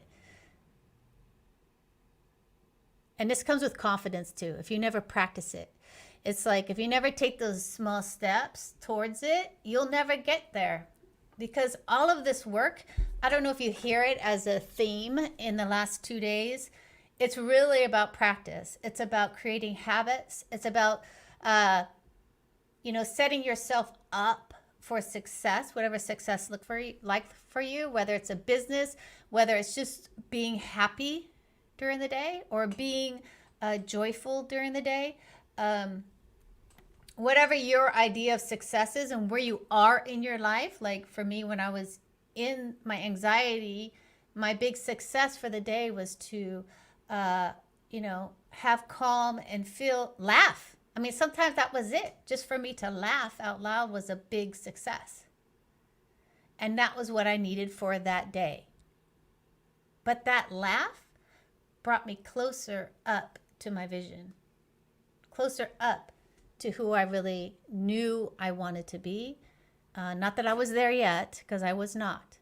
But that, that laugh, that smile slowly brought me out of fear and anxiety and into joy and happiness. And so if you are struggling and you feel like,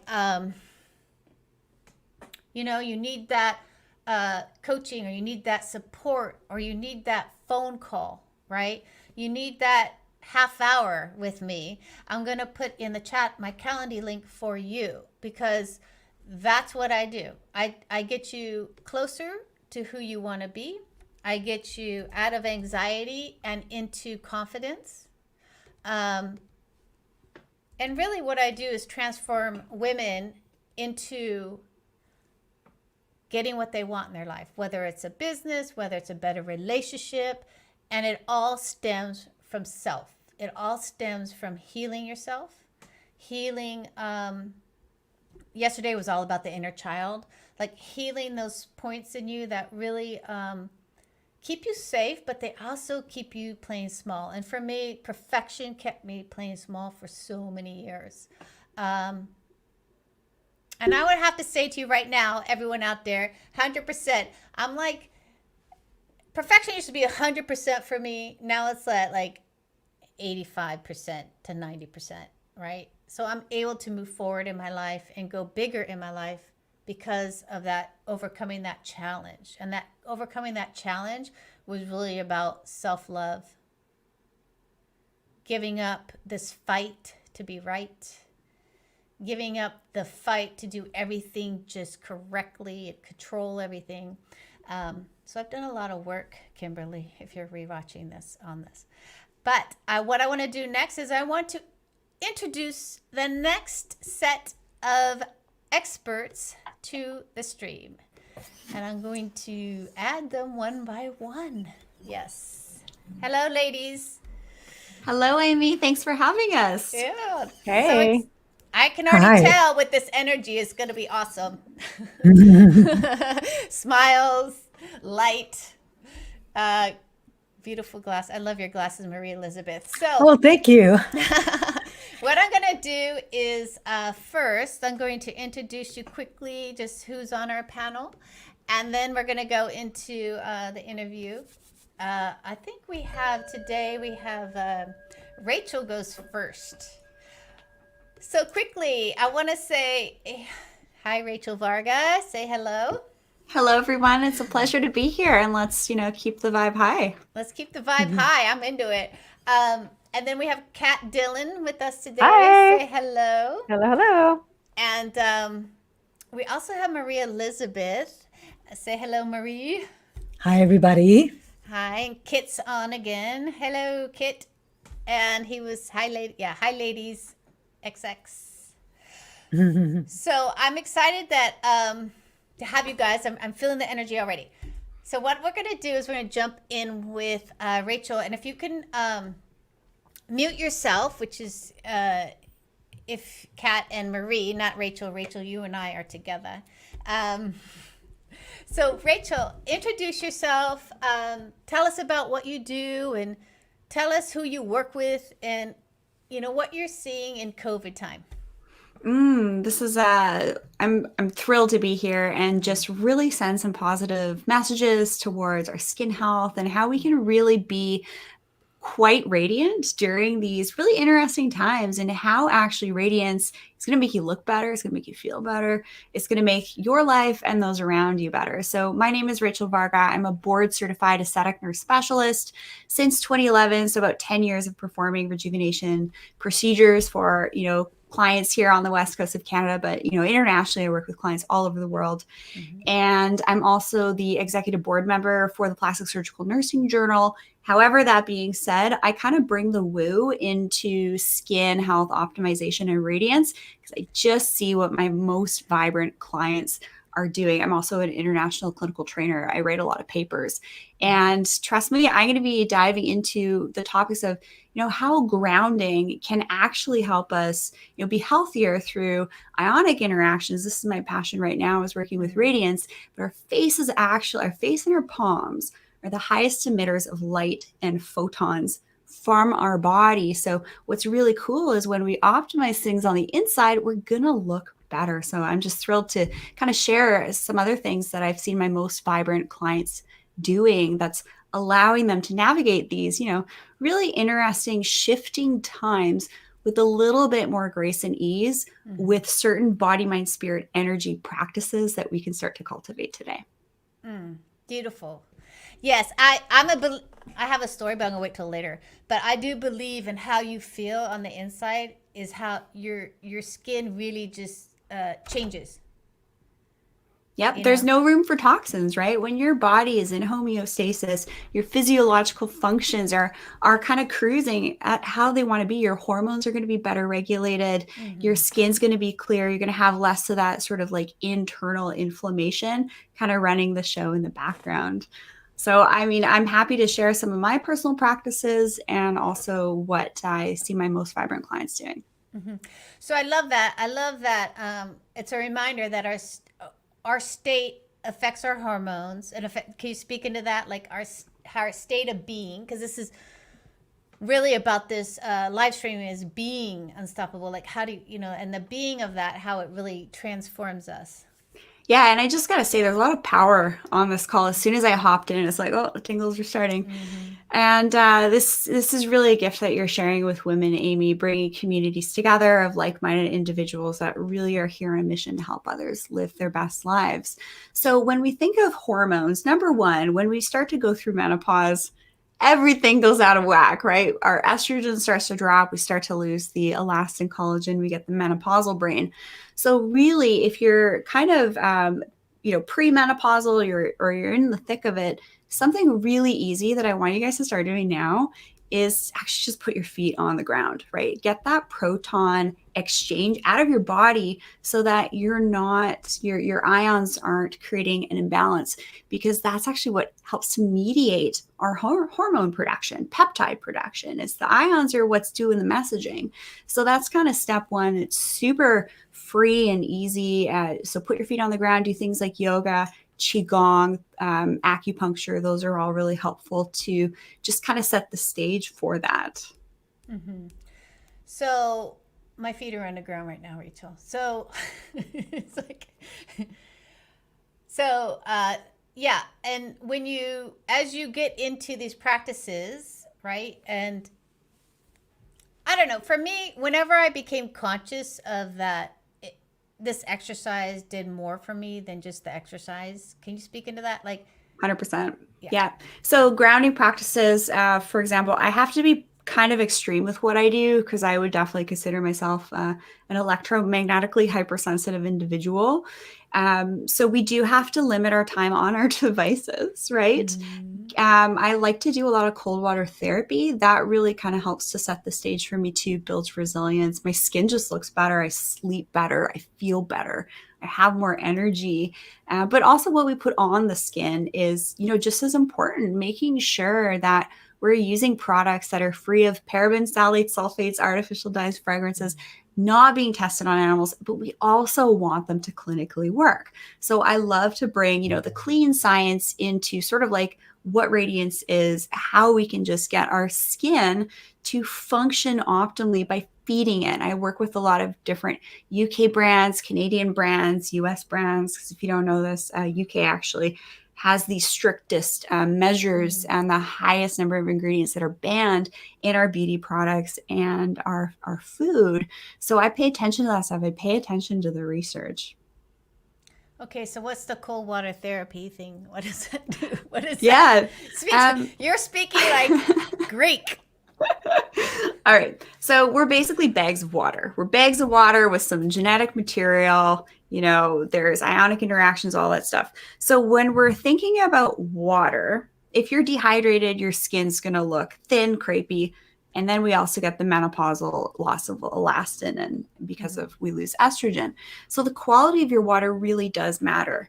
And so filtered water, you can even go a step further with structured water. If that's a new concept to you, I recommend that you start to think about how you can actually get your water to behave better for you.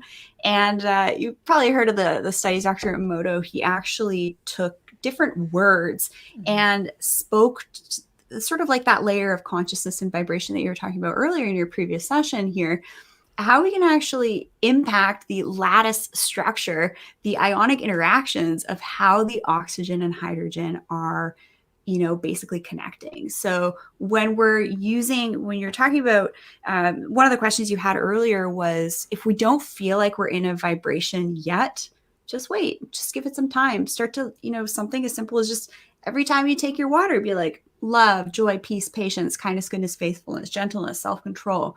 Those are all really beautiful words to say to your water.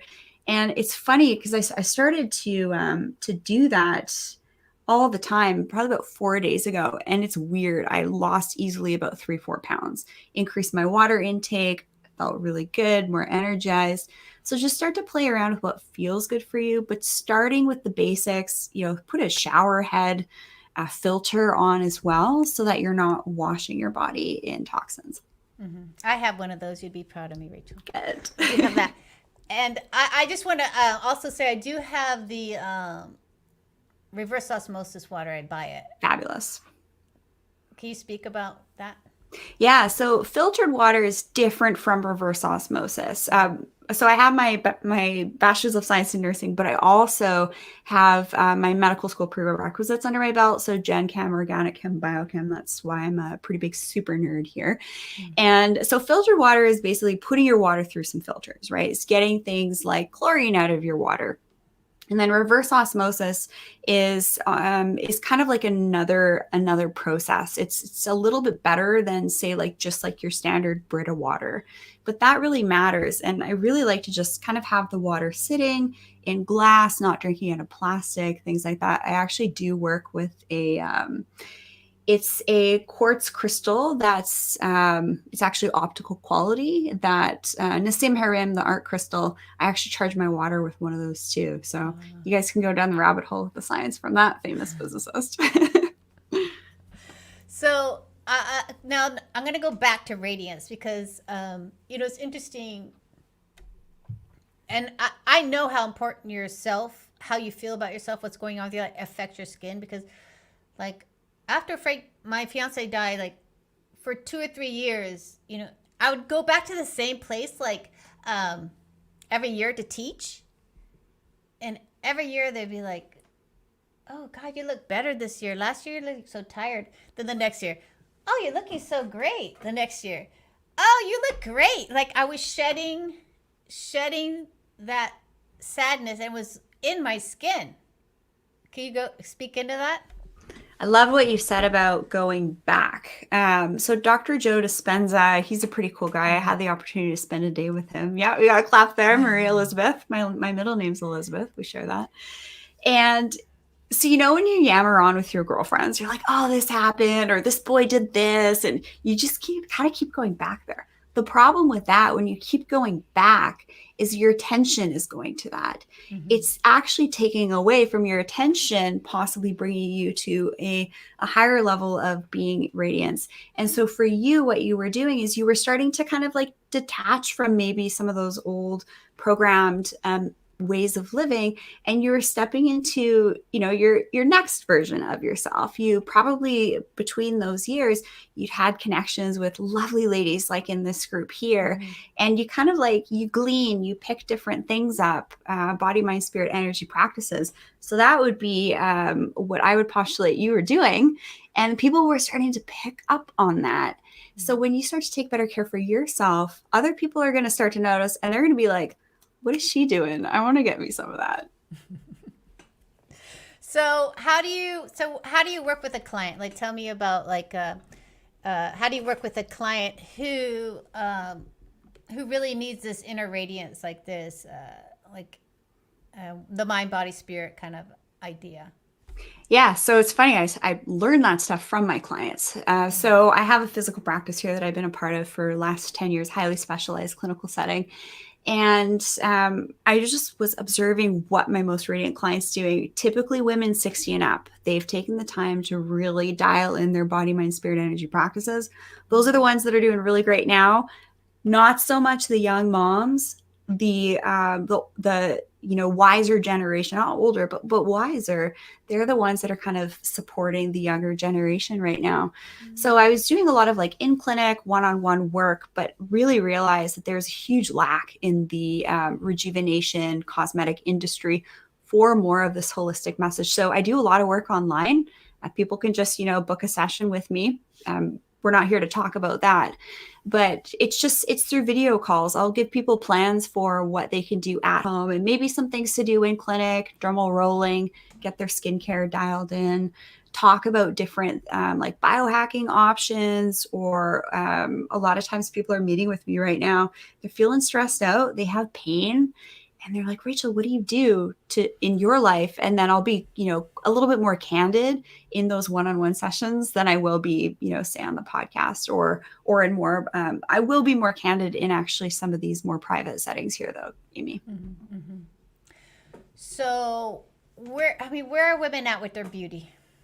Where are women at with their beauty? Where are we at? Where are we at with it? Do we love ourselves? Do we think ourselves beautiful? Are we more into self-acceptance right now? Or are we, what's going on with us right now? That is a really good question. Do you want my barometer? I want your barometer because you're in there. You're in it. I'm not in it. You're talking about things. I'm like, I don't know what that. I just have my little, Yeah. I'd say there's like 3 kind of levels, right? Okay. There's people that are just kind of like cruising in the 3D. They're just living life the way that it's coming to them. They're the ones that are actually really struggling. They're the ones that are definitely getting a little bit more into alcohol. Their sleep's kind of tanked. Alcohol tanks your sleep, by the way. Even just 1 glass of wine, my Aura ring will tell me. 1 glass of wine before bed. Yeah, Mary Elizabeth, you know what's up. So yeah, I see actually like my generation really having a hard go right now. The women that are in their 30s and 40s, they're kind of in, they're noticing their lives are changing, but they're also starting to realize that they do have the opportunity to make life what they want. But also that's when you start to notice things like the brown spots, the loss of elastin and collagen, changes around the eyes and the jawline. So then they're meeting with me and they're like, Rachel, what can I do for this? And then it opens up the other conversation and the other layers that are just as important as what you're putting on your skin as your body, mind, spirit, energy practices. And then, like I mentioned, the wise women who are typically 60 and up, those are the ones that are actually doing the best if they're not wired to the news. 2 completely different types of women that I'm seeing, the 6-year-old plus that are just like, they're crushing it. They're doing their yoga every day. They're getting outside for their exercise. They're supporting the younger generations. And then the other ones that are just kind of like, they're stuck with what is just being bombarded to them. So you have to make that choice to really want to optimize and start to add the beautiful layers and look for the beauty around you. Easiest thing that you guys can start doing today. For example, I'm looking outside my window and the trees don't have really many leaves on them. It's winter, but there's a little bit of snow on the ground and, there's animals, there's birds, there's deer. The blossoms are starting to come out. So just really like when we're thinking about vibration, think about the vibration of beauty. Think about the vibration of radiance. And that really is a layer that I think that that's kind of why I'm here. That's my work. And it's to share that. When you start to focus on the beauty, guess what? Law of attraction, you're going to start to attract more beauty in your life. You might have wrinkles and brown spots, but the energy that you start to embody and then emit, if you don't have money for skincare or rejuvenation treatments, but you exude this specific type of energy, people are going to, again, ask those questions. What are you doing? You look great, Amy. When you were, say, going to the different presentations that you were hosting, people were picking up on that. So I'm really proud of you. Thanks. Well, I feel good about my skin. I don't do much with it, but I feel pretty good about myself. I feel like we look like sisters. We actually have very similar facial shape. We do. It's pretty cool. Well, I'll say out loud, I'm 52 and I'm in great shape because I've been dancing for 40 something years. So I feel good about myself. Yeah. But I want to know about this Aurora ring. What do you got? Oh, the Aura ring. Yeah. So this is how we can tell biohackers apart. So right. So what I'm noticing is, again, this is just working with tons of clients. I've been doing clinical work for 10 years, that the biohackers are really the individuals that are wanting to track and measure things that they're doing all the time to help optimize their sleep. And sleeping is so incredibly key for rejuvenation and recharging and things like that. So for example, my full day off grid grounding, getting my cold water therapy in, just, really kind of being within and being kind of in my own lane and not having those other interactions that might not be best for me, I sleep better. And so it's kind of cool. Also, say, for example, you didn't go to bed at the right time. Say you missed your ideal sleep window, which happens far too often for me. This is my flaw. So I might go to bed a bit too late, right? Or say I did have a glass of wine. It's like, oh, I had a really good day. I kind of want to celebrate. My sleep tanks, right? So then the next day you get this readout of what's called your readiness score.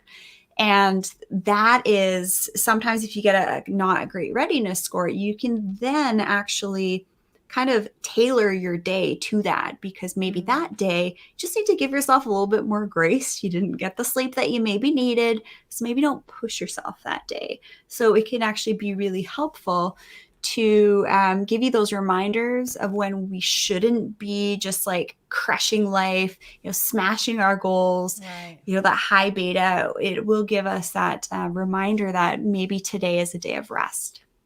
Mm-hmm. So can you give me a clear definition of biohacker? Actually, Dave Asprey is a friend of mine. He lives on this fabulous island where I live. And he actually started the whole movement. He's the grandfather of biohacking. He created the definition in the Webster Dictionary. So biohacking is, you can look up the definition, but I'll give you my take on it. It is, it's kind of like the new technological way of really tracking and measuring and testing things that work for you and your specific physiology. So what we typically see in media, magazine articles, TV segments is kind of like general information. So for example, something like gut health, right? There's really sophisticated tests that we can do. I actually have my Viome test right behind me. I've interviewed Naveed Jain on my show. He's the creator of it. Really smart dude. And it's kind of like the testing and not guessing side of health optimization. That's kind of what biohacking is. So it's like, what can we do to optimize our sleep? Can we take different, mushroom extracts, like Wild Kingdom's a great resource. I've interviewed them. And lion's mane is great. So just adding different layers in, red light therapy before bed, magnesium bath salts, soaks before bed. Those are great. Limiting your LED exposure before bed. Those are kind of the different layers, and it's a rabbit hole. Well, I love it because I love the fact that listen, this is what I believe, like all this information is out there and everyone runs to it. But I believe in everyone's body is so individual. Like I am Got to test, not guess. Don't just go with the trendy diet tips or, this food's good for you, but it might not actually be good for you. Yeah. And I totally believe in that. So and as you said, gut health is very intricate. And then people are just like, just do this. And it's like, no, it's an intricate process, as I've learned interviewing people on gut health. So I understand like, oh, it's not that easy, so. It can be. It can be. Couple $100 tests that used to be a couple $1,000, they literally give you your readout of your superfoods, your avoid foods, your kind of like okay foods. Also, you'll get a readout of like your gas score. So for example, apparently I was a little gassy. So there's different foods that I can avoid. So for me, it's like avoiding things like broccoli, bell peppers, kale. But those are kind of like hailed as really good foods, but they're not good for me. So yeah, the technology usually we'll see used on like astronauts, like NASA or Department of Defense. This information that we're seeing now layering into beauty, rejuvenation, health optimization actually comes from the industrial thing. So when we're talking about some of the cool things that have actually happened during this last little while, is that dissemination of the industrial technology into more of the commercial plane that's more affordable and easier to access than ever. Mm-hmm. Yeah, because, I see that Maureen asked, the earrings are $300 to $400. Are they worth it? Oh yeah. Yeah. So I actually, one of my girlfriends, Katie Moore, she's been doing biohacking for a couple of years. She does a lot of reviews on biohacking tech. She's actually my co-host for my other podcast. And so I did, this little questionnaire, and EMFs were really important for me to not have exposure to. So like smartwatches, Fitbits, things like that. They typically emit EMFs. So what I liked about the Aura Ring was that you can actually turn it on airplane mode. So right now it's on airplane mode, and it's not sending and receiving any signals, but it's still tracking my data. So halfway through the day, I'll take my ring off, I'll put it on the little dock, I'll see what my activity score is. When I hit my activity score, it's almost like that's when just excess weight's going to drop off. If I'm under my activity score, I'll notice, I might have like a extra couple pounds or so. When I just hit that activity score with something as simple as moderate hiking for 30 to 45 minutes, that's actually kind of enough for me. I'll just maintain like a really nice weight. I would say the technology with the Aura Ring, in my opinion, is probably one of the best wearable. Mm-hmm. I didn't even know that thing existed. So I think I'm living it's a rabbit hole. But I don't turn on a lot of news. You know what I mean? I don't turn on a lot of stuff.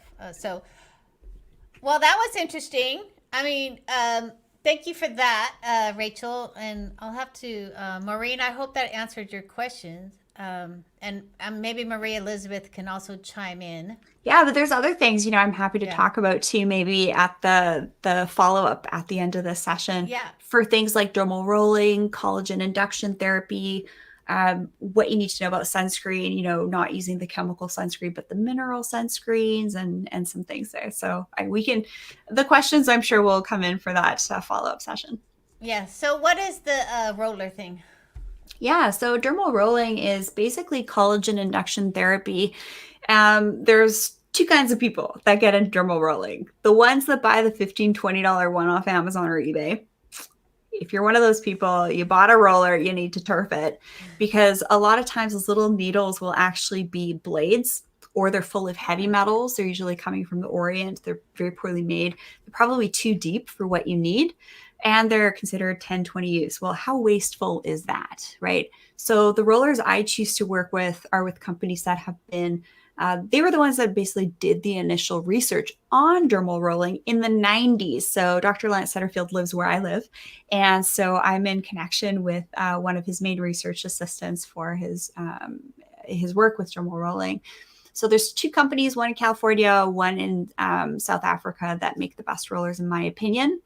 And that matters. It's the manufacturing, because on poorly made rollers, the needles or blades can actually come out of the barrel and get into the skin. So it's kind of like aerating the lawn, if you will, right? So sorry, my Tibetan bowl little mallet here. So when we're using a roller on the skin, where's my roller? I think I put it away. Oh, I'll actually grab it right here. That's handy. So this is what it looks like.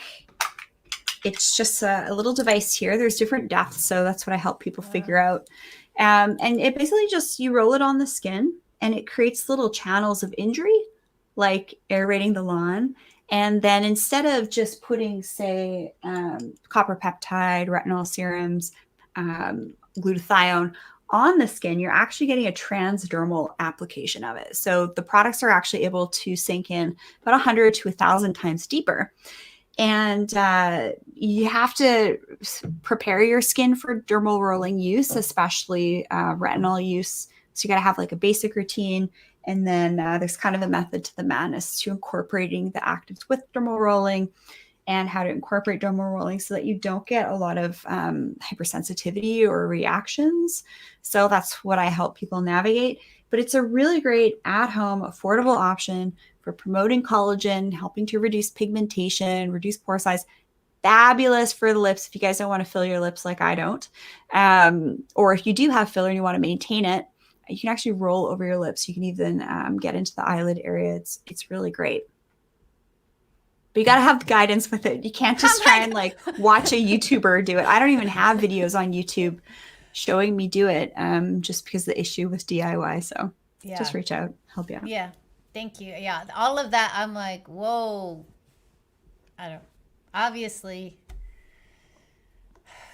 I have things to learn. Things to learn. I'm happy to help. That's why you're here, Rachel. Thank you. All right. So next, we're going to go into. Thank you for that. And yes, we're going to get more into the roundtable. I'm just a little bit. So I need to get more centered. Woo! That was interesting. Lovely. All right, Marie Elizabeth, unmute yourself. Yeah, that was great. Thank you, Rachel. Oh my God. I mean, you were as a fellow biohacker, I was like, yes, yes, yes, yes. Yeah. And yes, I co-sign the Oura Ring. It's spelled O-U-R-A. And it's great for tracking sleep. It's great for tracking, like she said, a day that you can exercise harder, or a day that you maybe want to back off your exercise and just walk that day, or do some qigong, do some light stuff. And it's fascinating. I love tracking what's happening with my system because it just helps me optimize how I show up to my clients, how I show up to something like this. And I love having that data. And I've done a Viome test too. Those are great as well.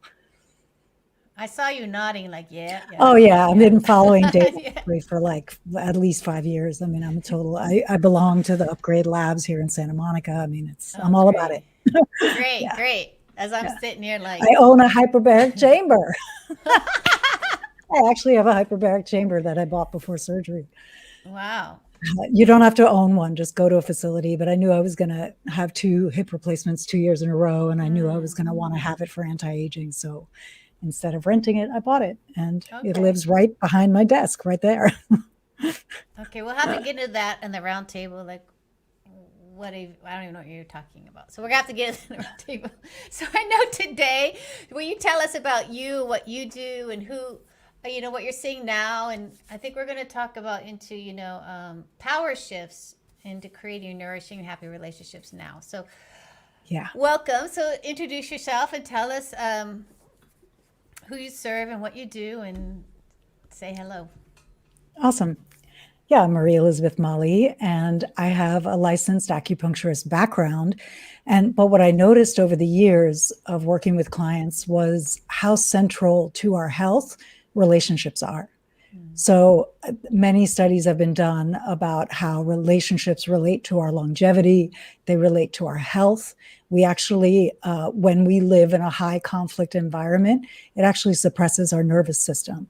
So especially right now during the pandemic, if you can imagine, all these people suddenly are at home together. Maybe they had space during the day, but now they don't anymore because they're both working from home and they're homeschooling the kids. And life has really shifted significantly for a lot of people. And so it's become even more important than before to learn how to navigate stress with one another, to learn how to have clean conversations, clear conversations, how to self-regulate emotionally so that we're not dumping all our unprocessed stuff on the people around us. And so I wanted to talk about several shifts that we can make right now, today, starting right now in our relationships to have them be more health promoting instead of health hurting. And I can relate to that. Once you said like, you want to clear your emotional baggage, so you don't dump on other people. I was like, that's really, I'm sure a lot of that's going on now with a lot. A huge shift. I mean, it goes on anyways, but I'm sure it just tripled up with this last year. And then it becomes hard to break that habit. So can you, because you're just like, and you're dumping it everywhere. So let's talk about it. Let's get in there. Let's get into those powerful shifts so we can do. Well, shift number 1 is to start asking more clearly for what you want. Because what I find a lot is, and this happens a lot for women-bodied people, is we often don't go directly.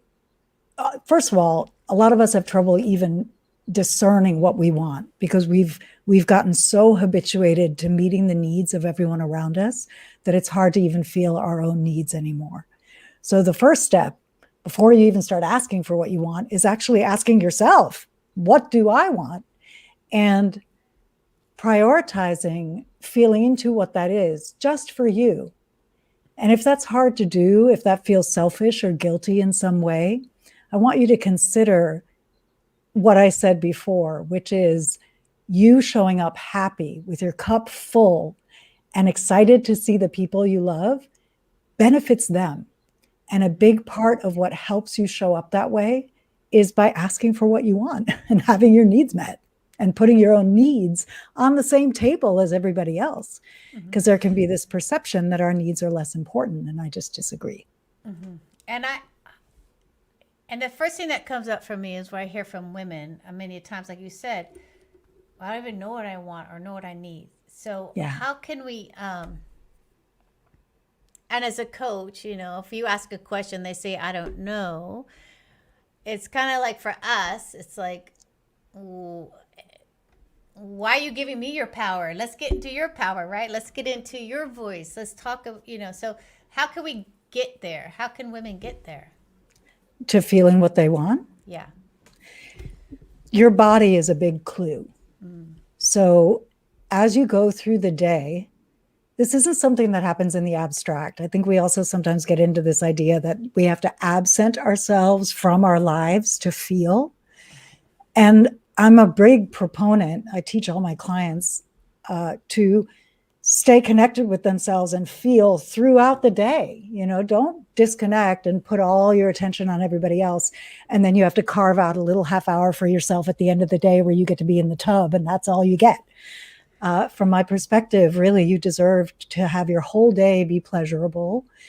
It's not that you never do things that are not enjoyable. I mean, somebody has to clean the toilet and sometimes that person is you. But if you can focus on how your body is feeling throughout the day, notice what has you feel lit up and excited and what makes you contract. So be like a researcher of yourself. Get curious and like, oh, when I drink this tea that's supposed to be really good for me, but tastes like crap, like what happens in my system? Oh, I actually feel worse because I don't like it. Well, then don't drink the tea. Like there are 10 other teas that might be better for you that your system lights up and goes, yum, I love this, right? Yes. So you deserve to drink a tea that tastes good, even if the prevailing wisdom says, oh, you should drink this tea. So that's just a simple example, but really you can apply this to so many things, meditation. I notice this a lot, right? I've been meditating for 30 years, but not everybody's really suited to sitting meditation. And so I really explore with my clients because even though my focus is relationship, I do, because I have a health background, I often get into really navigating how to optimize their nervous system so that they can show up better in the relationship. Because if they're under duress and, totally traumatized and socked in under anxiety or stress or overwhelm, you can say all the right things to your partner, but it's not going to feel good because you don't feel good. So anyway, that's an aside. Coming back with meditation, it's important to find out what type of meditation suits you best. Maybe you're better suited to Qigong, like a moving meditation, or yoga or some kind of dance meditation than sitting. Not everyone's super suited to sitting meditation, even though I love it. So that's another example. So get curious, I would say, is the first thing. Find out what lights up your body and what shuts it down. And a great indicator for this, especially those of us who are women, is what happens in our genitals. Are you turned on? Does something turn you on? Do you feel a pulsation or a fullness or some kind of yes? Our pussies are like an operating system. They're like a GPS that can help show us what excites us and what doesn't. And it's really at the core of who we are, those of us who own pussies. It's a really useful system. Yes. Barometer type of system to help us understand, oh, I like this. Oh no, this shuts me down. Then from there, you can start asking for more of the things that light you up, choosing to do more of the things that light you up, and asking support for the things that shut you down. Maybe I had a client discover this just a few weeks ago. She was dreading having to clear out the spare room of their house because they had a Peloton that was arriving. And I broke it down for her, how to do it in a very simple way. And it still wasn't happening. And I was like, what if you just ask your husband to help you with it? And then I was like, what if even more, better yet, you ask him to do it? Like, would that be within the realm of possibility for you to give that to yourself? And she had this profound realization that she was assuming that the things she didn't like doing were the same things that he didn't like doing. But she was wrong about that, because he actually really enjoys tidying up, and especially if he knows it's going to make her feel good. So she asked him to help her with the room. And after about half an hour, he was like, you know what, why don't you just go take care of the kids, do something else, I'll finish it. And he just did it like that because he likes doing it. So all that to say, I think there are times that we choose to do too much, or we choose to not ask for help because either we assume the other person doesn't like it either, or we think we have to do it all ourselves to be worthy of love. Comes up a lot. And I invite you to be uncomfortable and ask for more support, and ask for more help, and ask for, just like another client of mine with 2 little kids, if she likes to sleep in, and ever since she had kids, she can't sleep in. And she said, you know what? I would be such a nicer person if I got 1 morning a week to sleep in. So now she gets Saturday morning, her husband takes the kids, she comes out of the bedroom like, hello, I have arrived, because she's had time to herself. And it makes her a happier person throughout the week. And her husband's happy to give that to her. And it benefits the whole family. So that's step 1, is feel what you want and ask for it.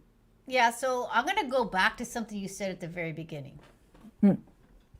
which is what I think, is that women think they need to just go and give themselves a half hour at the end of the day. I'm like, that is mind blowing to me, because to me, that's like, really? That's all you get? And then the other thing if that, but then is that really, like, can you still get what you need, like you were discussing, like talking about, like, get what you need and showing up as yourself throughout your day if you choose that as being important? Can you where's the question? Sorry. The question is, I feel like how can we get rid of that lack mentality in women that they just going to get their little half hour? I mean, don't they deserve to have the whole day? Even if they have kids and a husband, don't they deserve to be themselves and do for themselves throughout the day? Yes, absolutely. And we have centuries of conditioning that go in the other direction from that.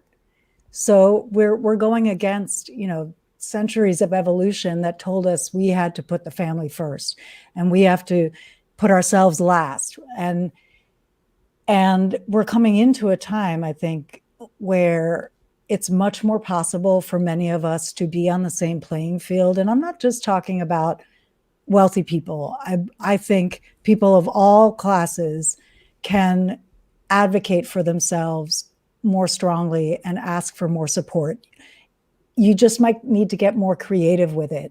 And in fact, I think if you look at more communal village type living, they have it down. I mean, the whole, it takes a village to raise a kid. Like people share the child rearing, people share, you're out of sugar, you go to your neighbor to get the sugar. Like, I think part of this epidemic of disconnection and overwork on the part of women at the moment in more developed societies is a result of having lost the more communal and resource sharing kind of environment that really served us a long time ago.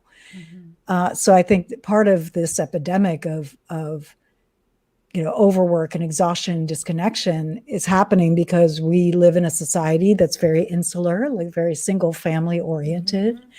And we also live in a society that values production and achievement and doing over beingness, over receiving. This is what I see a lot in my clients, is their muscle of receiving is very underdeveloped, but their muscle of doing is hyper developed. And so part of what really smooths things and improves relationships is when you become a really elegant and gracious receiver. Mm-hmm. That's where I want to go, because I have clients also who are like, those 20 years, I sacrificed myself for what? Right. I put my writing on hold. I put my life on hold for what? Yeah. Oh, it's so beautiful. You bring me so perfectly to step 2. Thanks for teeing that up so gorgeously, because step 2 is to check your complaints. Notice what you habitually complain about. And instead of just lobbing the complaint, either talking to a friend about your crappy partner or talking to your crappy partner directly about it, pause for a second and ask yourself, what is it that I want that's underneath this complaint? Because every complaint is a veiled desire. So, if it's like, oh, he's on his phone, I'm saying he, but I mean he, she, I work with non-binary, queer, straight folks. So forgive me for saying he, just for expediency here. Oh, he's on the phone all the time. Like, I don't want, and so you complain, right? Like, oh, why are you on the phone all the time? I don't like that, right? It would be so much more effective if you took a minute and asked yourself, okay, what bothers me about him being on the phone all the time? Oh, well, it feels like he's not paying attention to me, like his attention's divided, and that he's not really interested in me. Okay, then ask for attention directly. That's the thing you want. Don't push him away with the complaint. He's certainly not going to want to give you more attention if all you do is bitch about the phone. So instead, do the vulnerable, scary thing and ask for what you want. We're back to step 1. So check your complaints, because those will also help you discern what you want. And then what you say is, hey, would you put your phone down while we're eating dinner? Because I'd love to have your undivided attention. Mm-hmm. Isn't that just so much hotter? I mean, like, my body just relaxed when I said that. I don't know about y'all, but right? It's just so much more inviting. And can I just say step 3 real quick before we keep going? Or is there something you want to go deeper on complaints about? Well, it feels like that is very inviting, but that's not how we were taught or modeled. No, we don't have models for this. I mean, what I'm talking about is revolutionary. Mm-hmm. This is not how my family worked, at all. My family worked with stonewalling and criticism and passive aggressiveness and all the things. I've had to learn this. I've trained really hard to be an amazing partner. This is, we train for our work. We go to school for years, but none of us few of us like me go to school for how to learn relationships well. Mm-hmm. And this is why I'm so passionate about teaching these skills, because so much of our unhappiness in relationship is preventable if we just knew how to show up differently. So the third piece is around coming from the assumption, like the a priori assumption, that you're on the same team. Because many of us in relationship come from a position of combativeness, like I have to fight to be heard. Like maybe we weren't listened to in our family of origin very much, and so we had to fight to be heard in our family. And then we come into our relationships with that idea, or we come into the relationship with the fear that I don't matter or I'm invisible. And so anytime that your partner does something slightly submissive, it falls into this deep well of invisibility and suffering around not mattering. And so then you're often running into a fight or flight kind of state. Mm-hmm. So if you come from the assumption, and this is something I really had to practice, when you come from the assumption that you're on the same team, you approach any conflict you're in so much differently, because you can look for the creative solution that serves the relationship instead of getting polarized into my way or my way. Mm-hmm. And I like to have my clients name their teams. Like Patrick and my team name is Team Love Bomb. So we'll be arguing and one of us will stop and we'll just be like, hey, Team Love Bomb. Like if we were going to look at this from the perspective of Team Love Bomb, how would we approach the situation differently? And then let's the creative solution emerge from either him or me or both of us, some blend of the two, but we find the solution that serves the situation instead of fighting to the death to win. Does that make sense? Yes, because I always look at all relationships. Yes, how can we create a win-win here? Exactly. It's another way of creating a win-win. How can we both come out of here, not with everything necessarily, but let's create win-wins that we can come closer together in our in moving forward together, right? Amen. You might not get everything you want, but you might get the thing you need. Is that a Rolling Stones song? But it's such a deep truth, right? Yeah, it might.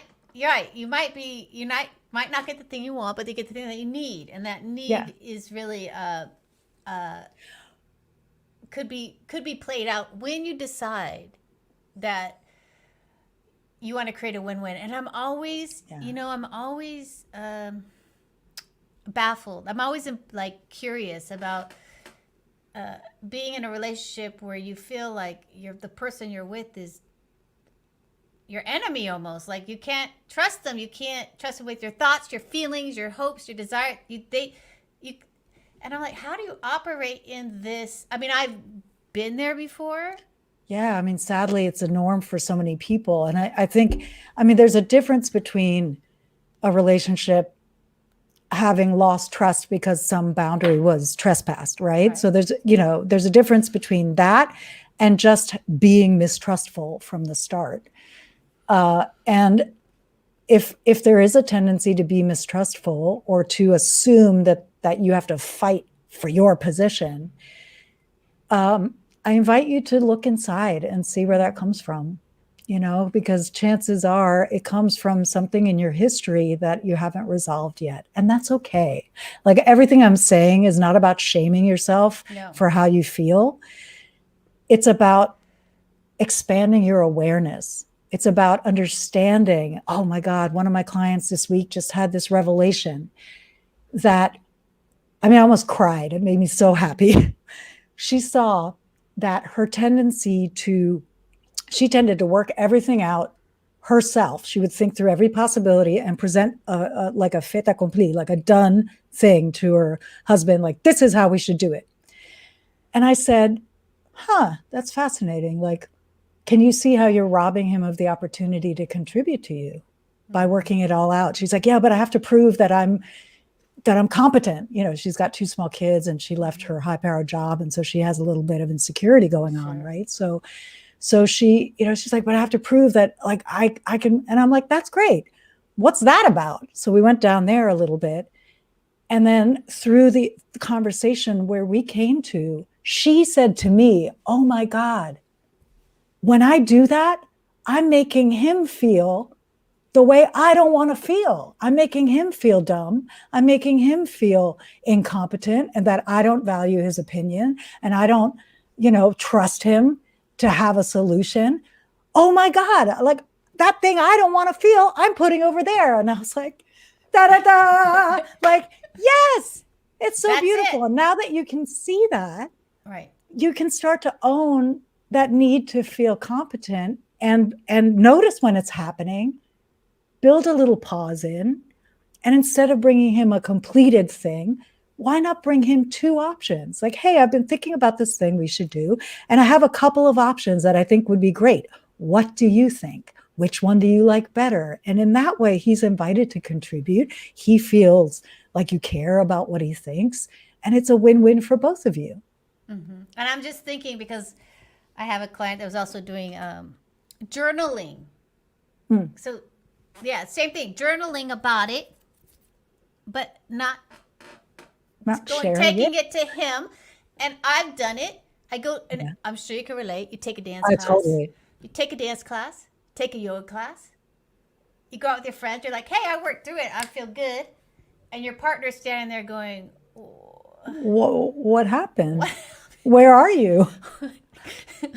Where am I really? Where am I? How is this a relationship? How is this a partnership? Oh, I hear that. Especially I tend to work with pretty sort of type A, I'm fairly type A. I'm a very high powered person. And I went to like all the best schools and I did all the things, 2 master degrees, blah, blah, blah. And so it's really can be very humbling to show people our less than perfect side. But as Brene Brown says, I'm going to bastardize the quote, but she says something like, the thing that we most want to hide about ourselves is the thing that actually makes people feel the closest to us. Like it's the thing that people most want to know.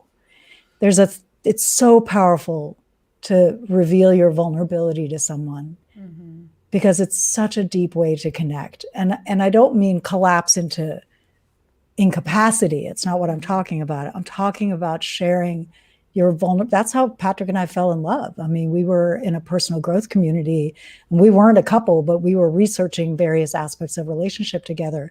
And we did a 7-day research around saying the actual thing instead of trying to pad it and make it beautiful and perfect and all.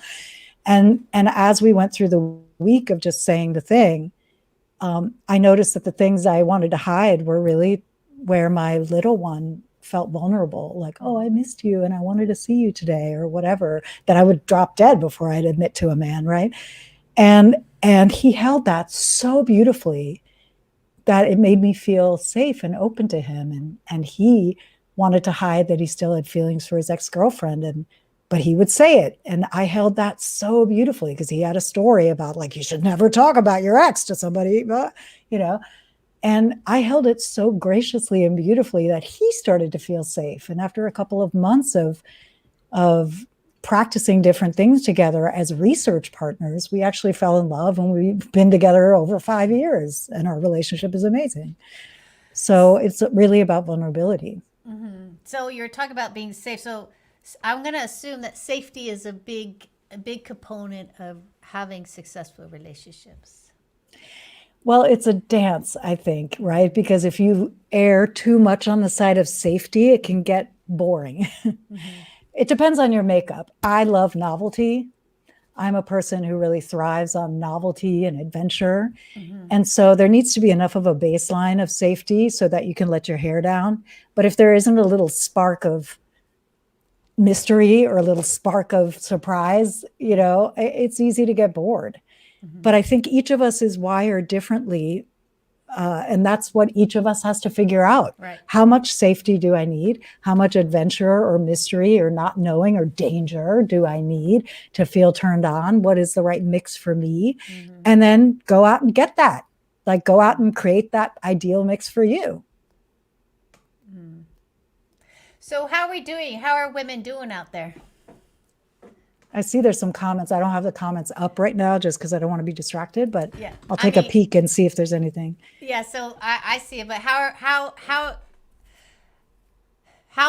in your practice, like how are we doing? Are women doing better? Where's like I see. I thought you were doing like an audience check. We're gonna bring this in later. Oh, okay.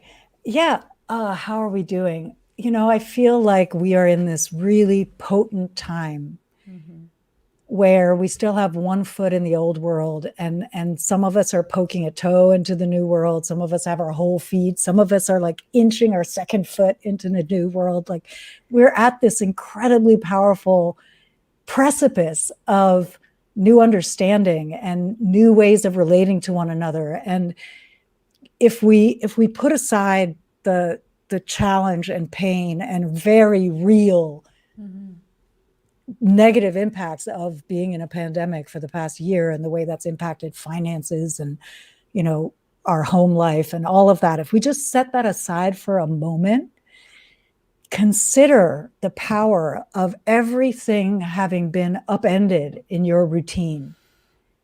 What a potent time this is to ask yourself, was that really working for me? Is there anything about this new way that is working for me that I want to carry forward? I hear over and over again from women who are like, oh my God, I was on the rat race and it was like, I didn't know how to stop and life stopped me. And is it okay to say this? I'm kind of glad. right? There's like a shame in admitting that it's been good to slow down, even as it's been hard, right?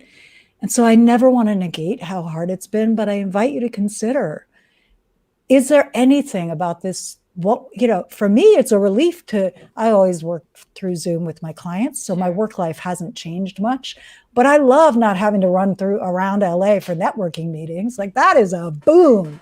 I would rather stay home and not get stuck in traffic any day of the week. And I get to be so much more connected with my entrepreneur sisters all over the planet now than I was before. Like, that's kind of cool. Clubhouse, kind of cool. Like, there are some new things that have come out in this time that are good. So I see a real mix here in my practice of women who are kind of disoriented and like, I don't, part of them wants to cling to the old way, but they've been broken open, and there's a willingness to do things differently now that I find really potent and exciting.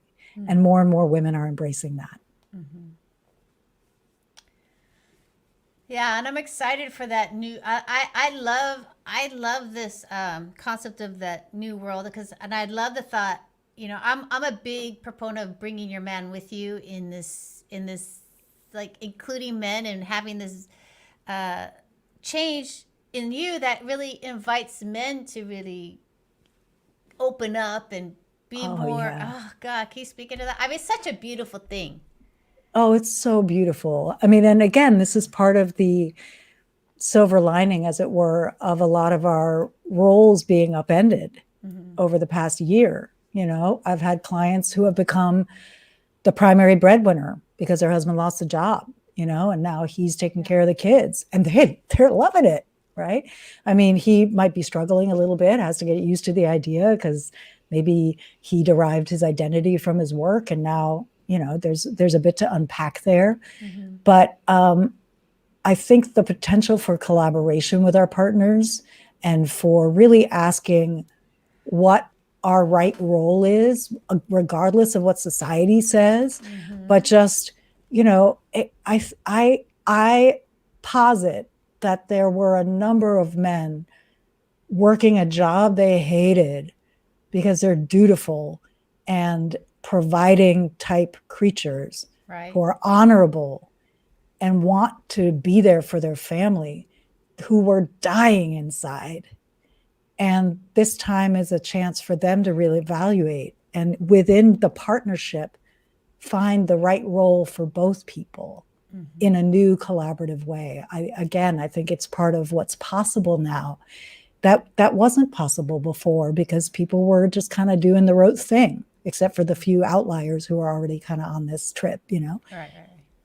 Yeah, I love that. I love the thought of that and the possibility in that. And it's exciting. It's exciting. I think it's exciting. Yeah. I think it's a beautiful moment. So it is. I've worked with, I primarily work with women, but the men I've worked with have just been, just such beautiful hearts. I think we don't spend enough time acknowledging the nobility of heart, of the healthy masculine. We spend a lot of time focusing on the toxic shit around the masculine. Excuse me for my language. Okay. I'm from New York. It happens. Yeah, but, we don't spend enough time acknowledging the nobility of heart and our power to call that out of a man, because we have that power, and we don't use it enough for good, in my opinion. I agree with you. And not only that came from being with someone, that having that experience. Before that, I never had that experience of like that relationship of just non-judgment. It's like it was so beautiful because then both people could flourish. Yes. Both people could live in their own thoughts and paths, and and still we come together. Yeah, there's such beauty. I mean, you just described an adult relationship, really, where the purpose of the relationship is for each person's individual growth. And how do you come together to serve each other, yourself and the other's growth? How do you support one another and it really flourishes in that. I love that you brought in non-judgment, because it really flourishes in that kind of environment, where you don't have to look over your shoulder all the time because you're afraid you're going to be criticized, but where you can actually bring to each other different things you're thinking of trying or what's happening. I mean, this morning I was crying about something and Patrick just like dropped everything and was present with me, and then I cried it out and I kept moving and he kept moving, but it was just so beautiful that he was just present to what I needed. I was going to push through and keep going. He was like, I think you need to take a minute and just pause. And I was like, and then it moved through. Yeah. And so, there's just so much beauty possible between us if we learn to invite it and show up in such a way that it's a given. Yeah. So I know you have a free gift for our audience, a quiz. Yes, So I have put that in the chat box. You got the chat? Okay, great. Yeah. So I have a quiz called "What's Your Relationship Style?" And I've identified 4 stages of consciousness that folks tend to be in around relationship with themselves, with others, with life. And I call that 4-stage continuum the alchemy continuum. And it really has to do with how well do you alchemize challenges, what's not, what you don't like about yourself, what's difficult for you with other people, how well do you alchemize those things, and how much agency and power do you have? So depending on how that's all operating in there, you can be in any stage of the continuum at any time. Like you might be super able to alchemize things in your work, but it's harder to alchemize in your relationship. You might get knocked down there a little more, right? So we all have different areas of growth where we are further ahead and further back. So this quiz helps you assess what your dominant stage is.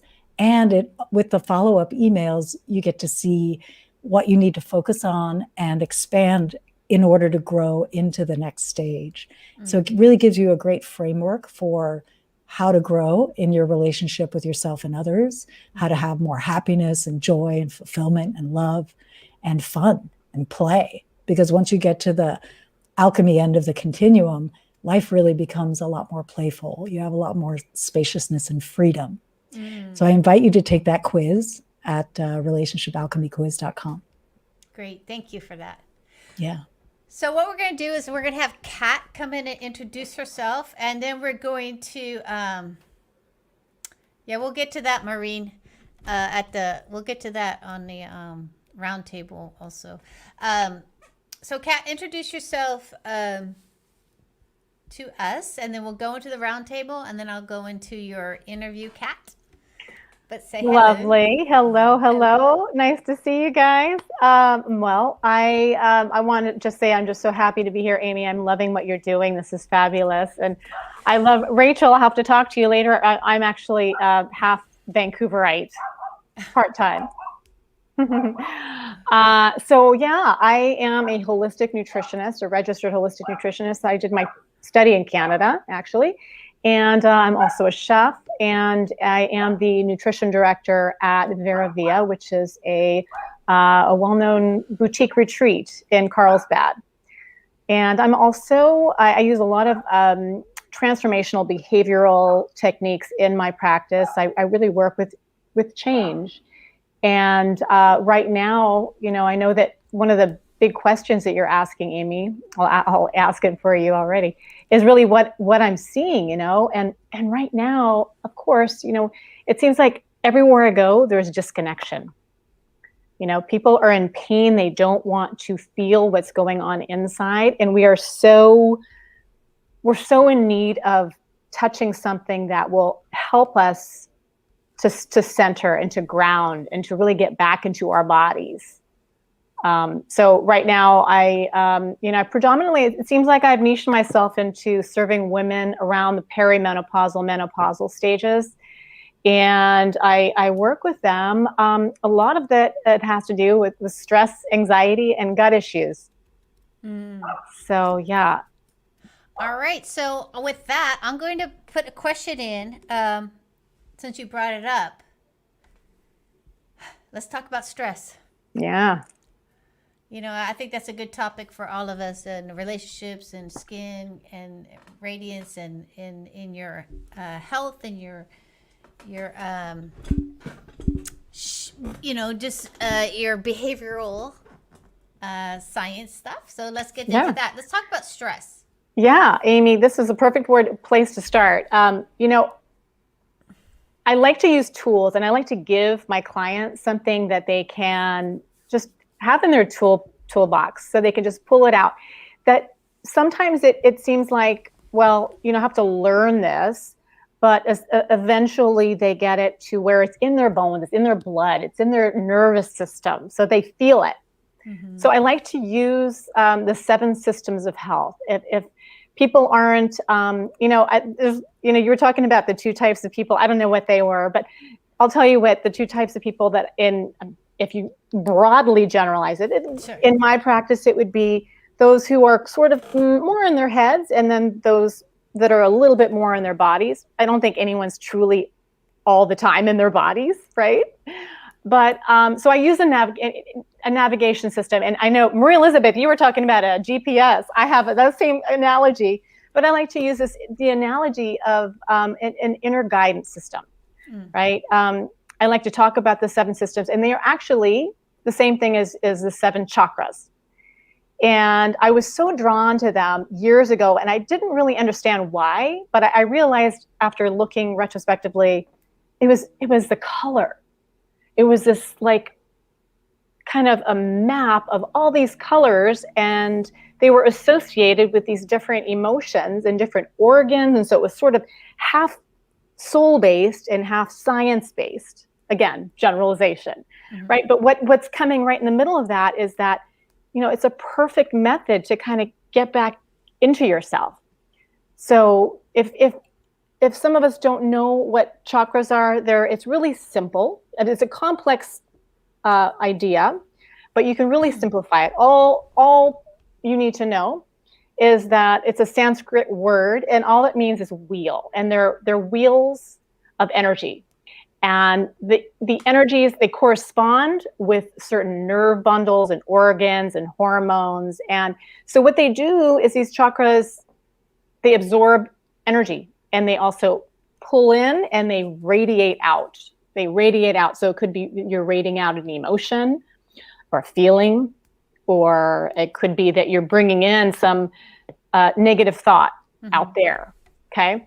So you're talking about stress. And so we can start at the first chakra. And the first chakra is the most fundamental one in every body's life, right? Because if you don't have this in balance, you can't really make any changes. You can't do anything. You can't get substantial, change if your first system or your first chakra isn't flowing, right? So if you want to think about it as in energy and flow. If we don't give our first chakra enough energy, you're not going to get the energy to pull out. So like I was saying, they all have their organs, tissues, glands, that kind of thing. Can you hear me okay? I'm getting some really weird sounds in here. Perfect. And there's also physiological issues, right? Or physiological aspects. There's emotional aspects. And then also we can talk about this. Obviously, I'm a nutritionist. I like to give some nutritional guidelines about how you can help balance them. So super simple. The first chakra is your root chakra. Okay, so it's your grounding. It's your safety. It's your, if you want to think about organs, tissues, glands, you want to think about your adrenals, your stress glands, right? So, when this chakra goes down, you want to think about inflammation, right? You also want to think about adrenal dysfunction, nervousness, anxiety. Too much doing creates this. And this is where my clients come in. And, I bet you ladies will identify with this. You sort of attract who you are either were kind of trying to move away from or trying to get help in being less of, or it's some sort of relationship like that. And it's fascinating that, Amy, you too, right, as a coach, I'm sure you can identify with that. Yeah. So here's what we're talking about is adrenals. We're also talking about anything that protects us, anything that gives us structure. So what I love about this is this work is totally metaphorical. If we want to think about support and structure, you want to think about what Rachel was talking about is grounding, right? Putting our feet on the earth, right? But what about if you want to look at what other support systems kind of come into the play here in our bodies, right? It's also our structure in our bone structure. It's our skin, right? It's our nervous system. So it's super fascinating in that it's just our base. It's our baseline. And I've talked to a lot of therapists and psychiatrists about this kind of thing. And really, they always say if the adrenals or if the nervous system isn't supported, it's very difficult to get the work done with the client or the patient. So, all right. So Maria Elizabeth, you're up. Stress. Talk about it in relationships. What happens? What, tell me about that. Well, I love stress within the context of relationship. I love to talk about how important it is to understand your stress style and the stress style of your partner. For example, and I'll illustrate this through a story. When I get stressed out, I start to move more quickly. I try to get more done. I get frantic. I pack more in. I speed up. And Patrick, with his engineering background, he slows down. He gets more deliberate. He might even make a spreadsheet, And if we're not careful, our two stress styles end up in a fight because I'm like, what? We need to go, And he's like, I can't be with you when you're like that, right? And he's getting really slow and deliberate. And I'm like, come on. So what we've learned to do is, because we know this about ourselves, if he sees me speeding up and I don't catch it first, he'll say something kind like, hey, I notice you're speeding up. Are you getting stressed out? Can I take something off your plate? Right? He proactively names the thing he's seeing. And the same for me. If he starts slowing down and he doesn't catch it first, I might say, hey, I notice you're slowing down. Are you stressed about something? Can I help? Right? So right off the bat, we're not shaming each other. We have the nervous systems we have, right? And we can learn how to work with it. So there's the automatic response that happens in the nervous system based on how you've been conditioned since you were a baby. And then there's how you relate to that. So you can either just go unconsciously into the reactivity and just keep going down that track, or you can learn to notice, oh, there's my system. It's getting activated. There it is. I'm getting stressed out. And then you pause and you build in a gap. And in that gap, you have the power to choose a new response. So in a relational fashion, in relationship, we've learned how to build in a gap with each other by asking, hey, how you doing? What do you need? Instead of immediately going down the track of judging each other's ways of responding to stress as being wrong.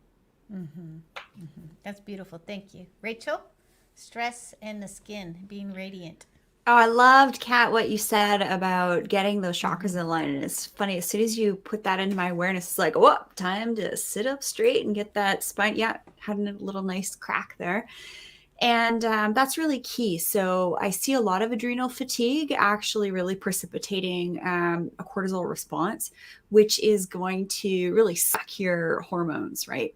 So with women, we're kind of always needing to do things to help regulate ourselves and keep our hormones in homeostasis. And again, with the loss of estrogen, we lose more elastin. And how stress really displays on the skin is that a little bit of that crepiness, but primarily I see more acne, more breakouts, inflammation happening in the body, in the gut, just an accumulation of toxins.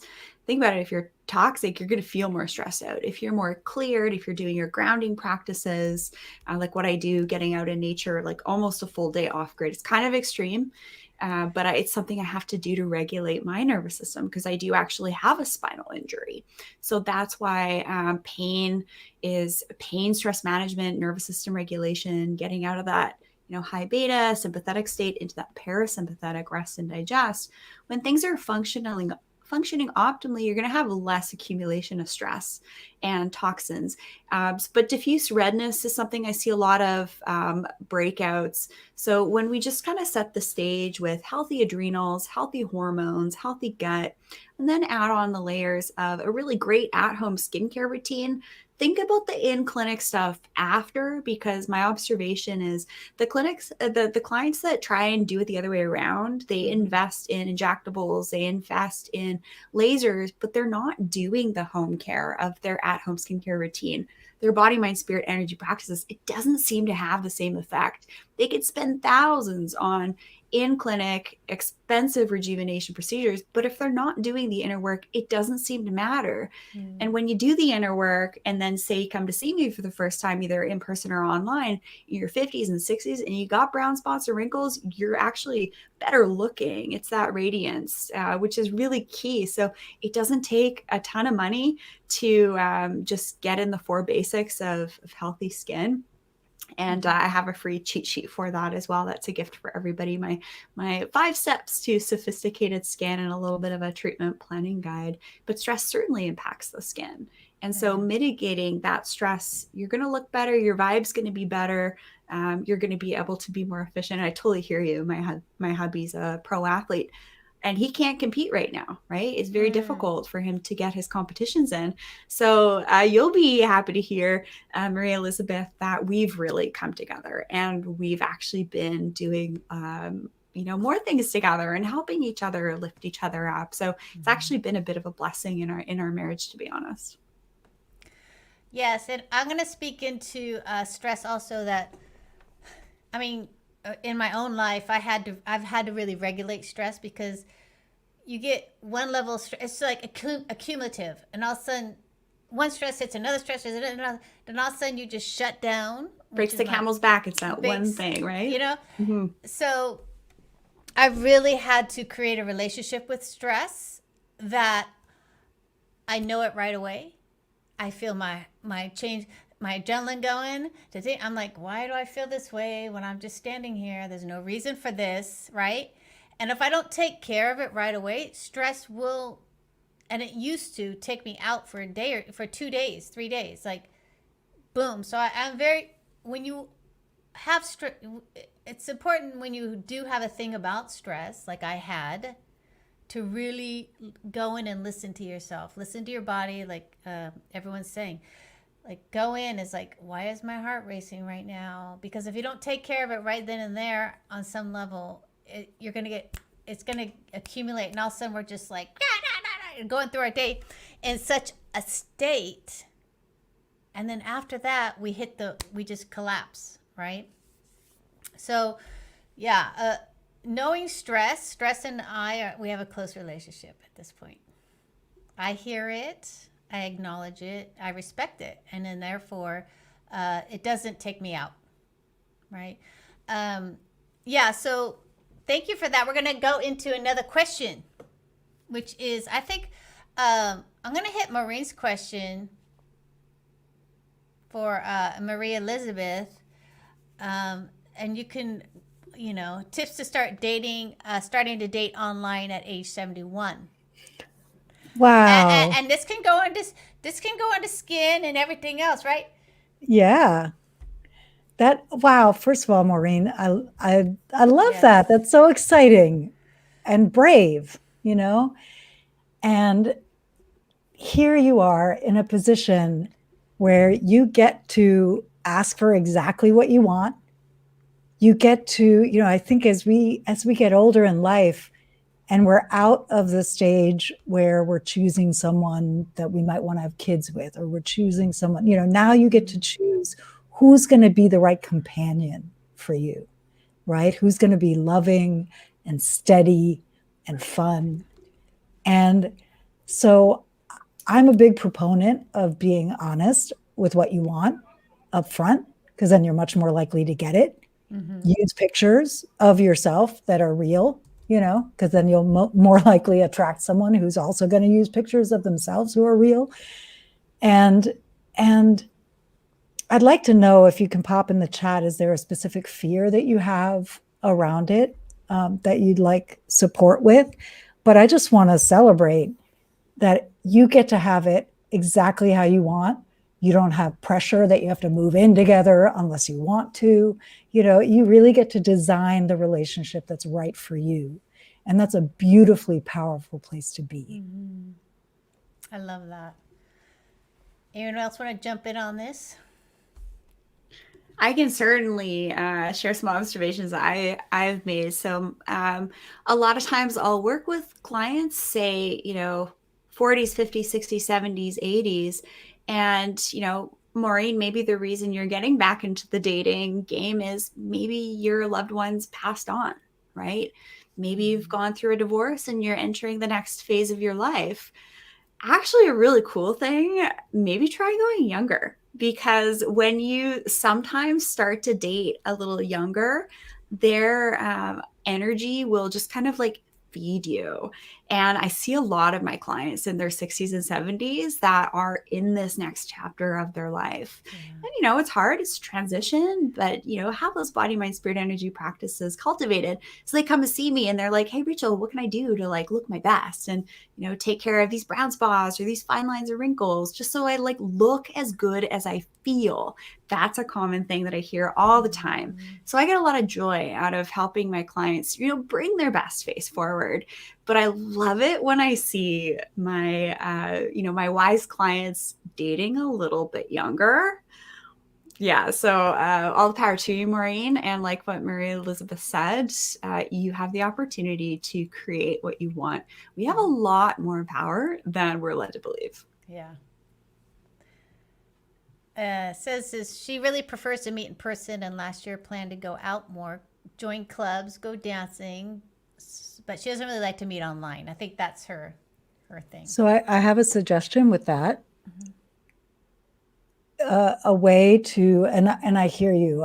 I actually don't coach people around online dating. It's not my, some people coach people, this is how you make a profile. That's just not my area of expertise. It's really, I'm more about how do you become the person on the inside who can have the love you want on the outside. So I do that piece. And I love how you pointed to that, Rachel. Thank you. And I love the piece about dating younger. My partner's 14 years younger than me, and it just works. It's awesome. So I highly recommend that. And they're also likely going to be more, fresh thinking, open to different arrangements, perhaps, because they're less stuck in their ways, maybe. So what I would suggest is, sure, try the dating apps, but another great way to meet people online is to do what you love doing and join a club or a community or some kind of activity online that's centered around something you enjoy. So the focus is on, here's a group of people coming together to, I don't know, obviously not hike dancing online, but go dance. Maybe you're dancing in your living rooms, or you're playing cards somehow collaboratively online, or a book club, or watching a movie together. Everybody's watching the movie and talking about it online. Yeah. Choose some activities you enjoy and get involved socially through the activities. And that allows someone with similar interests to be there too, and maybe something sparks that way.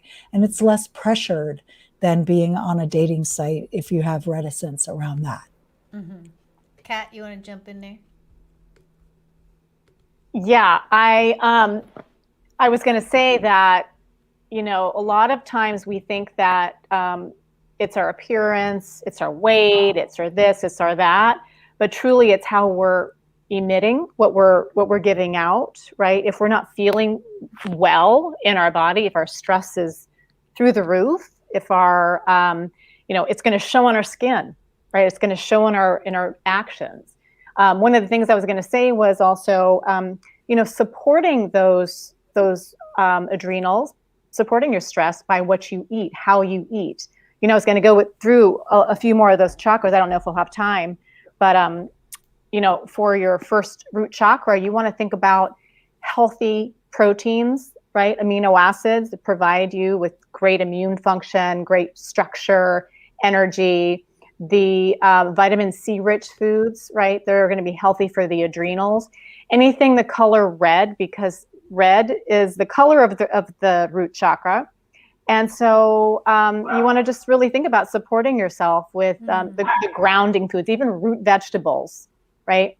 Sometimes we feel like we need to ground. Well, we can look at the foods that actually grow in the ground to support us with that, as well as fiber. Yeah. And Maureen, I'm also a dater, so I think I'm the only single one on this panel. And it's interesting. Yeah, I think younger is better to go. But I found online dating a good practice for me to actually ask for what I want. And when I went on these dates with people, I made the intention to show up as myself, and made the intention to have a good time and not focus on the result. And so I think what we were talking about, I told you I'm 52. I'm 52 in LA, which is like 80 in other places, right? But I still have fun. I still do it. And it's, just enjoy yourself and, enjoy that process of discovering, like verbalizing who you are to a stranger is such, it's such a beautiful thing when you start doing it. And I think to different men, it's like verbalizing who you're claiming, like who you are and what you believe in, who, it's really empowering. I found it very empowering. So Maureen, have a good time. Good luck. We're pulling for you. And, it's super fun. No matter what age. My mom was dating at 80, she's like online. So I'm. Maureen, nourish your throat chakra. Okay. There you go. Right? So that's your speaking of the truth, speaking of your authentic self. Yes. So, yeah. All right. So what happens now is we go into Kat's interview. So I thought we were. I was confused. No, now it's your time. Okay. It's your time to get into speaking. And I know, Rachel, I think I forgot to post your gift, so we're going to put that at the end. It's been 5.5 hours, ladies. I've been moving on this live, so sorry about that, Rachel, but we will get you in there with everybody else. So, okay. No, you're on, Kat. This is your time to shine. Okay. I was confused there. I thought maybe you forgot. No. This is your time to shine. I was nourishing my throat chakra. Yeah. So I know you introduced yourself in the beginning, and so tell us more. Tell us more about how. I know you wanted to speak into self-love through relationships and your heart chakra. So and using chakras to really move your life forward, it sounds like, to getting unstuck and understanding what's happening.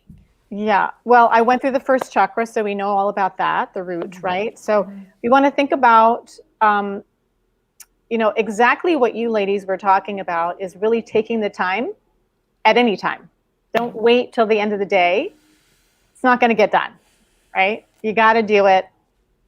Either if you feel that you won't just do it normally or every day in any point in time, bare minimum, do it in the morning. So it will get done, right? Do the most important thing is you in the morning. No holds bar.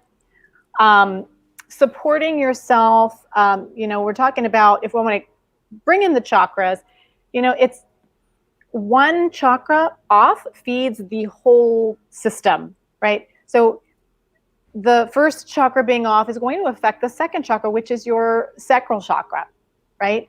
That is your sexual energy. So if you don't have your adrenals on par or balanced, you're not going to feel creative. You're not going to feel sexual. So it's really important that this sort of, you want to really feed the chakras, feed with the color orange, right? Anything orange. And it's interesting too, Amy, that a lot of the if you think about nutrition for our sexual organs, let's say our reproductive organs or sexual organs, sorry, my dog is distracting me back there. But beta carotene, vitamin A, anything orange colored, like I was saying, yams, sweet potato, squash, carrots, all those in that department, they convert into vitamin A. Truly the only like really strong form of absorbable vitamin A, like really 100%, is going to be in animal products. The vegetables will convert, but not fully. So if we're talking about vitamin A, we need that for eyes, skin, hair. We need it for proper immune function, reproductive health, urinary tract health, as well as another one with the sacral chakra. Doing too much in general is going to stop that flow. You want to think about, we're talking about physiological as well as lifestyle, right? And psychological. Doing too much is disrupting this, but when we disrupt this, we're not going to have that passion, that creative, that artistic, that movement, to feel playful, to feel joy, and to create. So okay, because what's coming up is, you're saying those things, and I know a lot of women have a problem with all that playing, joy, sex. Right.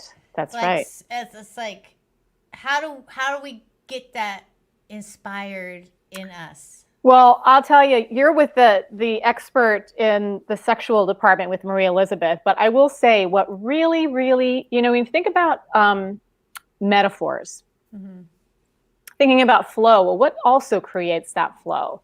One of the things I did over this last month is I just bought all this stuff on Amazon. I bought colored pencils and pens and watercolors and all this stuff.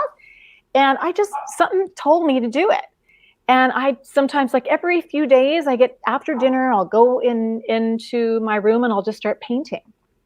And you'll be so surprised what you start to feel and what you start to produce. And it just moving that creative flow helps us to feel more inspired. And, it also, once we really put, and I always like to use that term, nourishing the chakras. When we're nourishing that chakra, you're going to feel and you're going to find that you're going to nourish other parts of your life. And you're also going to start thinking creatively on how you can make your life better, how you can inspire yourself more, what you can do to move forward. So everything that involves your life, really moving forward, is in that fluidity. Yeah. Yeah, because then when you have that, so do you go in there with meditation? What do you do? How do you get in there? Yeah, definitely. I personally, I like movement. So if I'm outdoors or if I'm dancing or if I'm working out, to me, that's my fluidity. That's my release. That's my kind of going with the flow, right? So the other thing is, we don't want to just get stuck on one chakra. And my dog is driving me crazy. So can you just hold on for 1 second? We're live. I'll jump in. One of the things that I do is I play guitar, and music's really helpful for me as well, just to kind of get things flowing. Yeah. Just can't concentrate, when there's a dog barking behind you. Yeah. So what was your question? Oh, so just getting into that flow. So you do it by dance and walking. Rachel just says she does it by playing guitar. And it just... I'm a writer. Oh, Elizabeth's a writer. So it's good to know what brings inspiration in for you. Right. Cooking as well. Cooking is just a no-brainer. It's just what I do. And, I'm working on a few things right now in that department. But, and there is also this fear I find in my clients, fear of doing something wrong and like have to follow a recipe 100%. I've got to do this and I need a meal plan for structure. It's like, okay, I'll give it to you. I was very resistant at first, but finally I started doing meal planning and it's very successful. But it really inspires people to just kind of trust themselves, right? Take some risks and take some have some fun, be playful. It doesn't matter. You can always sprinkle some basil and Parmesan cheese on it and call it a day. Olive oil and garlic, it'll be fine. So now I want you to go up to my solar plexus, which is always my, yes, my digestion. My little demon. Oh yeah. Yeah. That's the third, right? That's the navel center. It's the fire, I like to call it. And that's our, like, again, our power. It's our energy. It's our self-esteem. And it could also hold you back, right? Hold you back from taking risks. It could hold you back from being your authentic self or having confidence. And it also can be you can be over targeted on that fire. You can be the doer. You can be the, not the beer, but the doer, like me. So I personally have to really feed that chakra every day, right? I got to really ground and also, it shows up in a lot of us as gut issues. So when we have that stress, what we're talking about, we produce less digestive enzymes, less hydrochloric acid, what we need to break down foods. And a lot of times, a lot of my clients, they'll have such gastric complaints and lack of acid that, they're more at risks for infection, for parasites, for overgrowths, and that can be a problem. Yeah. Yeah, I always have to, that's like my first, like, okay, I'm off. My solar plexus is just like, dang. And thank goodness that you're aware of it. So you clued into that. And this is exactly why this is so important, is that you're able to say, it's like a little bell. This is off. I need to go back here and nourish that area, right? What can I do, right? Not, let's just have a bottle of wine tonight, or let's just drink 3 cups of coffee, or, all that of the other, right? It's inside of us. And then in fact, yeah, sorry. I was going to say that, a lot of people like affirmations. A lot of my clients, it just depends. I personally don't, for me, affirmations are nice, but they don't really sink in. I have to, I like to journal, and I like to process things that way. But for a lot of people, affirmations are nice, and it really works for them. So for that area, you can think about, thinking about, I release the need to control. Right. Everything has to be controlled all the time. And that's why we have that problem. A lot of people have control issues. They have constipation. Yeah. I take a Hoover vacuum and I vacuum my chakra out. In my meditation, take a Hoover, I just vacuum it out, clear it out. I thought you were saying like an enema. No. Because a lot of people do coffee enemas. Oh yeah. No, I go into my solar plexus and I Hoover that baby. I just take it and just. Great. Yeah. This is all about individual, right? Yeah, suck it out. Something works for someone. It's going to work great for a lot of other people, but sometimes we got to find our own. Yes. And that's what this is about. This is like releasing women. Exactly. I just want to release women and release them and find their own way of doing it. That's right. And I'm the first one to say I take a Hoover to my chakra. I mean, that's fine. That is right. Do what it takes. Yeah. And you think about that, Amy, that's energy, right? Yeah. It's energy, and you're emitting that energy to that area that will wake it up, or to kind of like say, hey, or give it some TLC, right? And clear it out. Yes. We're going to the heart chakra. The heart chakra is our center of protection. Right? We feel grief or depression. I just took a phenomenal course by a woman named Carla McLaren. She is the emotions expert. I don't know if anybody knows about her. She is amazing. If you ever want to study deeply the emotions, this is the woman. She is, I have her book. Well, it's right there somewhere. But anyway, our center of, if you think about physiology, we're talking about the circulatory system, the heart, the breast area, the chest area. We want to look at the gifts of this area is really kind of putting us in touch with our ability to act vulnerably, like Maria Elizabeth was talking about, to connect. This is a hard one for us right now in quarantine time.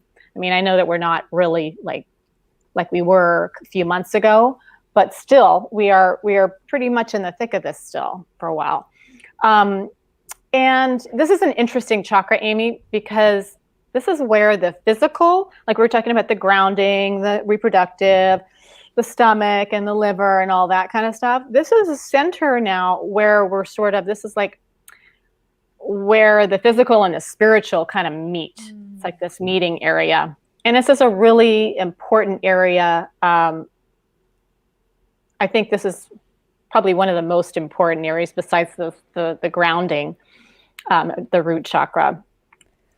One of the things that we see a lot of is when, and this is all Carolyn Mace, I don't know if you ever have heard about her. She's amazing. She connects the spirit with, she's a medical intuitive, connecting our body to what's going on in our lives, right? So a lot of times you'll see people that have very undernourished heart systems, like going through things like heart issues, like high blood pressure, like arrhythmias or breast cancer or things like that. It's not to say that they are directly connected, but there are correlations to breast and heart issues.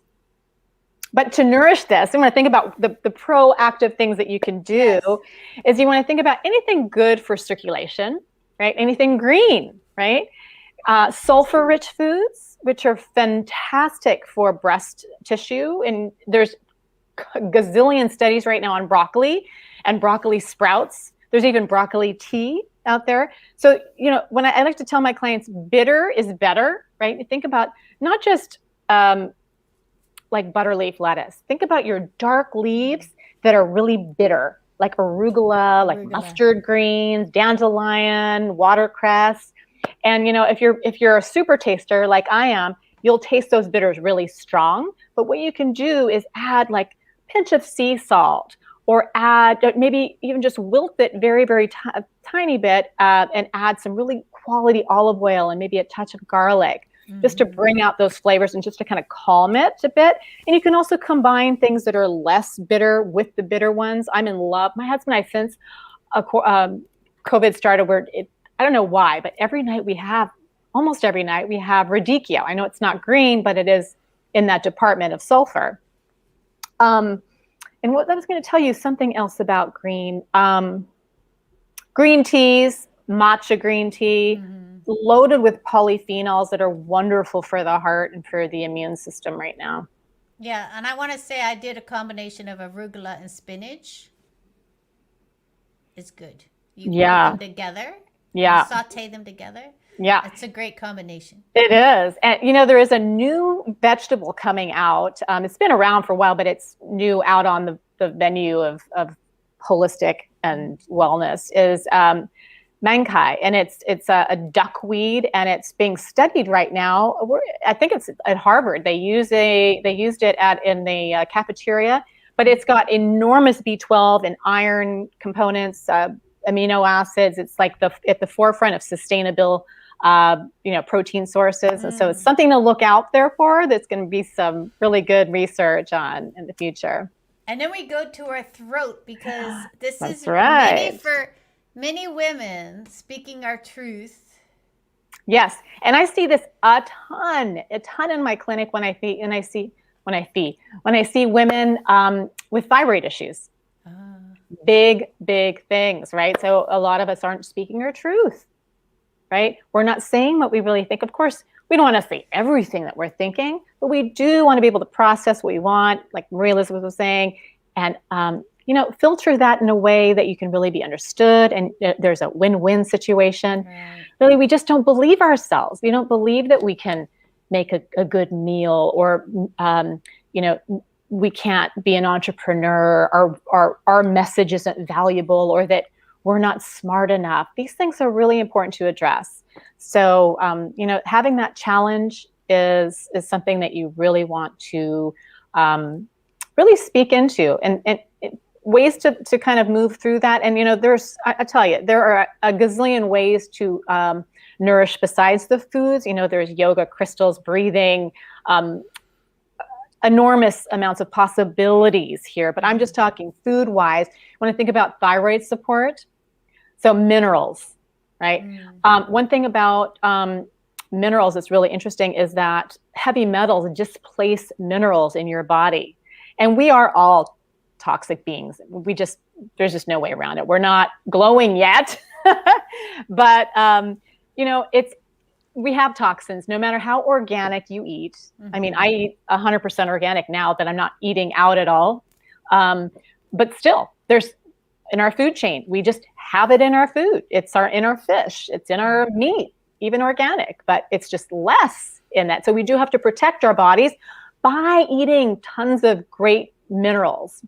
And so what we think about is greens, especially, this is my absolute favorite, sea plants, seaweeds, sea vegetables. I know in Vancouver, you guys are way more open and in the US about using sea plants, but you can get seaweed, pretty much anywhere. If you go to any Whole Foods, you can get it. It's a bag packed in salt of various seaweeds. Soak that baby up and you rehydrate it, drain it up, and make a salad from it. There's always a recipe on the back. I'm willing to give anybody a recipe for a great seaweed salad.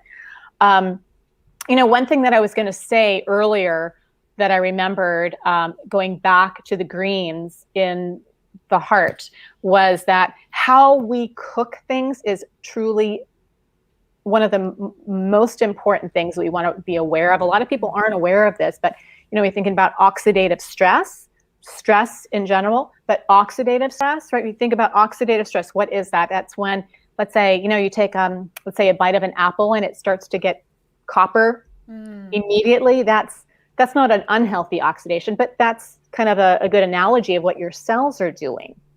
So that's just premature aging. It's also inflammaging, right? So how we can protect that is really consider how you're cooking, especially your proteins at home, even vegetables, right? Especially if you're cooking starches. Make sure you're not over browning your food. Make sure you're not overheating your oils. Your oils are extremely important to keep in that kind of undisturbed range, okay? So what you want to do is think about using the correct oil for the temperature that you're going to be cooking with. Personally, I don't believe in cooking any oil a lot. So what I do is I'll use, let's say, unless I'm grilling, which I don't do that much, or let's say sauteing something like a piece of meat, I'll use butter, ghee, or coconut oil. But what you can do is what you call steam saute, and take some either broth or stock or water and start your veggies like that. And then when you get that color, that vibrant color, and you get it partially cooked, then you take it off of the burner and then add your fat, then add your oil. So you want to have as least amount of heat disturbance to that food and to that oil. So that was what it is. Right. So we're getting close to our time off. So we only we have 4 minutes. So we have like your third eye and then your crown. So let's combine them. Yes. Okay. So your third eye is your really kind of your ability to have insight and to have clarity in your vision, right? You had a vision for this show, right? So you're using your third eye, and the gift of that is imagination. And how you can support that is through foods that actually have a stimulating effect on that. The color of this chakra is blue and purple. And so the stimulating effects of neurological effects of blue and purple food are amazing. There's tons and tons of studies on blueberries, especially wild blueberries. But also think about cacao. Think about purple or dark black rice, right? Those beautiful anthocyanidins that really help the brain and cognitive function. Also thinking about coffee. I'm not a huge advocate of drinking too much coffee. Coffee and me do not get along, but a good organic blend, if you can tolerate it. Chocolate, and those are all stimulating, right? But we don't want to go overstimulating, right? Because then we don't have clarity anymore. And then bringing in that crown, the crown is really our spiritual connection of out there, kind of that whole, your life's purpose situation.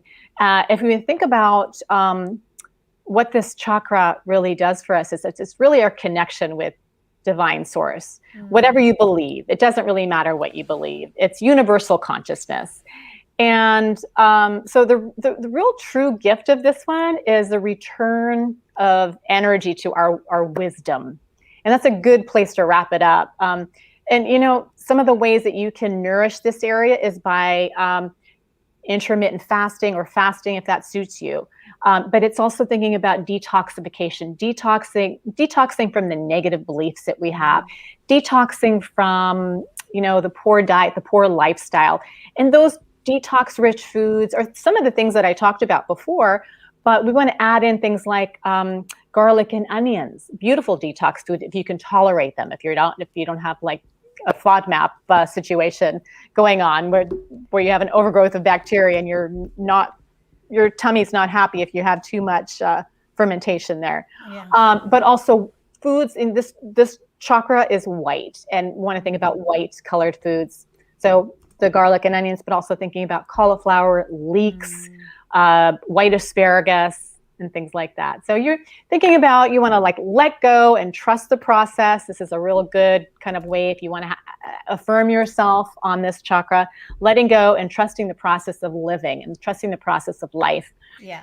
So beautiful, but we're on our time. So Kat, I know you have 2 gifts, and I need to you quickly speak on that, and then I have Rachel's gift also in here that I didn't do. Sorry.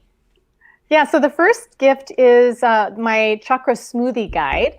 So it's a smoothie for every chakra. If you want to try and think about where you are in need, what you're in need of in a specific morning or a day. Try to make it as simple and user-friendly as possible, right? So you'll do it. I was thinking about doing a whole meal per chakra.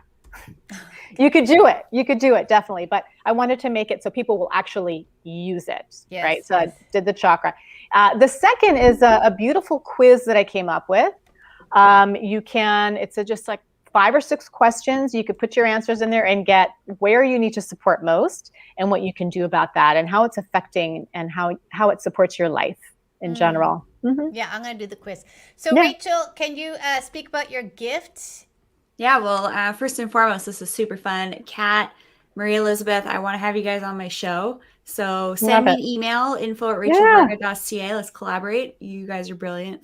Thanks, Amy, for bringing us together. rachelvarga.ca. Download my sophisticated skin cheat sheet. It'll just be a pop-up when you go on the website. I'm going to give you my 5 steps. So what you guys need to know about cleansing, moisturizing, sun protecting, exfoliation, how to use things like masks and serums. Really easy guide. And also as a special bonus for everybody on the show right now, the part of this Unstoppable You free event, I'm also including my my treatment planning guide. It's like a daytime calendar for planning out your rejuvenation stuff. So just Google my name, you'll find it. Can't wait to connect with you guys. Awesome. Great. And then I have also Marie Elizabeth, you're up with your Love Vitality bundle. Yeah, I put together a bundle for y'all. That's a Love and Vitality bundle, because it's all about setting yourself up to enter the day and with energy, with vitality, grounded in your body and in the qualities that you most want to emanate. So in this bundle, there's a 10-minute meditation audio called Embody Your Desired Quality. So you choose, do I want to be love today? Do I want to be clarity? Do I want to be peace? And then you actually activate that in yourself through this meditation that grounds you both in your body and in the quality. And then there's a 7-minute Qigong practice that I put together of 3 different exercises that move. I have this Chinese medicine background, so I love Qigong. And it's a combination of breathing and movement energy exercises that clear your energy out and also raise your vitality and open your breathing. And that you can do any time of day. Either one you can do any time of day. But I recommend, if you're looking for a morning practice, those 17 minutes are going to start you off so great. Yeah. and then just return to either one of them throughout the day when you need a little boost. So did you pop? You got the link. I Great. did it. It's in there. Yep. So thank you. And I just want to say, Yvonne, yes, thank you, Kat. I firmly believe in chakra flow, color of food. Mushrooms are important for our health, but emotional and physical, spiritual well-being. I believe in the healing of the chakra and having smooth energy flow. Sounds very beautiful, Yvonne. And she's healed cancer in herself and using exactly what you're talking about. You know, it's powerful stuff. Powerful, powerful information. So again, thank you, ladies, for participating. Bye. Thank you for participating and giving us your wisdom. So unmute yourself and say goodbye to everybody. And Thank you so much for bringing us Thank together. you. This has Really just been lovely. fantastic. I mean, I've known Kat for years. It's so wonderful to meet you, Rachel. I loved hearing you both. And Amy, you're just a light. Thank you. oh, thank you. Thank you, Thanks for bringing ladies. us together. Keep Yeah. that throat chakra open, ladies. Do some singing. Yes. Do Yes. follow like Yes. the tones of your chakras. That's a fabulous way to open up your chakras, and don't Right. evacuate your chakras. Like really open them up, but get them balanced, centered, grounded, and Yes. aligned. Yeah. So Qigong is perfect. Amen. All Thank right, you. ladies. Woohoo. On that note, we are out. Everybody out there, have a beautiful, unstoppable day. Thank you for participating with us. This is a monthly event, so be ready for March 10th and 11th. You will have another Unstoppable You to attend. So everyone out there, again, go have a beautiful day. Thanks, ladies. Take care. Bye, guys. All right. Thank you so much. Bye. Bye.